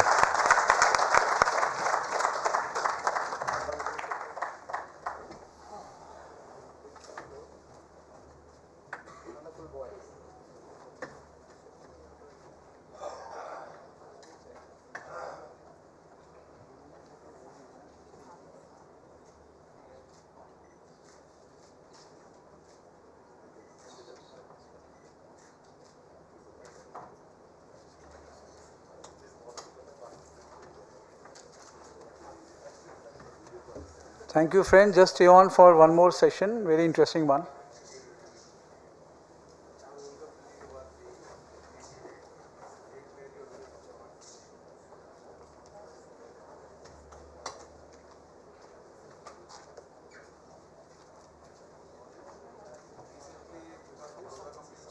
I'll be there on the 8th. Yeah, give me your card or number or whatever.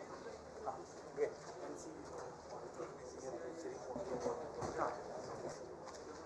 That's the function, no? Yeah. He told me. Yeah. Month.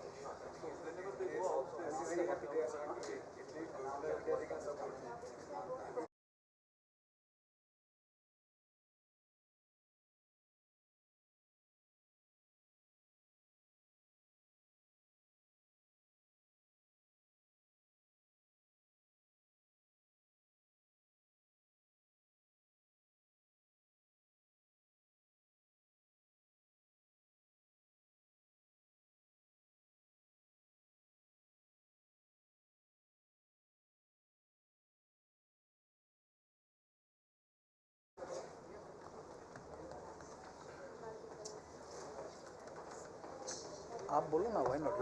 Wait.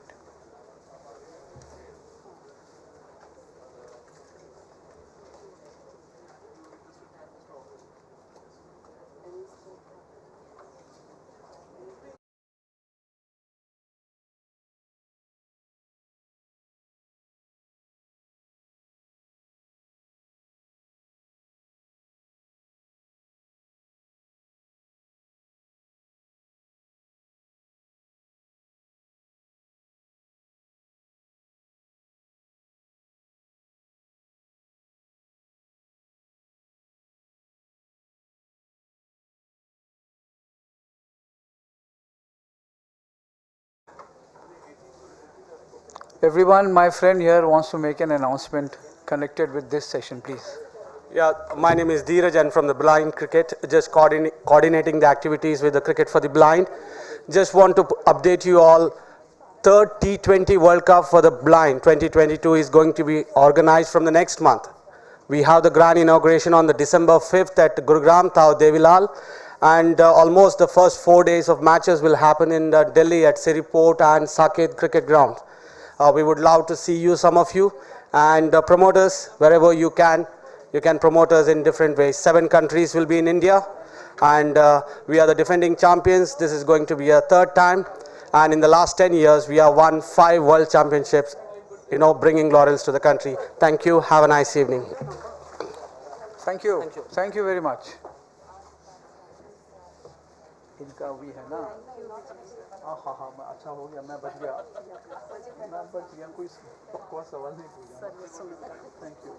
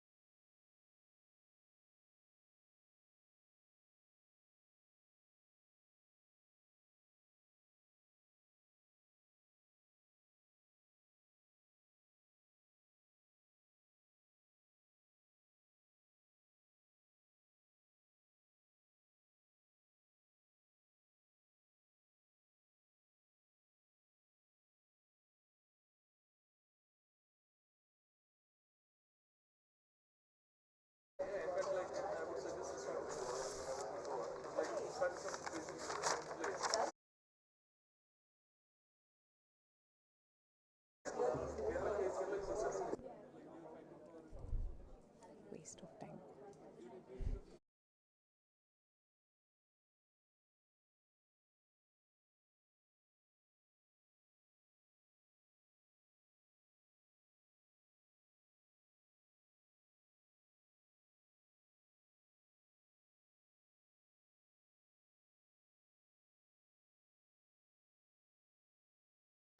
Good afternoon, everyone. Can we settle down for the next session now? This is session 6, Role of Sports Science and Nutrition for Athlete Development. I'd request Mr. Vijay Lokpalli to join back on stage, please. And along with him, our panelists for today. Kunal sir, you can please stay on here. And along with you, sir, we have Mr. Jender Kaur, Sports and Clinical Nutritionist, Olympic Gold Quest. Mr. Siddharth Batra, Senior Director, Commercial and Marketing, South Asia at Glanbia Performance Nutrition. Ms. Swati Bathal, Sports Dietitian from Australia. And Dr. G.L. Khanna, Pro Vice Chancellor of MRIIRS. I request you all to please come up now on stage.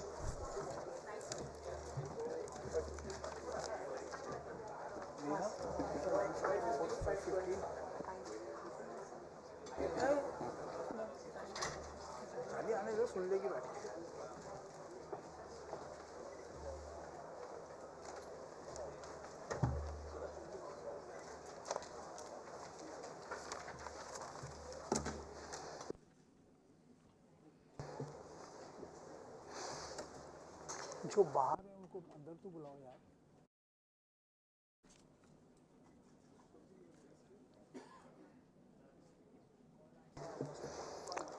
Friends at the back, if you can be seated, please.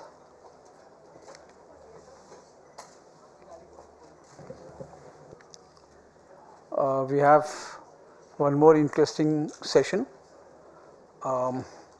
It's on the role of sports science and nutrition for athlete development. This is one area which was often ignored in the past, and we have some very recognized and acknowledged experts on the subject. Kunalji, you're already familiar with. Tajinder Kaur, she is sports and clinical nutritionist with Olympic Gold Quest, which is doing a wonderful job of identifying and promoting athletes.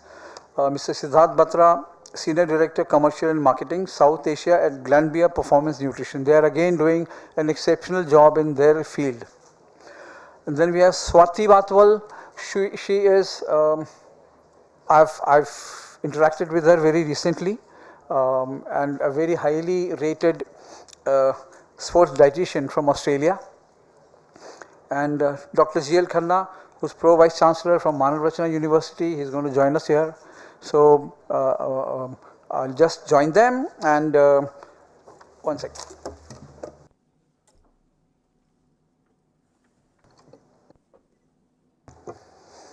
Siddharthji, do you believe this is a very specialized area? One, and we know you are doing very exceptional work in this field. Especially, I would like you to speak about how the athletes can be, how you help them in being WADA compliant, and also how do you protect them from taking fake products? How do you identify the fake products from the real ones? Correct. Thank you, Vijay Saab, and a very good evening to my fellow panelists. Really honored to be here. So I'll address the first question, second part of the question first, that how can we help athletes ensure that they're having nutrition that is compliant and they don't have to worry about what's in the product, allow manufacturers to worry about it so that they can only focus on their game. So first thing, by design, it's possible now to ensure, to test in laboratories whether the product has any sort of banned substances or not. And the easiest way to check for that is look for certain certifications. There are certain third-party labs, like for example, the Informed Choice certification, which is provided by a company called LGC in the UK. They randomly pick up samples from the market and test whether they have any sort of banned ingredients or not. And that just makes it easy for athletes to look just at the back of pack, look for a symbol in 5 seconds, and be rest assured that there would be no banned ingredients because it's come out of blind sampling. The second part is by design there is no problem, but we know that the industry is facing a challenge of fake products, and hence how can manufacturers play a role in ensuring that no fake product is consumed by the consumers. And there, technology has really helped us. It's possible for every product to have a very simple 6-digit unique code or a QR code that consumers can scan from their mobile phones, and it does take 10 seconds to verify whether the product is fake or it's genuine. So, I know it might take 15-20 seconds to do all of these things, but that goes a long way ensuring that our athletes are always protected. They don't have to worry about what's there or not there in the product, and let the manufacturers worry about it. And trust me guys, it's not rocket science. Thanks to some great work done by people in India and outside, it's relatively easy to figure out, to differentiate a genuine product from a fake one. So not very difficult, Vijay Saab. Thank you. Not difficult for you. It could be for the rest of us. So, and Swati, I'll come back to you. I'll come to you now. My first question is your job to ensure that are they taking the right protein powders, and are you going to prevent them from being dragged into doping? Thank you for that question, and to everybody. Okay. So thank you for that question. The very first thing, whenever I've been told that you're a sports dietitian, what about protein? So that is something which comes to people's mind, that you're a sports dietitian, you're going to talk about protein. But we need to see that sports nutrition is beyond proteins. There's a lot more which goes into an athlete's performance, and we do not need to rely on the protein. So I often get asked which protein is good, which supplement powder is good, which brand is good, which is right or not. And I believe that you only need to have supplements when you're not able to meet the requirements nutritionally otherwise. And I do understand that it is very difficult because there are a lot of peer pressure as well. Some of them, because some of the athletes, they've heard from their friends, so they want to have protein powders as well. And then I think it comes down to education. So if we educate the athletes right, we are actually preventing them from actually having the protein powders, or to find the right powder for them.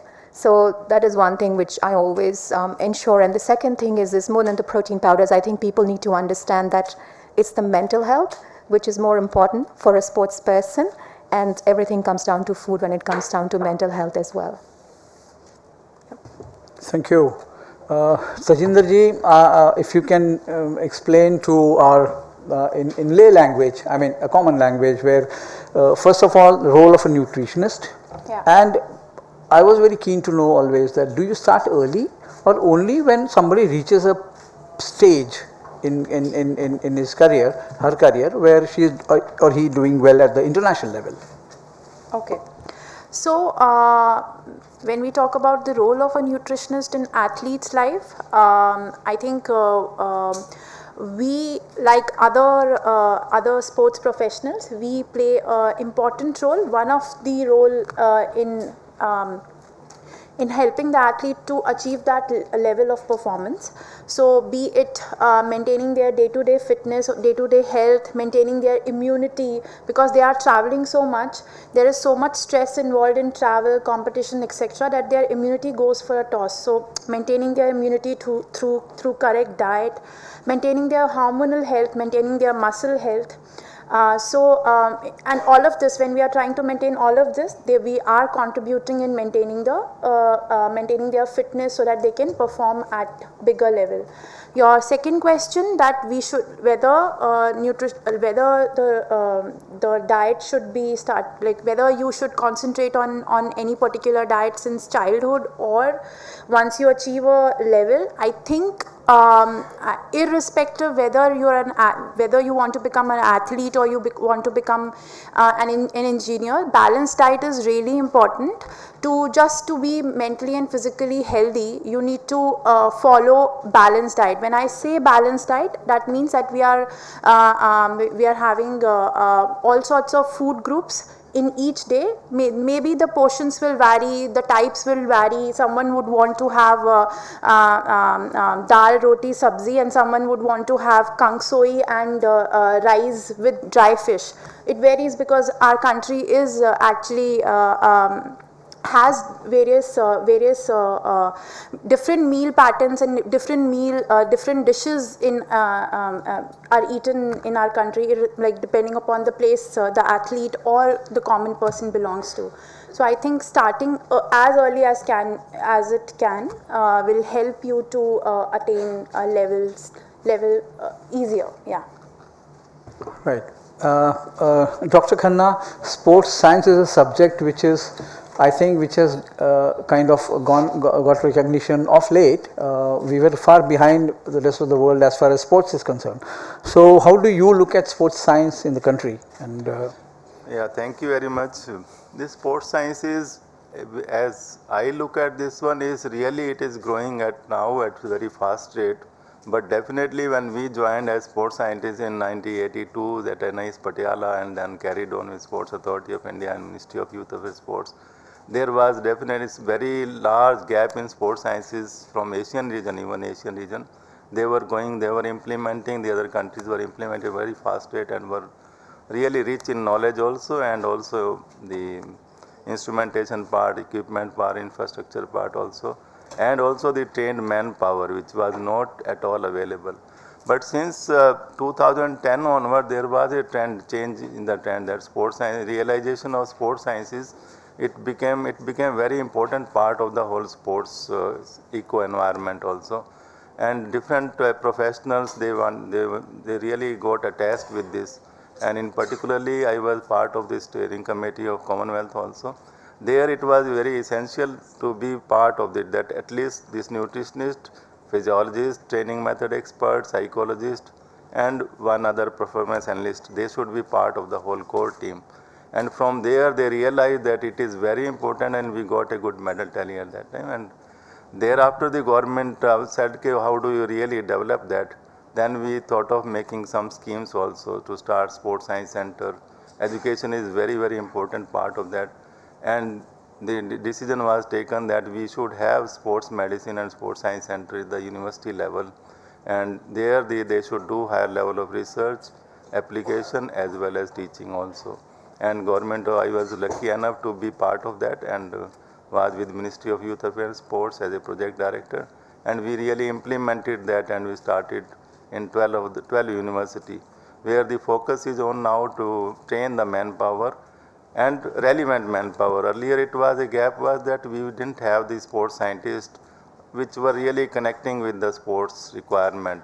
There were some, of course, physical education and other professionals were coming in, but they were not linking to that sports performance part. Sports science is all about how do we improve the performance of the individual. And now I think the gap has going down, but definitely we have to catch up with the other international people, UK, Australia, and other people, South Africa. They are going in much more faster as far as applications are concerned, the research aspect are concerned, and we are still focusing on the application part within the given knowledge only.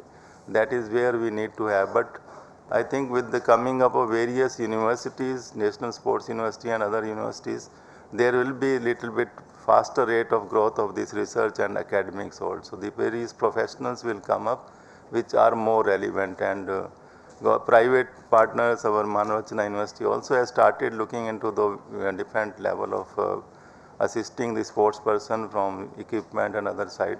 So it's a gap is now, possibly we will be able to fill up those gaps now. Thank you, sir. Siddharthi, if I ask you, I've prepared this question. Why do athletes need supplement, if at all? Why can't they become an Olympic champion having normal food? Wow, that's a difficult one.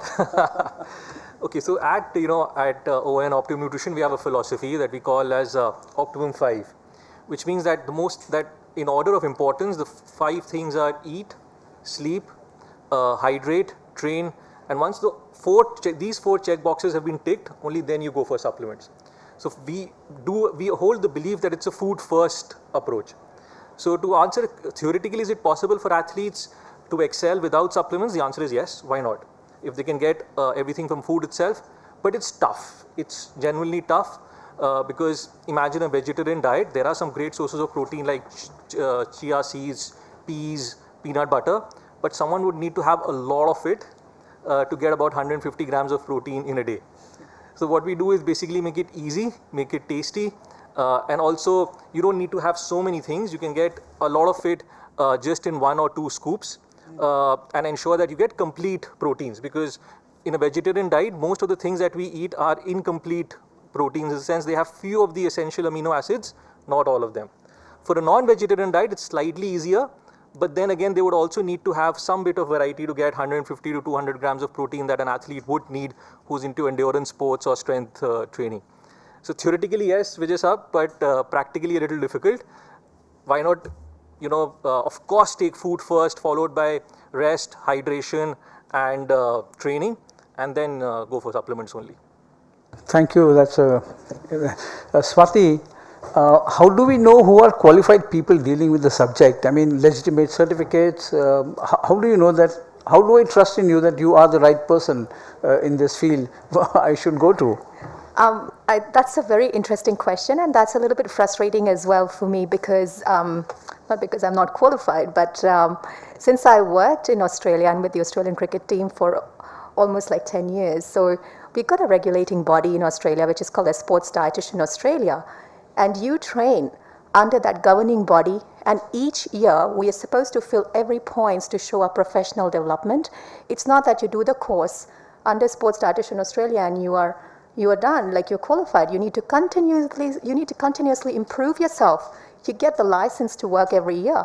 If you do not fulfill those requirements, you're going to your license is going to be taken away from you. So there is a fear. There is a fear of law. There's a fear of governing body on top of you.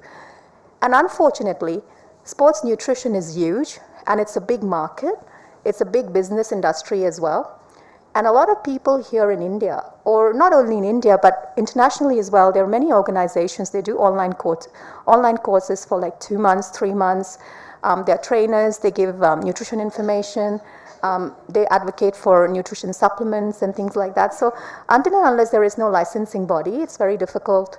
And if you are an educator, you need to think about you need to think about it. For that athlete, it's between bronze, gold, and silver. So would you be doing that? If you are in that position, would you be taking that supplement? Are you going to give that half knowledge to somebody? No, you're not. So I think that ethics is more important when it comes down to giving education to somebody, and especially when it is coming to an athlete. For him, it's everything. Yeah. Thank you.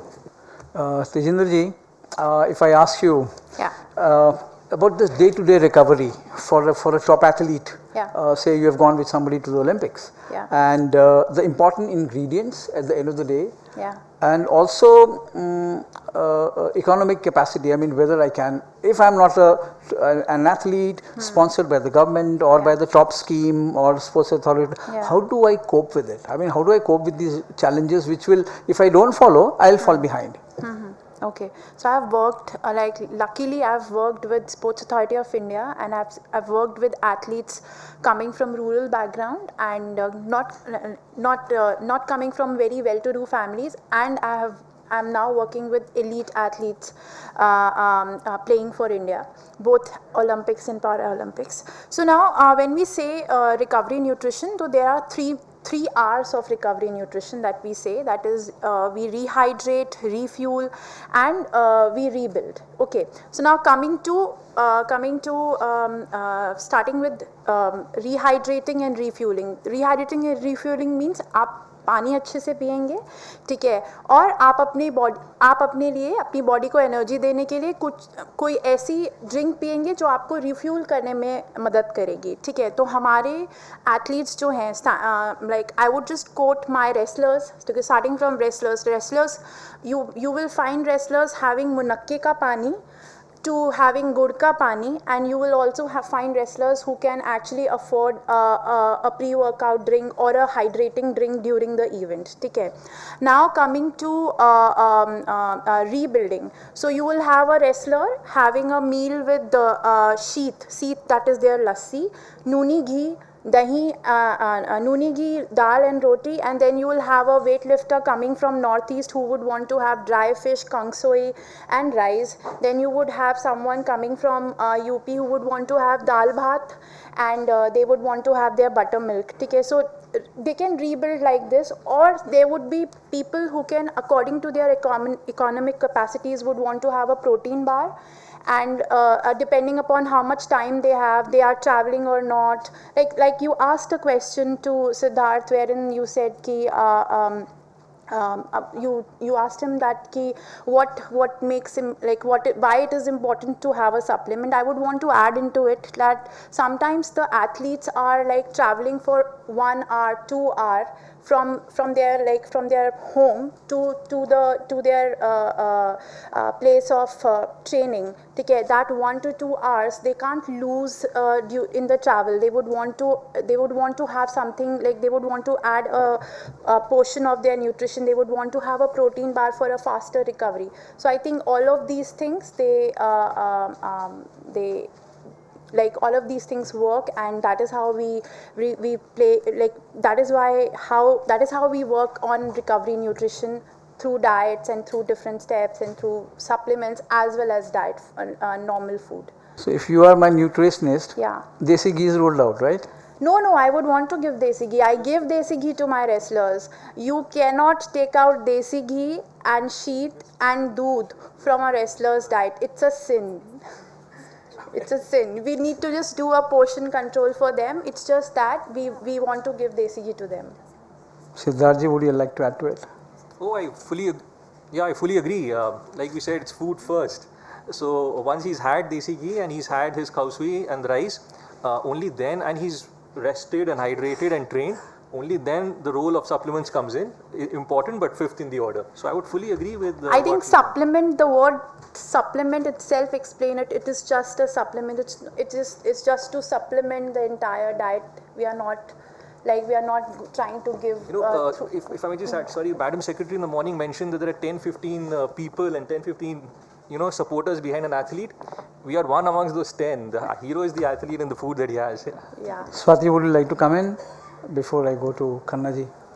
So the question is about the food first, and if you look at AIS as well, in Australian Institute of Sports, the first thing we look at is food. Make sure the athlete is able to get as much of nutrition athlete can through natural food. Second, interestingly, I would like to mention, we've been talking about supplements since we started the discussion. At the AIS, we tested the samples of all the protein supplements or any ergogenic supplement before we gave it to the athletes. 90% had dope ingredient added to it, despite of all the regulation from ASADA as well. So obviously we need to encourage our athletes that food first. Only if you're not able to meet the requirement through your food, you would need the supplement. That supplement is not your food. And I think our culture in India, it's so beautiful. We have got so much of variety that there is no way we will not be able to meet the micronutrients through our food naturally.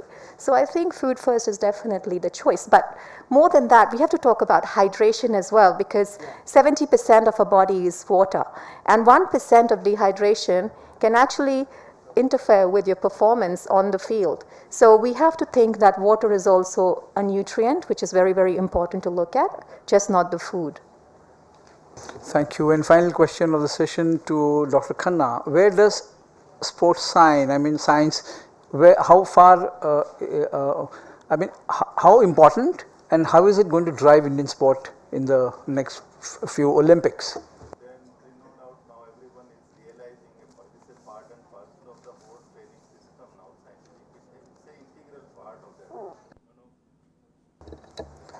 Science is an integral part of this whole performance structure. Actually people are now converting a sports sciences, which is a multidisciplinary. We say separately biomechanics, we say separate psychology, we say separate physiology, training. This is all part of the human system only, diet also. So that is more important to create a structure of that performance of the individual, performance of the sports person. That is about performance structure we have to create, where coach also has to be integrated into that.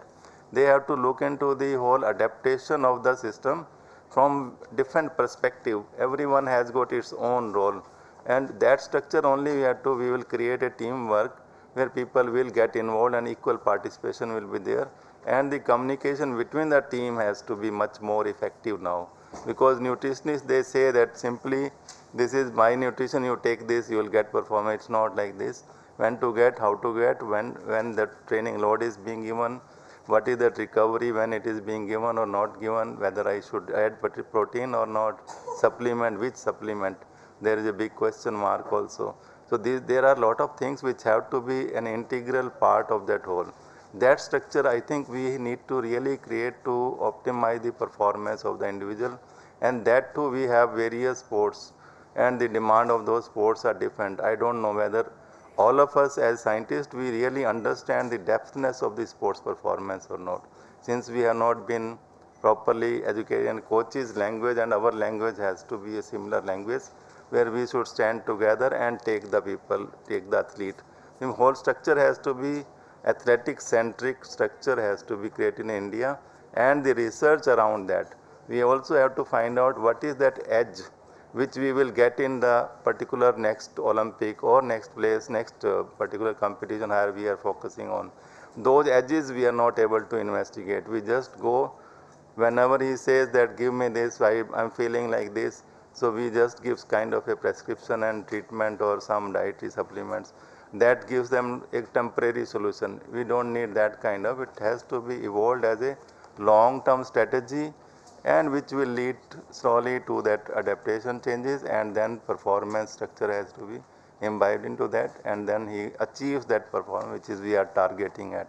Otherwise the whole structure is still in fragmentation in India, which we really need to focus on. When we see the education curriculum also, I have been associated with National Sports University and creating the curriculum also. That is a fragmented kind of curriculum where we are in the coaching system. The education of science is missing somewhere. If science is given also, it is just a kind of just touching the thing. If they don't understand science, there won't be any change in this whole structure. Science, if we look at this, UK coaches are very good. They are ranked 1 number, or Australian coaches are very high. They are because of science. There they have the base is science and then the coaching part. Here it is different now. Coaching is one part in major and we don't have science. So we are not able to communicate properly. In our structure of scientists, we don't have coaching part in that. Training system is missing. We don't understand the biochemistry of this whole supplements. So that is where we have to fill up the gaps and take this, and then research has to be centered. Research is always an engine of the performance. Research has to be taken much more seriously now in India. Thank you, Dr. Khanna. Thank you very much. And Kunalji, you have the stakeholders of future of Indian sports, dietitian, nutrition, sports science. And so what do you make of this, whatever they have said, and where all can you contribute and take them forward? Definitely sports science and nutrition are important part for athlete development. I would just quote from one statistics, like you must be aware about 100 meters. How much time it really took for human race to break the 10-second barrier? It finally was broken in 70s. How? Because of sports science and nutrition and technology. So definitely technology does play a major role when it comes to improvement of the performance. But vis-a-vis, if you see the Indian condition, what is happening, when we see the nutrition, and especially for the sports person, it is designed for the elite sports person. But same thing when it becomes a mass market product, it leads to nutrition pandemic also. Lot of people are just taking indiscriminate amount of nutrition supplements without realizing the side effect, without any expert guidance. And we are witnessing different kind of deaths where people are like having beefy body and suddenly collapsing. Social media is full of such examples.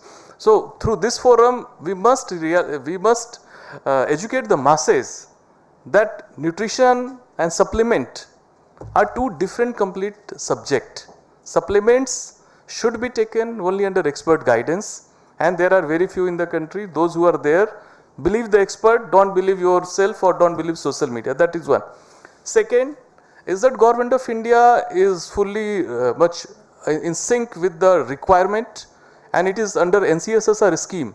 We are funding 11 universities as well as medical colleges for sports sciences courses. So very soon we are going to have a good pool of trained professionals who will come in the field and who will support it. And under the same scheme, we are setting up a hub and spoke model. Already Madam has talked in the morning that the IGIS stadium will be the hub of Sports Science Center, and the regional centers of the SAI as well as NIS Patiala and one more institute, it will be the hub and spoke model.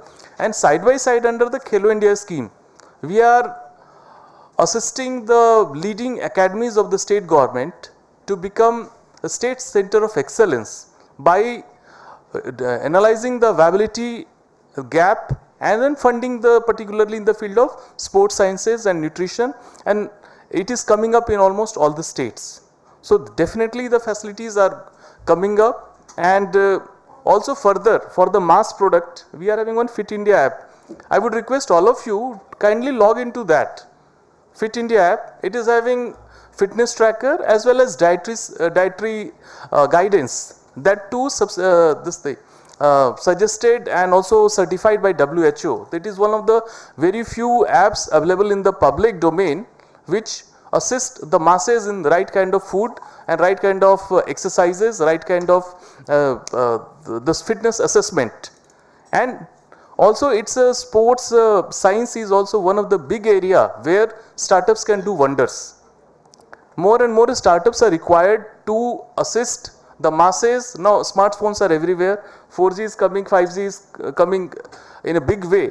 So that way how through the modern technology we can make it available, the sports sciences, benefit of sports sciences and nutrition, we can make it available to the masses through apps, through different specialized software which is affordable. That's the next big challenge for all of us. Thank you. Thank you, everyone. This was. I will now leave the floor to two individuals whom I've admired all my life. One is Rika Rai from my media stream. She is a wonderful anchor, and Mithali, one of my favorite cricketers. And my dear friend has walked in just now, Adil Sumariwala. So we're going to have a good session. Welcome.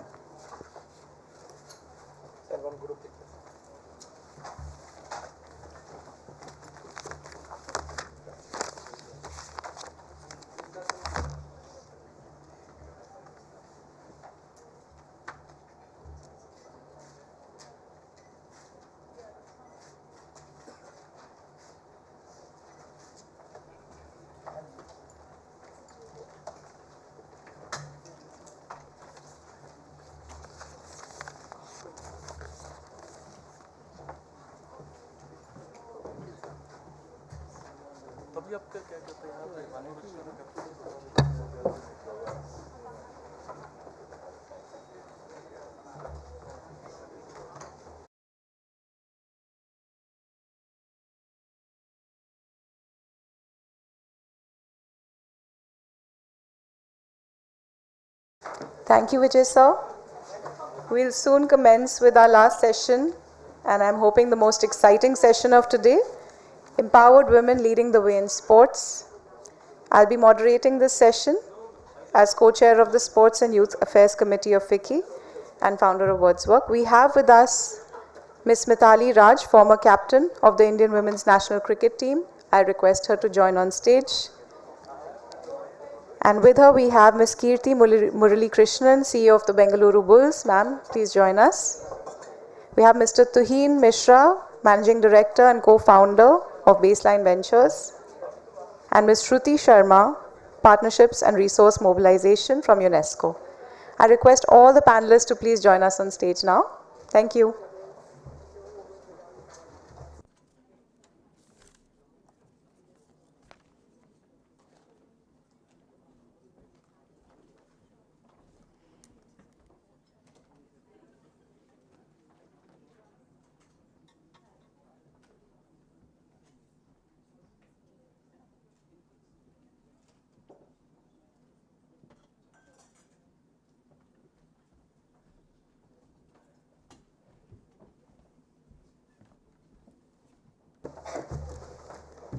Thank you. I request the chair of the FICCI Sports Committee, Mr. Sanjog, to please come and felicitate Mithali.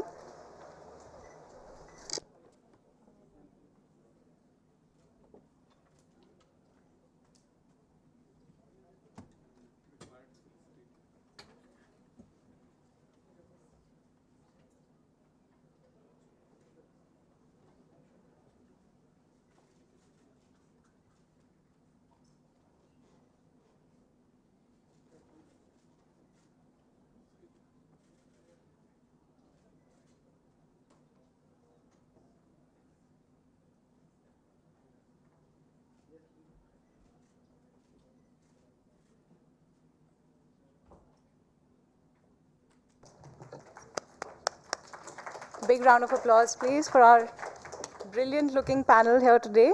So good evening, ladies and gentlemen. Welcome to our last and what looks like the most exciting panel for today. I think, Sanjog, you had set off the tone quite early in the day today that this is going to be a day for women in sports, and it's ending up to be a day for women in sports. Tuhin, don't worry. You will not be left out. We made sure this is not a women's only panel, so you're here representing all the men. But we're here talking about, of course, women in sports, and in some way, there is a lot more to women in sports. Of course, there are the women athletes in sports, but there are a lot of women also who are behind the scenes working extremely hard to make this happen and to contribute to the industry. And I've been involved in sports as well for a while now, for about 18 years, and can admit to have the privilege never to had to look at my growth from a gender lens, but that can't really be said about most women, and that is the reality, right? But today I was very keen for this session not only to focus on the challenges, the obvious trials that we all face, but also highlight the achievements of how far we've come. And I'm sure you all have seen that journey in your own ways. Everything that I've experienced in this industry just tells us one thing, that sports really does have that power to change things. And even when it comes to the aspect of gender equality, sports can be that equalizer. And we're seeing that in different aspects of life. So talking about this today, I'm really honored to have a very rich and diverse panel with me. And if you look at it, and if you look at everyone here, they are great representations of talent, of management, and of development aspects of sports.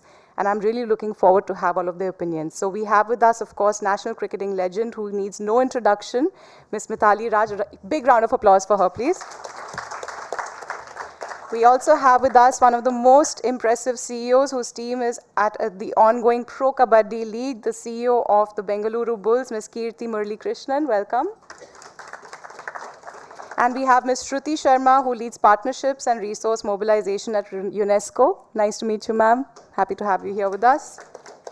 And last but not least, we have Mr. Tuhin Mishra. He is the managing director and co-founder of Baseline Ventures. Thank you so much for being here with us, Tuhin. Thank you. So Tuhin, we'll start with you. It will be great if you can introduce to us all the women athletes that you have worked with, and I know there's a long list of that coming up. And over the years, what shift you have noticed when it comes to women taking the leads in sports from then to now? Thanks, Neha. Good evening, everyone. I thought that adage still holds that ladies first will be the pattern, but probably I'm the odd one out today. Yes, we do take a lot of pride in terms of all the athletes whom we manage at Baseline. At the last count, we manage close to around 45 or 47 of them, and almost 50% of them are women athletes. As a matter of fact, our athlete division, when we started in 2014, PV Sindhu was the first signing for us. That time, she was not the PV Sindhu that we all know today. But over a period of time, thanks to Mithali, I would say that when they had this amazing run up till the finals, which was 2017 ODI World Cup, that we also started noticing women cricket. And at this point in time, I can proudly say that probably we manage half of the Indian women's cricket team.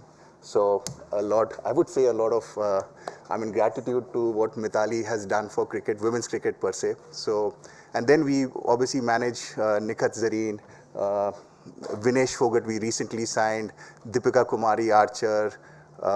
I'm sorry, I'll forget a lot of names, but yes, I'm actually overwhelmed sitting in this panel, so excuse my memory.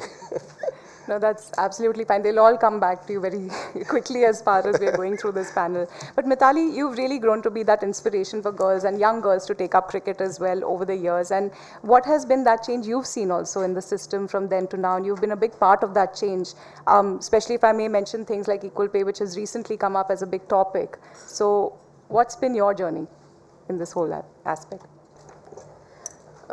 Good evening to all of you. I think each sport has its own journey to say, and many people, especially in our country, tend to sort of compare men's sports to women's sport, more so from the field that I am, cricket. So the journey of men's cricket and women's cricket, but they are two different sports altogether. Women's cricket has its own journey, and where we are today, I'm sure men's cricket were in a similar condition in 1983.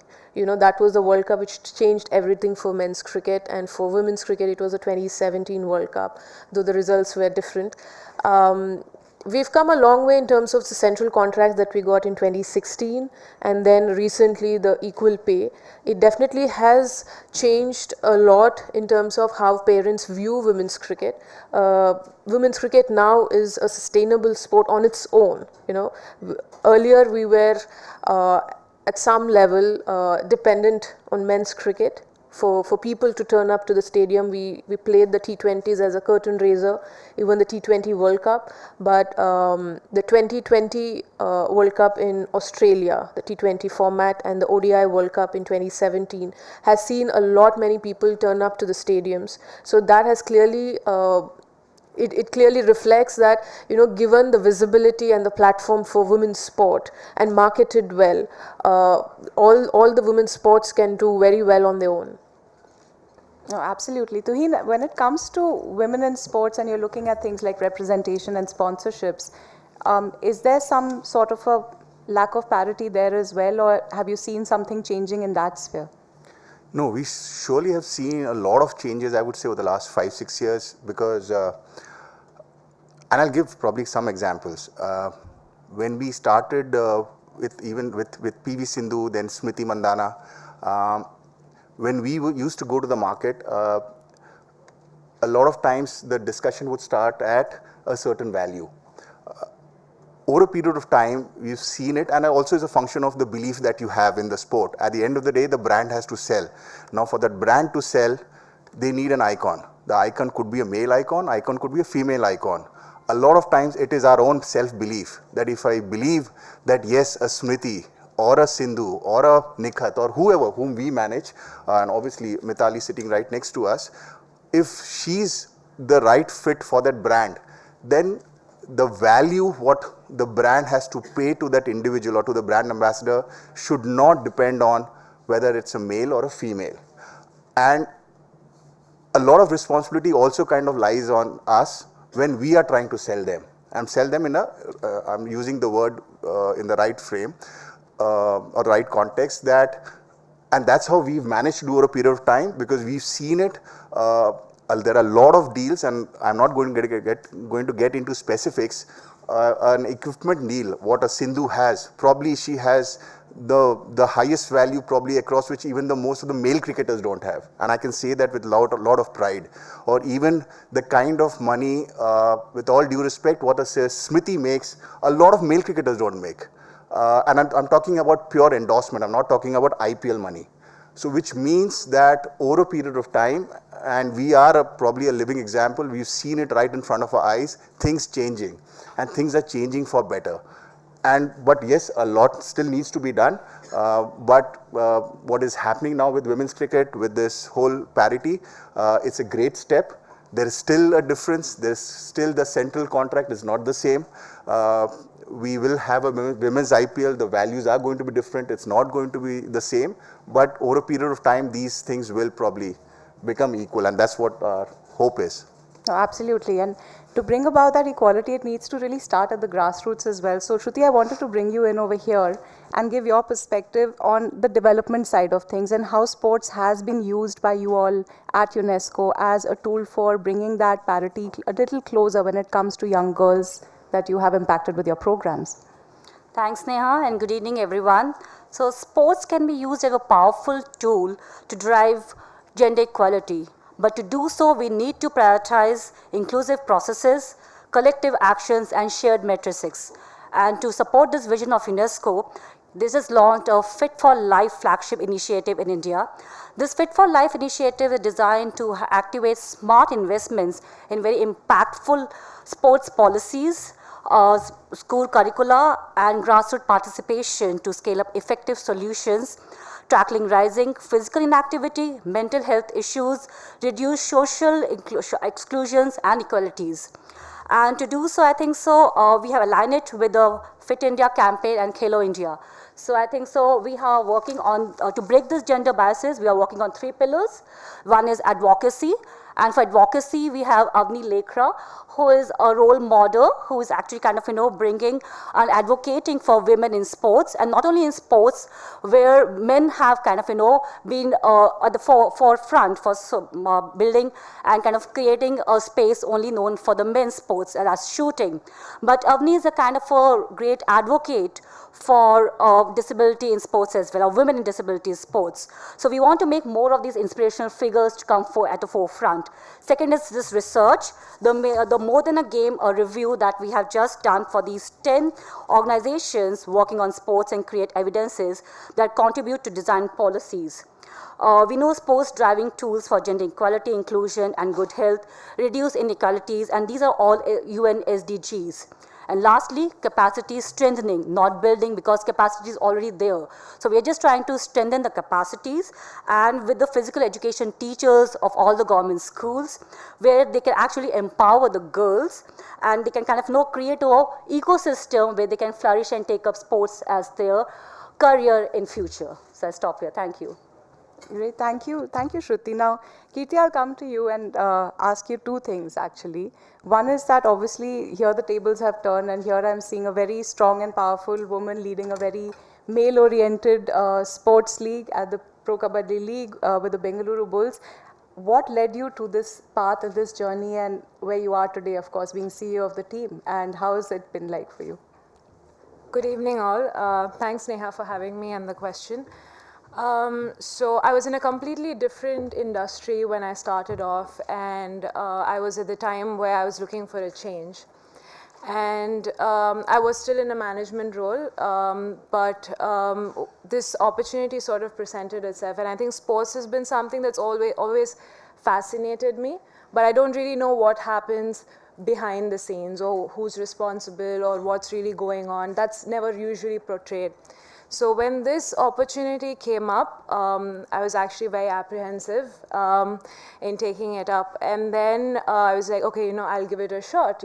Why are we sort of holding ourselves back? And that's when I took up this role. And when I entered the PKL ecosystem, that's when I realized that what happens behind and the number of people that are involved. There are hundreds of people, apart from the athletes itself, who are working to make that whole thing happen. And it's amazing to see in a short span of time how much they get to create a change and to move things around. And since we are talking about women in sports, the first thing I noticed was 95% of the staff there are men. Like, you hardly see any women in sports management.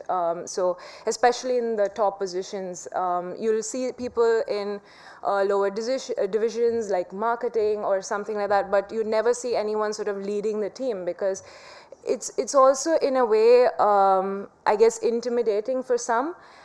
It being a very male-dominated field, and kabaddi, it's right now it's only the men's league that we're talking about. So initially, I think there's always this perception, or quite a few of them don't really expect you to do much, or they don't really think that you could add value to the ecosystem. And then that is when you start, you just count on your work and you go ahead, and sometimes that also sort of is seen as you being pushy or bossy in a way. But I think that comes with every industry, and I think that comes with every position. And then But one very nice thing about being in sports and sports management is about how rewarding it can be, and how, you know, when you see young talent getting recognized, you see not just in different sports, not just in one, but all across. When you see young talent getting recognized, when you see your fans and followers connecting with the team, and I think that's it brings a sense of community, and I think that's highly rewarding. And you know, obstacles, they keep coming, but that's a part and parcel of it. I like the way you brushed aside the obstacles and talked about the rest, because that's exactly what we wanted. But Mithali, I'm sure everyone here wants to know what your journey was when you took up the sport. And initially, what were the challenges that you faced and how you overcame them? What was your journey there? Like before coming under BCCI, women's cricket did have its own organization called Women's Cricket Association of India.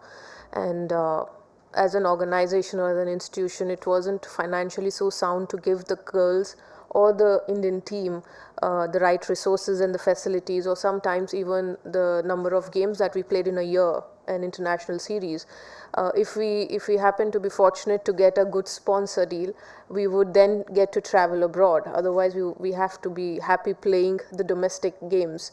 And the initial years for many cricketers was that, you know, once in 2 years we get to play an international series. So the motivation or the inspiration to continue to play the sport, at some point many of them would just leave it, because one is, you're not earning playing the sport. There is no recognition, there's no glory even playing for India. And the facilities were not there. There were many academies turned down cricketers, women cricketers who want to enroll themselves and learn the sport.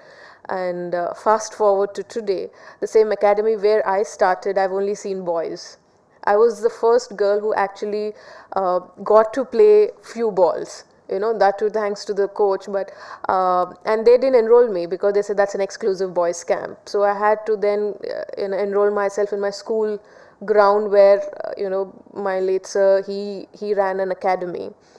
So those were the struggles. Many a times we've traveled by train, probably unreserved also. Being an Indian players, we've traveled by train, unreserved economy, and stayed. International teams were put into guest houses, but now we stay in a 5-star hotel. So a lot of things, of course, that is again a journey, I would say. We are not, I'm not feeling the sadness because we've gone through that journey. There is fun in that as well. You know, if we are in the right frame of mind, I've enjoyed those days too.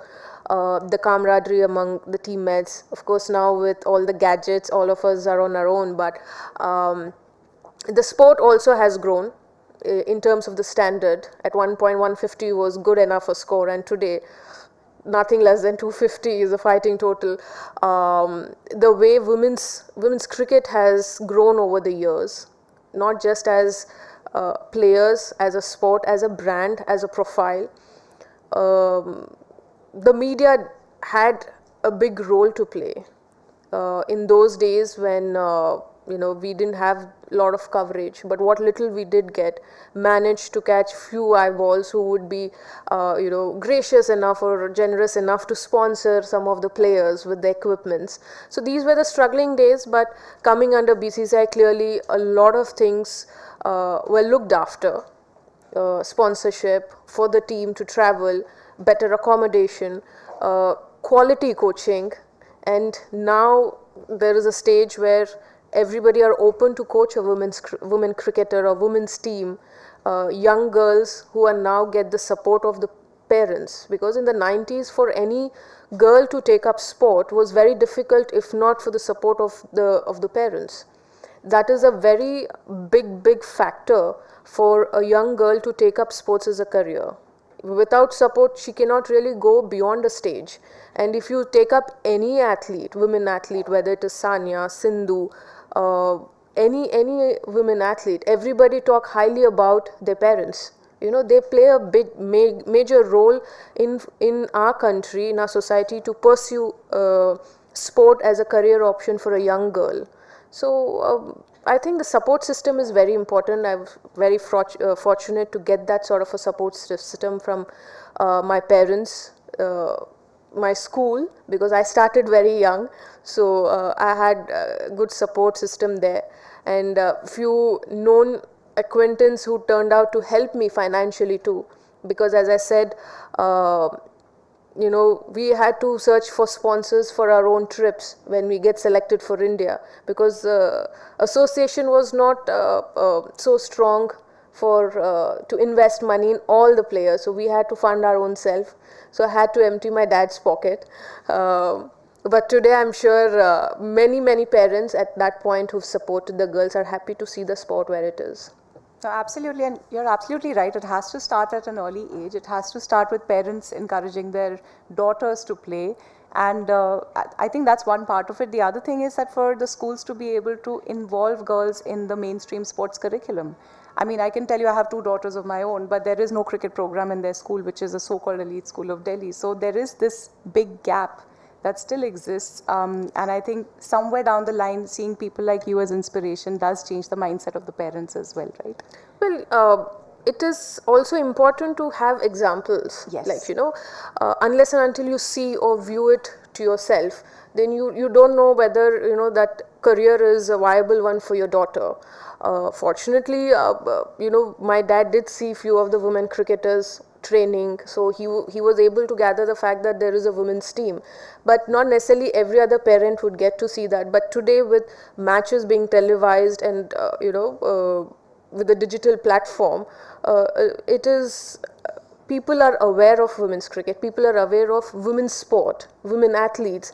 As I've said in the past, when I started, I really didn't have many role models as women athletes, but today every discipline you take, you have a woman athlete, that a young girl who want to pursue that particular sport has a role model to look up to.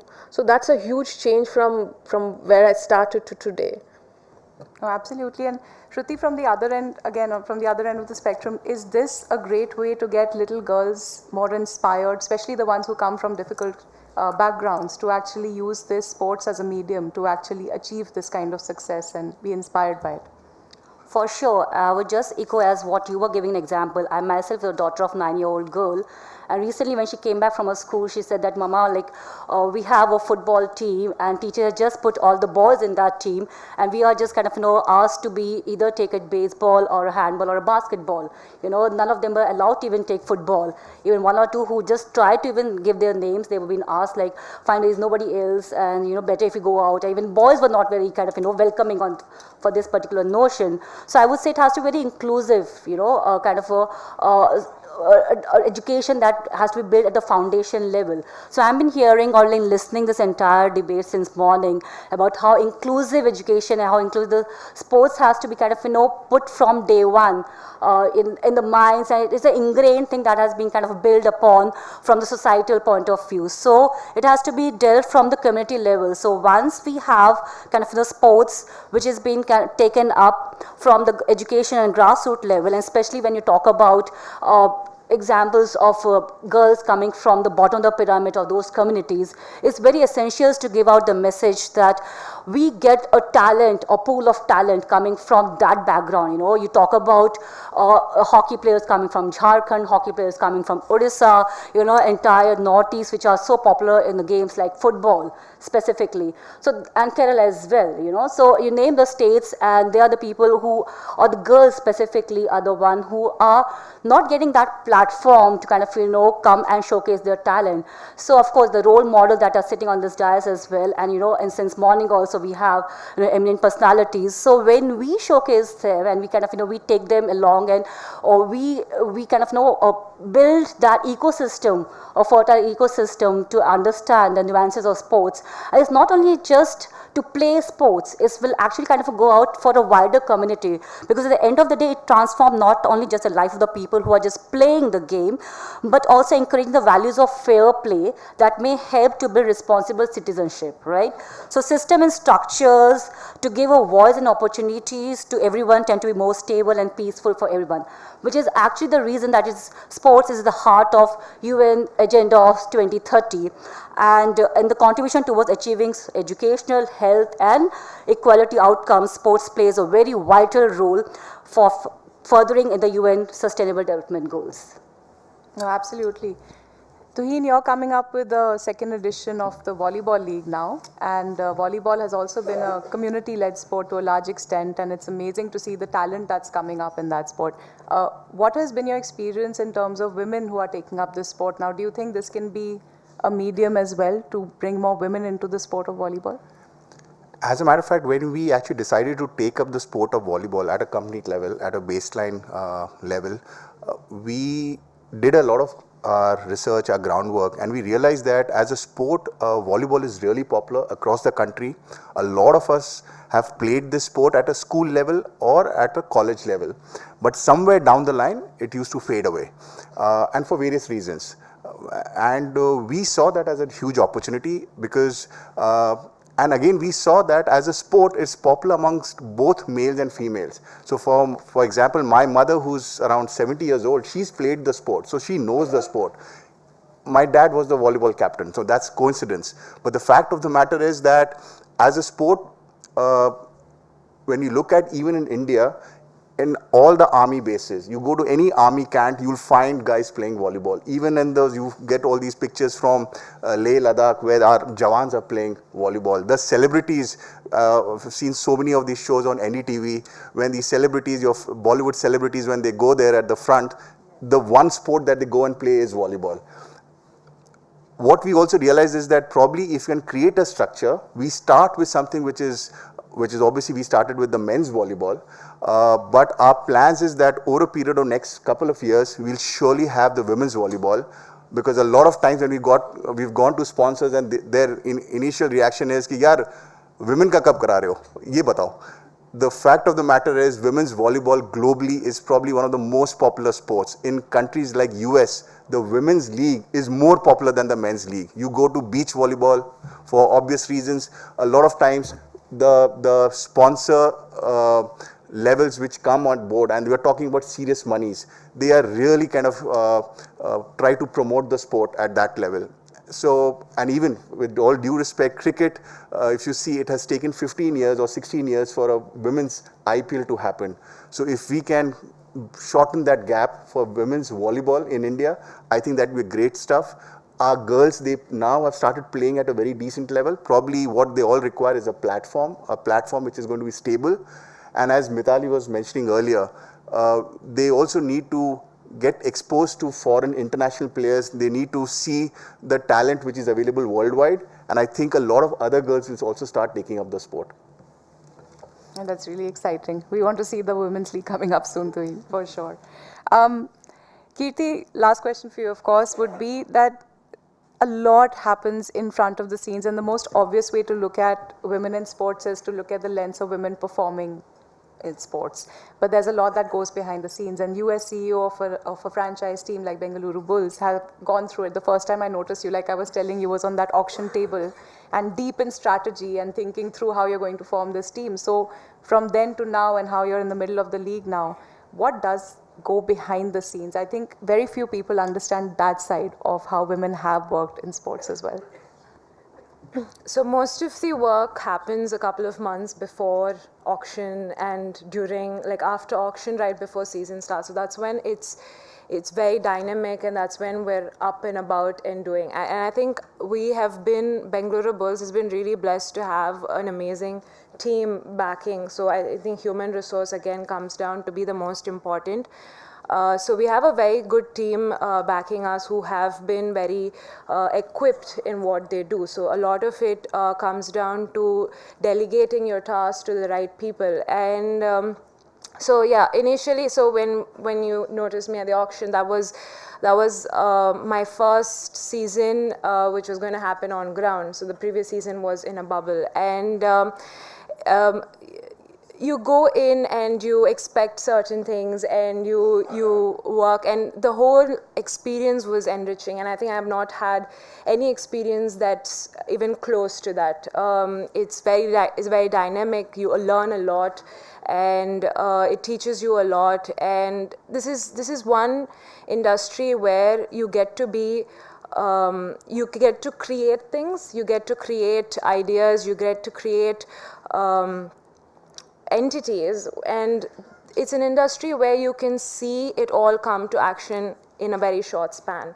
And I think that's very beautiful to see. And given the fact that we are franchisee, and then we do have a lot of power in a sense to create a lot of change with the way people view sports, with the way people view starting off with kabaddi, whether it's for men, women, and then moving on to other sports. So I think it's also time that we also start seeing what we can do as just franchisees and come together as a league to create a more sound change in sports. Oh, that's brilliant. And Mitali, I'll let you have the last word, of course. And the theme of today is talking about where Indian sports will be 100 years after independence. That's a good 25 years from now. What would be your vision for women in sports 25 years from now? Well, to start with, I think when it comes to school level, I would like to see teams which are not categorically men, boys or girls, but to have a mixed team, at least at that level, because that's how you get the girls into sport. I was just listening to ma'am, and then she told that there was nobody to help her daughter to get into football because it was the boys' team.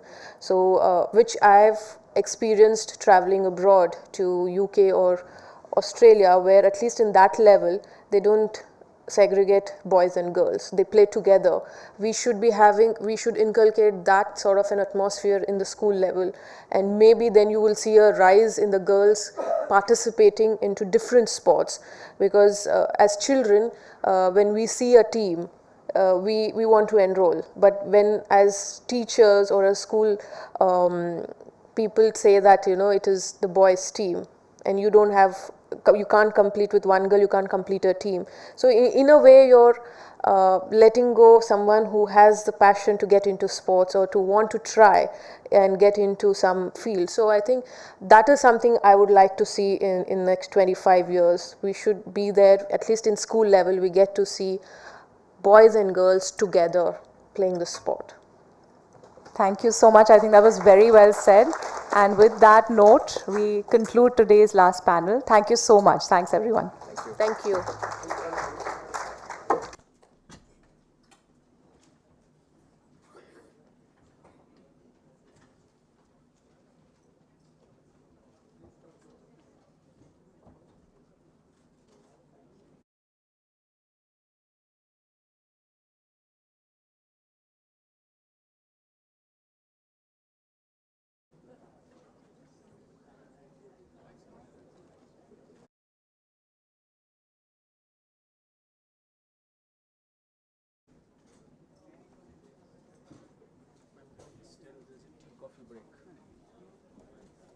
And when do we start the awards?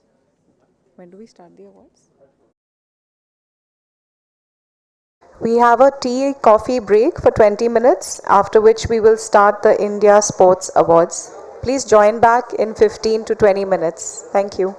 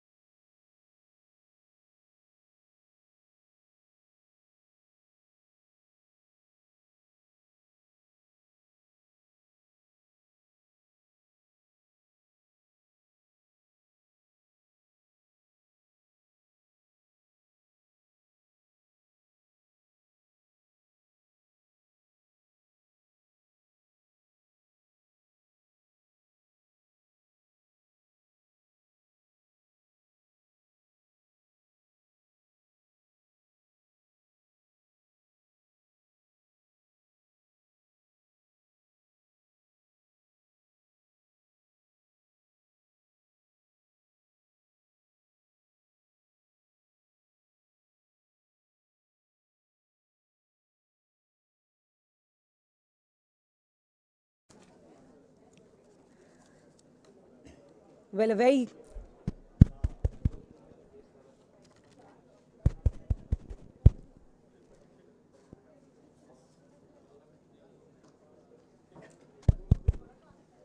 on to kiya. Acha, red. Acha. All right.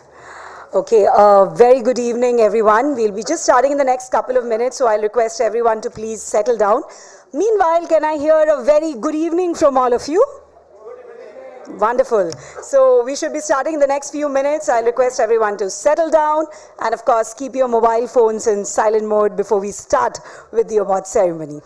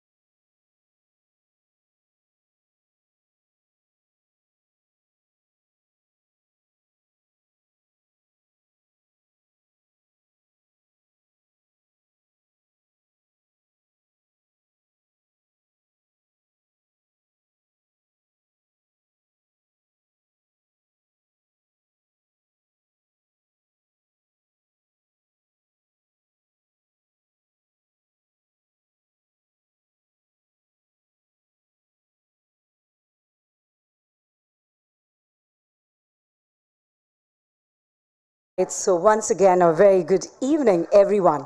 And what a wonderful day this has been to culminate into this lovely evening. Following a grand inaugural ceremony of FICCI Turf 2022 in the morning with the theme Vision 2047 Indian Sports after 100 years of independence, followed by brainstorming and insightful sessions throughout the day covering varied topics from rising culture of sports leagues to fantasy sports, role of sports science and nutrition for athlete development, India's special sports strategy to women in sports. We are now all set for the prestigious India Sports Awards. So can we have a big round of applause for that? I want the energy in the atmosphere, ladies and gentlemen. And this is Diksha Tiwari welcoming you all to the FICCI India Sports Awards being organized as part of FICCI Turf 2022, the 11th edition of the Global Sports Summit. As you all would be aware, this award is an attempt by FICCI to honor Indian athletes and various stakeholders of the ecosystem for their achievement and contribution to promote sports and bring pride to the nation.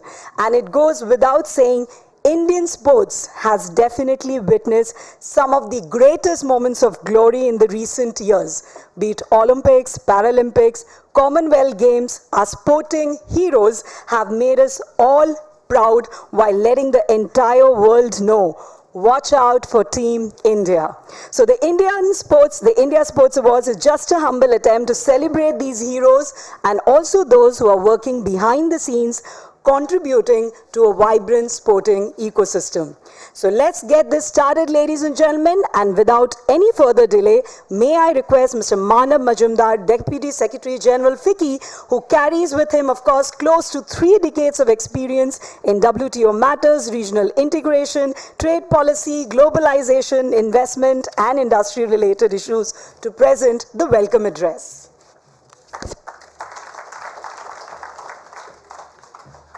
Good evening everyone. Sri Vijay Lokapalliji, Chairperson of the FICCI India Sports Awards panel, Mrs. Nanalal Kidwai, Past President FICCI, Ms. Neha Rastogi, Co-Chair FICCI Sports Committee, distinguished delegates, ladies and gentlemen. Good evening once again, and I extend a warm welcome, in particular those who have joined only this evening for this award function, to the India Sports Awards 2022. I promise I'm not here to make a speech. In any case, we have had enough substantive discussion, deliberations in the sessions earlier in the day.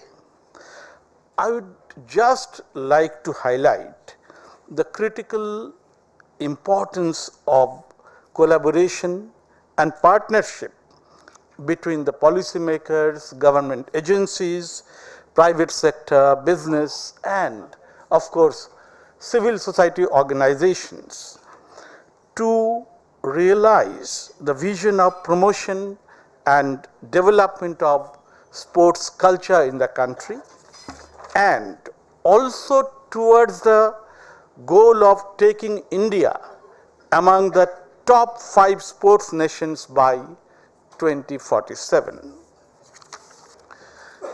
India Sports Awards 2022 is our humble effort to recognize excellence in sports. We are indeed honored to have this opportunity to recognize the outstanding performance and contribution in sports in 20 select categories. I congratulate all the award winners. I wish you more success in the years ahead and sure you will bring laurels for the country. With these words, I would like to welcome you all once more. Thank you. Namaskar. Jai Hind.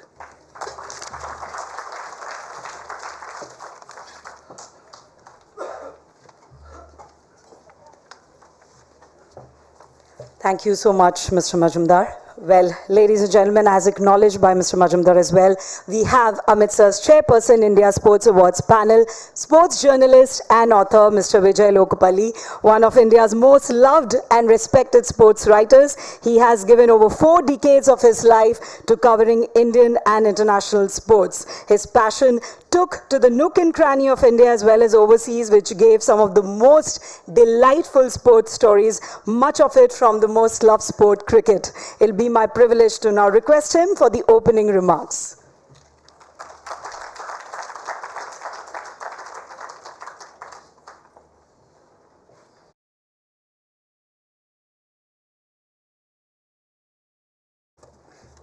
Good evening, everyone. I promise not to make a speech. I'll keep it as brief as possible. It's a wonderful year for Indian sports, where we have had great results from the Olympics, Commonwealth Games, and in times to come from Asian Games. And yes, I spent 40 years in the profession. I'm very fortunate to have come across great achievers, champions, and it's been a very humbling experience. When you interact with them, you realize that it is always good to be grounded. The awards winners are all achievers in their respective fields, highly respected, and also the fact that they have worked to take Indian sports forward, and not just sportsmen, also stakeholders like who have been connected with sports, the sporting industry, manufacturers, sports equipment manufacturers. I'm very happy they are being recognized because they have had a huge role to play, and I've always remained in the backstage. I know for sure that somebody makes a bat and a player puts another sticker on it. So which is, it doesn't work for the manufacturer who gives them all for free. So they have a big role to play, and I'm very honored to have been associated with the process of picking the winners. That's it. No more speech. Thank you very much.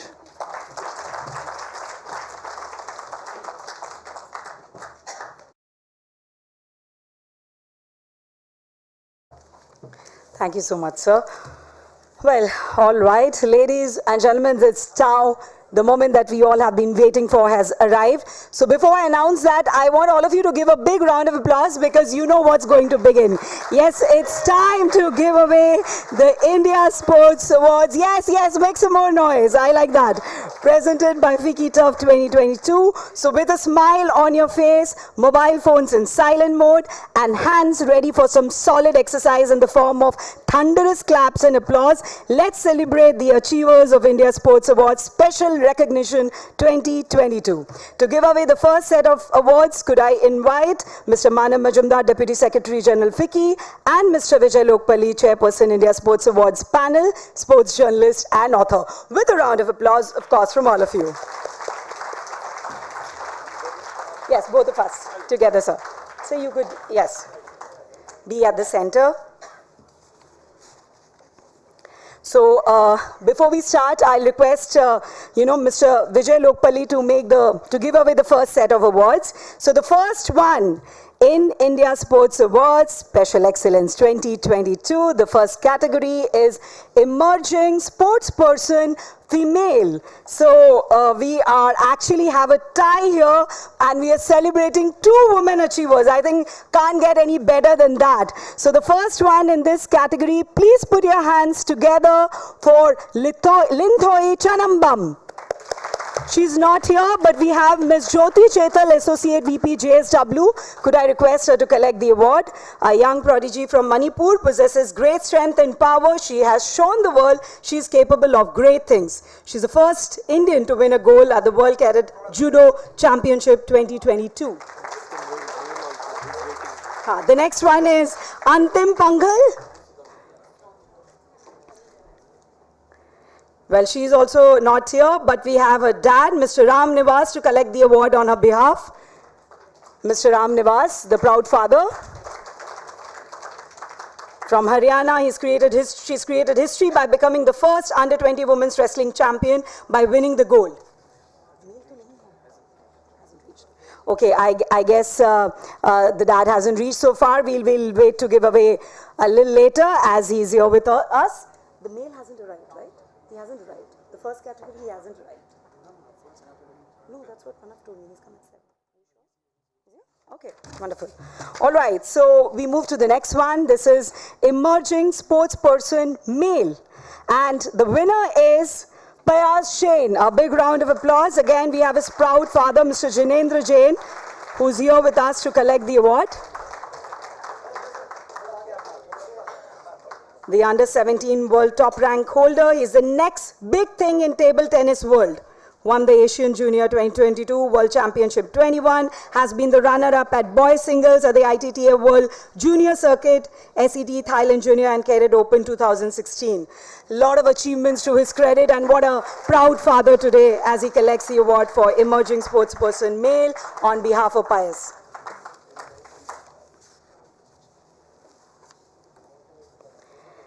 The next category, I'll request Mr. Lokapalli to continue giving away the awards. This one is Sportsperson of the Year, Para, and this goes to Avani Lekhara.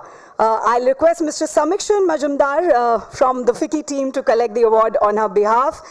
Indian Paralympian rifle shooter, won a gold medal in 10 air rifle standing and also in 3 positions at Tokyo 2020 Paralympics. Also the first Indian woman to win multiple medals in a single Paralympic game. I know she's not here, but let's hear it for Avni.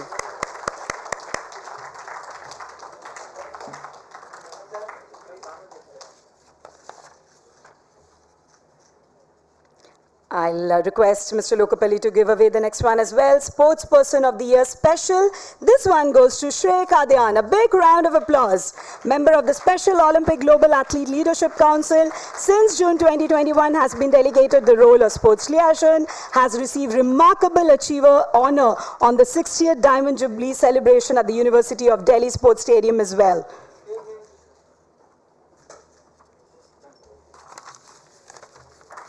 I'll request you to give away the next one as well. This is Sports Journalist Print, and this goes to Mr. Rakesh Rao, Deputy Editor, The Hindu.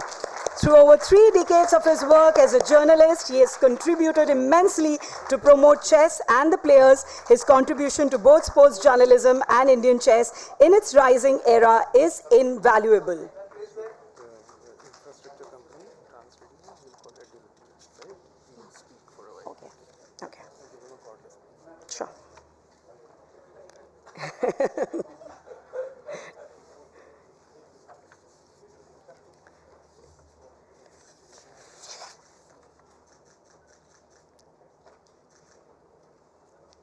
Yes, sir. But, I mean, I'll now request, of course, Mr. Majumdar to do the next set of awards. This one is Sports Journalist Electronic. And this goes to Mr. Nikhil Naz, author, anchor, consulting editor at India Today.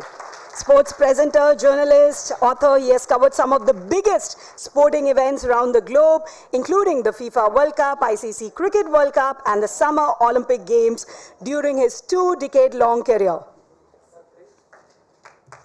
I think the applause should keep coming.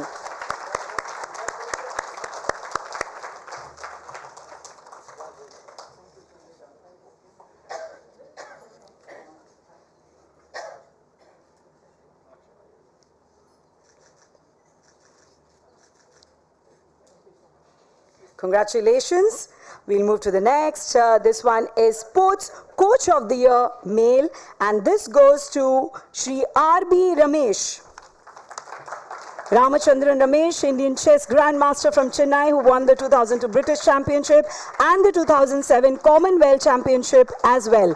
He started Chess Gurukul in Chennai to train young players in 2008 and hasn't looked back since then.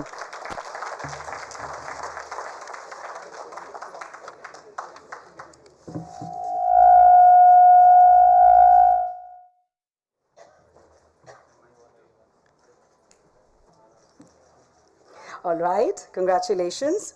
We'll move to the next one. This is Sports Coach of the Year Female, and this goes to Srimati Nonita Lal Qureshi. Well, I would also like to say that her sister, Miss Naina Lal Kidwai, past President FICCI and also one of the top bankers and eminent CA, she's also here with us to cheer Nonita, so welcome to her as well. Coach to India Women's and Junior Girls team for 4 years and to the Indian men's team for the Nomura Cup in 2009. Miss Nonita Lal Qureshi is one of the key figures who established the National Golf Academy of India. Congratulations. Well, moving to the next, I'll request Mr. Majumdar to do the honors. This one is State Promoting Sports. Well, think about the last 5 years and some of the best things associated with sports. Which state comes to your mind? I like that. Yes, from sponsoring national hockey teams, which eventually brought an Olympic silver, to building high-performance academies to back elite athletes, this state has definitely created world-class sports infrastructure, built an enabling ecosystem, and made sports aspirational for the youth by going to the grassroots. Yes, as said, it's Odisha, and we have with us the Resident Commissioner of Odisha in Delhi, Mr. Ravi Khan, a senior IPS officer of 1998 batch, to receive the award. Let's hear it for Odisha. Ready to host the next FIH Men's Hockey World Cup, for which it is also building India's largest hockey stadium at Rourkela.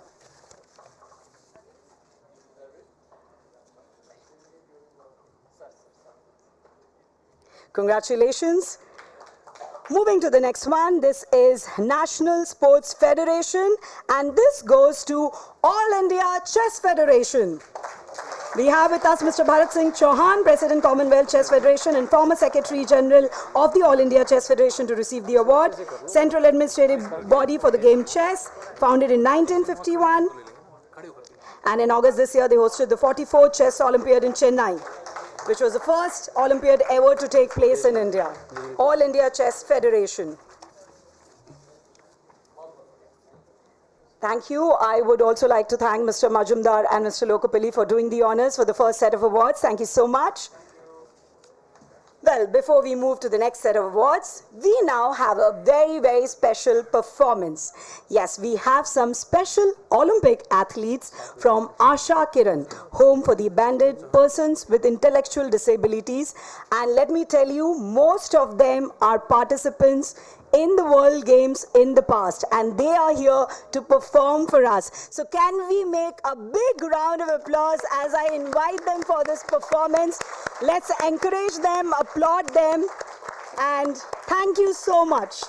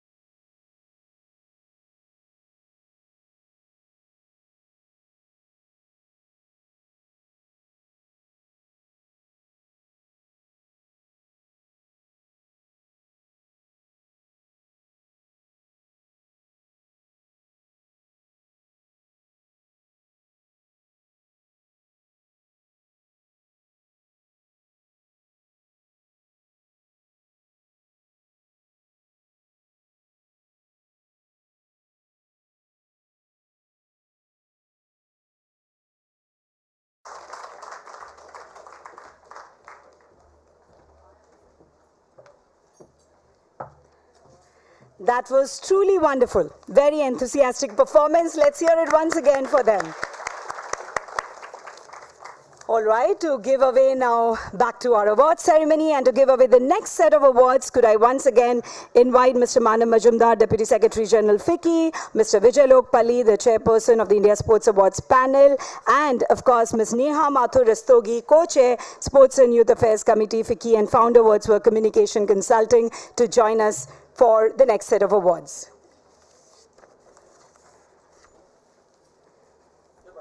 Okay. All right, so we move to the first category in the next set.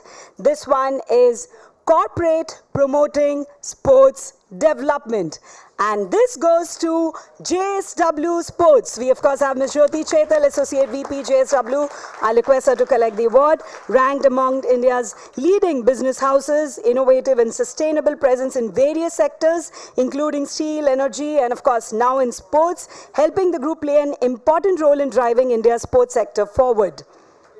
You know, they offer one-top brand solutions across the entire sporting ecosystem. All right, moving on to the next. This is Equipment Company Promoting Sports, and this goes to STAG. We have Mr. Vivek Koilich, Co-Chairman, STAG International. I'll request him to collect the award. STAG, in collaboration with ITTF, has undertaken development projects in 116 countries so far. The program, called Sport for All, Equipment for All, aims to provide equal opportunities for underprivileged people around the world to have access to sports equipment.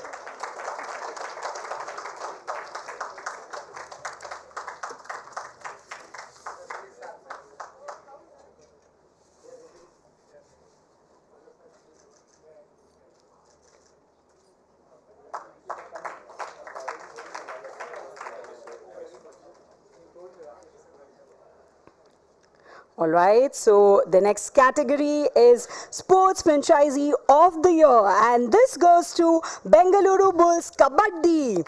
And we have with us CEO Bengaluru Bulls, Ms. Kirti Mulli Krishnan. We'll request her to collect the award. A big round of applause. One of the favorite Kabaddi teams based in Bengaluru that plays in the Pro Kabaddi League. They were champions in Season 6 and are led by Mahinder Singh and coached by Randhir Singh, owned by Cosmic Global Media.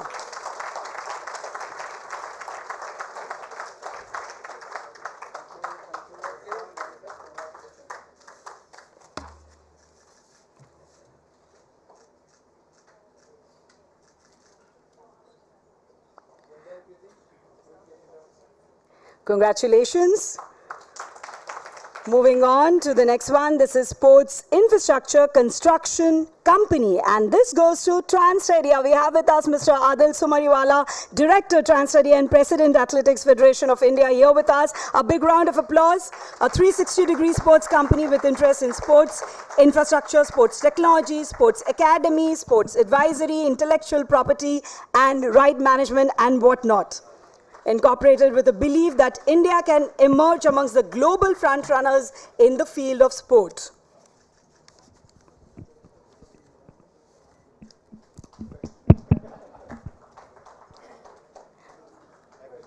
Could I request, in fact, Mr. Sumariwala to speak a few words here as well?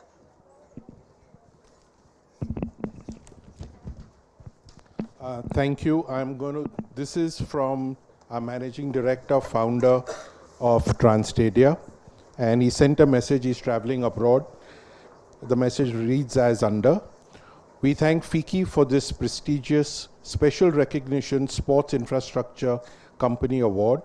We accept this award with great humility and pride on behalf of our team, stakeholders, and leadership. We thank Government of Gujarat for their unstinted support to pioneer India's first PPP opportunity with us. This is a 15-year journey that we undertook under the leadership of our Honorable Prime Minister when he was the Chief Minister. As Prime Minister, we were privileged to have him inaugurate this project and dedicate it to India's sports development aspirations. Since then, we at Transtadia have worked closely with the government to have stadium financing as part of the RBI guidelines for infrastructure funding. Over and above this, we have been able to showcase a project that paves the way for 200 plus stadiums across India to be monetized to become smart city centers. This sector is a 8,000 crore opportunity that can revitalize Indian cities and drive great value to our community and economy. Our journey has been further energized with this grand award. We are happy to share that TransStadia, over a period of time, has expanded its infra business across sport, events and entertainment, hospitality and education to drive further value to our communities. Thank you. Thank you so much. Thank you so much, sir. Yes. All right, we move to the next one. This is Educational Institute Promoting Sports. And this goes to Kalinga Institute of Industrial Technology, KIIT University. We have Dr. Gagnendu Dash, DG Sports, here to collect the award. Odisha's very own KIT promotes sport and games among the students and staff. The Premium Institute has been able to groom many national and international level sportspersons who have gone on to participate in Olympics, Asian Games and Commonwealth Games as part of the Indian contingent as well. Boasts of state-of-the-art sporting, fitness and gaming facilities centrally and also across individual campuses. You want? Okay. Mike.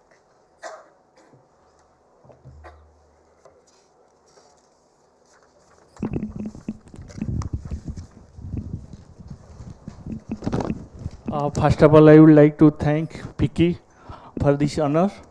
Kalinga Institute of Industrial Technology and Kalinga Institute of Social Sciences, KIS, are two sister academic organizations established in Bhubaneswar, Odisha by visionary educationalist and social activist Professor Achyuta Samanta.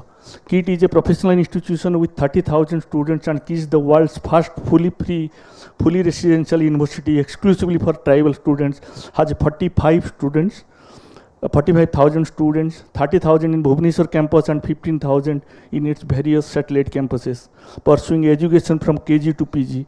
Besides quality education, KIT and KIS have been giving high importance to sport games in their inception. Both have significantly contributed in the promotion of sports by establishing international standard sports facilities inside the campus. We are organizing so many national and international events and contributed immensely to the cause of sports. Our students have been regularly bringing glory for the country for the last 2 decades thanks to the efforts of Professor Achyuta Samanta, who never played sports in his childhood due to severe poverty, but understand the importance of sports and games for the development of a child. So he created immense sports facilities and supported sports personality by providing them all required facilities to bring glories for the country. So I am once again thankful to FICCI for recognizing our institution for this honor. Thank you. Thank you so much.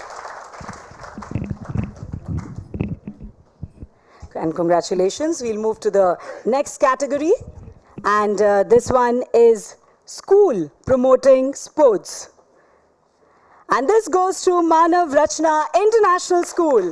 We have with us Ms. Mamta Wadwa, Director Principal Manav Rachna International School, Faridabad, here with us to collect the award.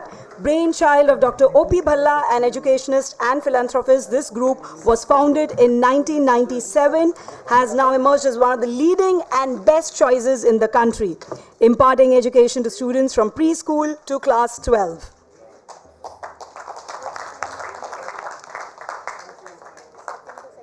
Congratulations. Moving on, the next category, this is Excellence in Sports Governance. And this goes to Sports Authority of India. Could I request here Ms. Neha to give this award to Mr. Vijay Lokapalli on behalf of, yes, on behalf of Sports Authority of India. And yes, let's hear it for Sports Authority of India.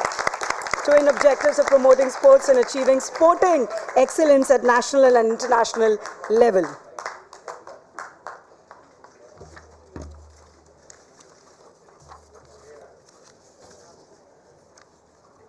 All right, the next one. This is NGO promoting sports. And this goes to Special Olympics Bharat. We have with us Air Commodore Sharma, Executive Director, Special Olympics Bharat. Could I request him to collect the award on behalf of the Special Olympics Bharat, the National Sports Federation registered under the Indian Trust Act 1882, accredited by Special Olympic International to conduct special Olympic programs in India. And they have been doing some fantastic work.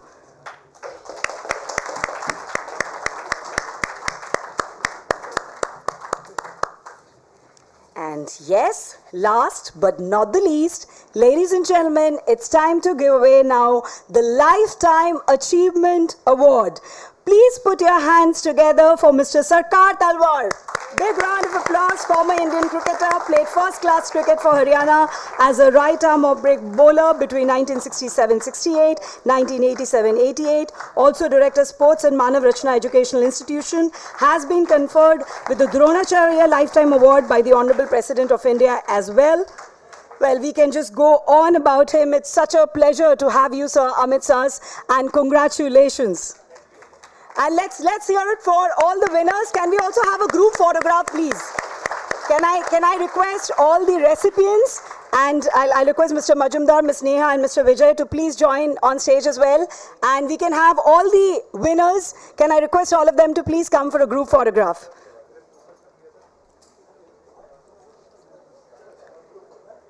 Maybe you could, with the award, if you could come with the award, that'll make a lovely capture as well. So some of, these are photographers' instructions, so some of you could probably come here and some could stand maybe, yes, you want this to be.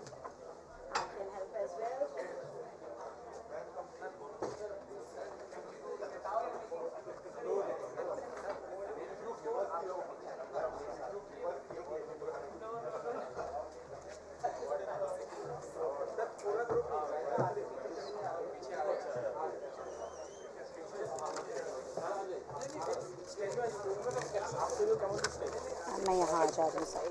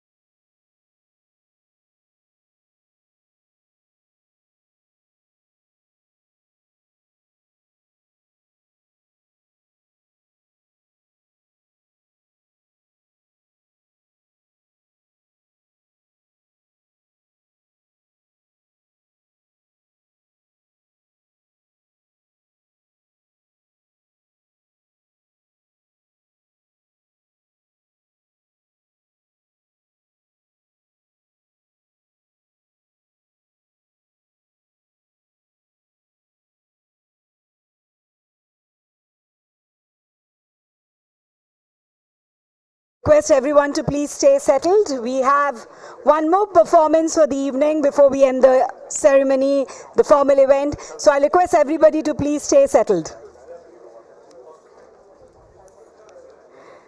There's one more performance by the Special Olympic athletes from Asha Deep, Home for the Abandoned Persons with Intellectual Disabilities. We had seen Special Olympic athletes from Asha Kiran. Now we have them from Asha Deep. So, as a mark of respect, I request everyone to please settle down as I invite them for the performance. Haji, aajo. Let's hear it for them. Come on, let's applaud for them. They've taken a lot of efforts to come here and perform for all of us.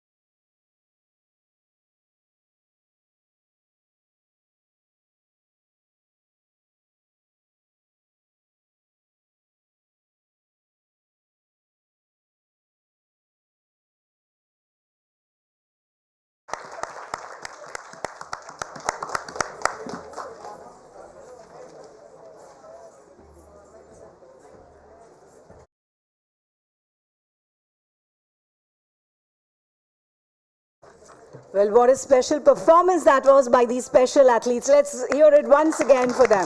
Thank you so much.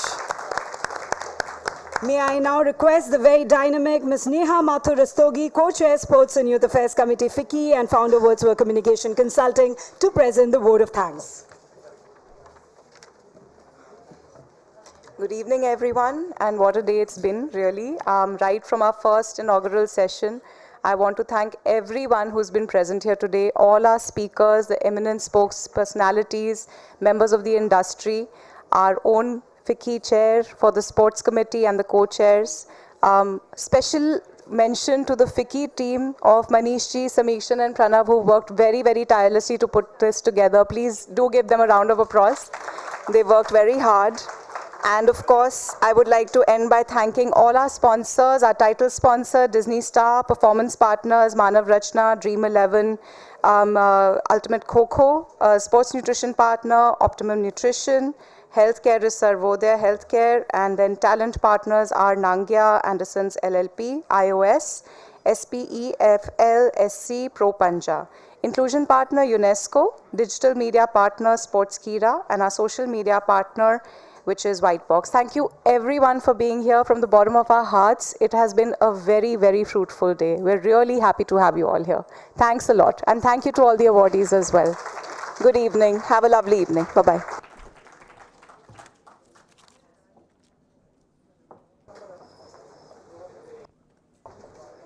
Well, as Neha just concluded, what a fruitful day this has been, but I'll go a little filmy here. Hello. Like Shah Rukh Khan says, picture abhi baki hai Hello. mere dost. So please join us for the networking dinner and drinks.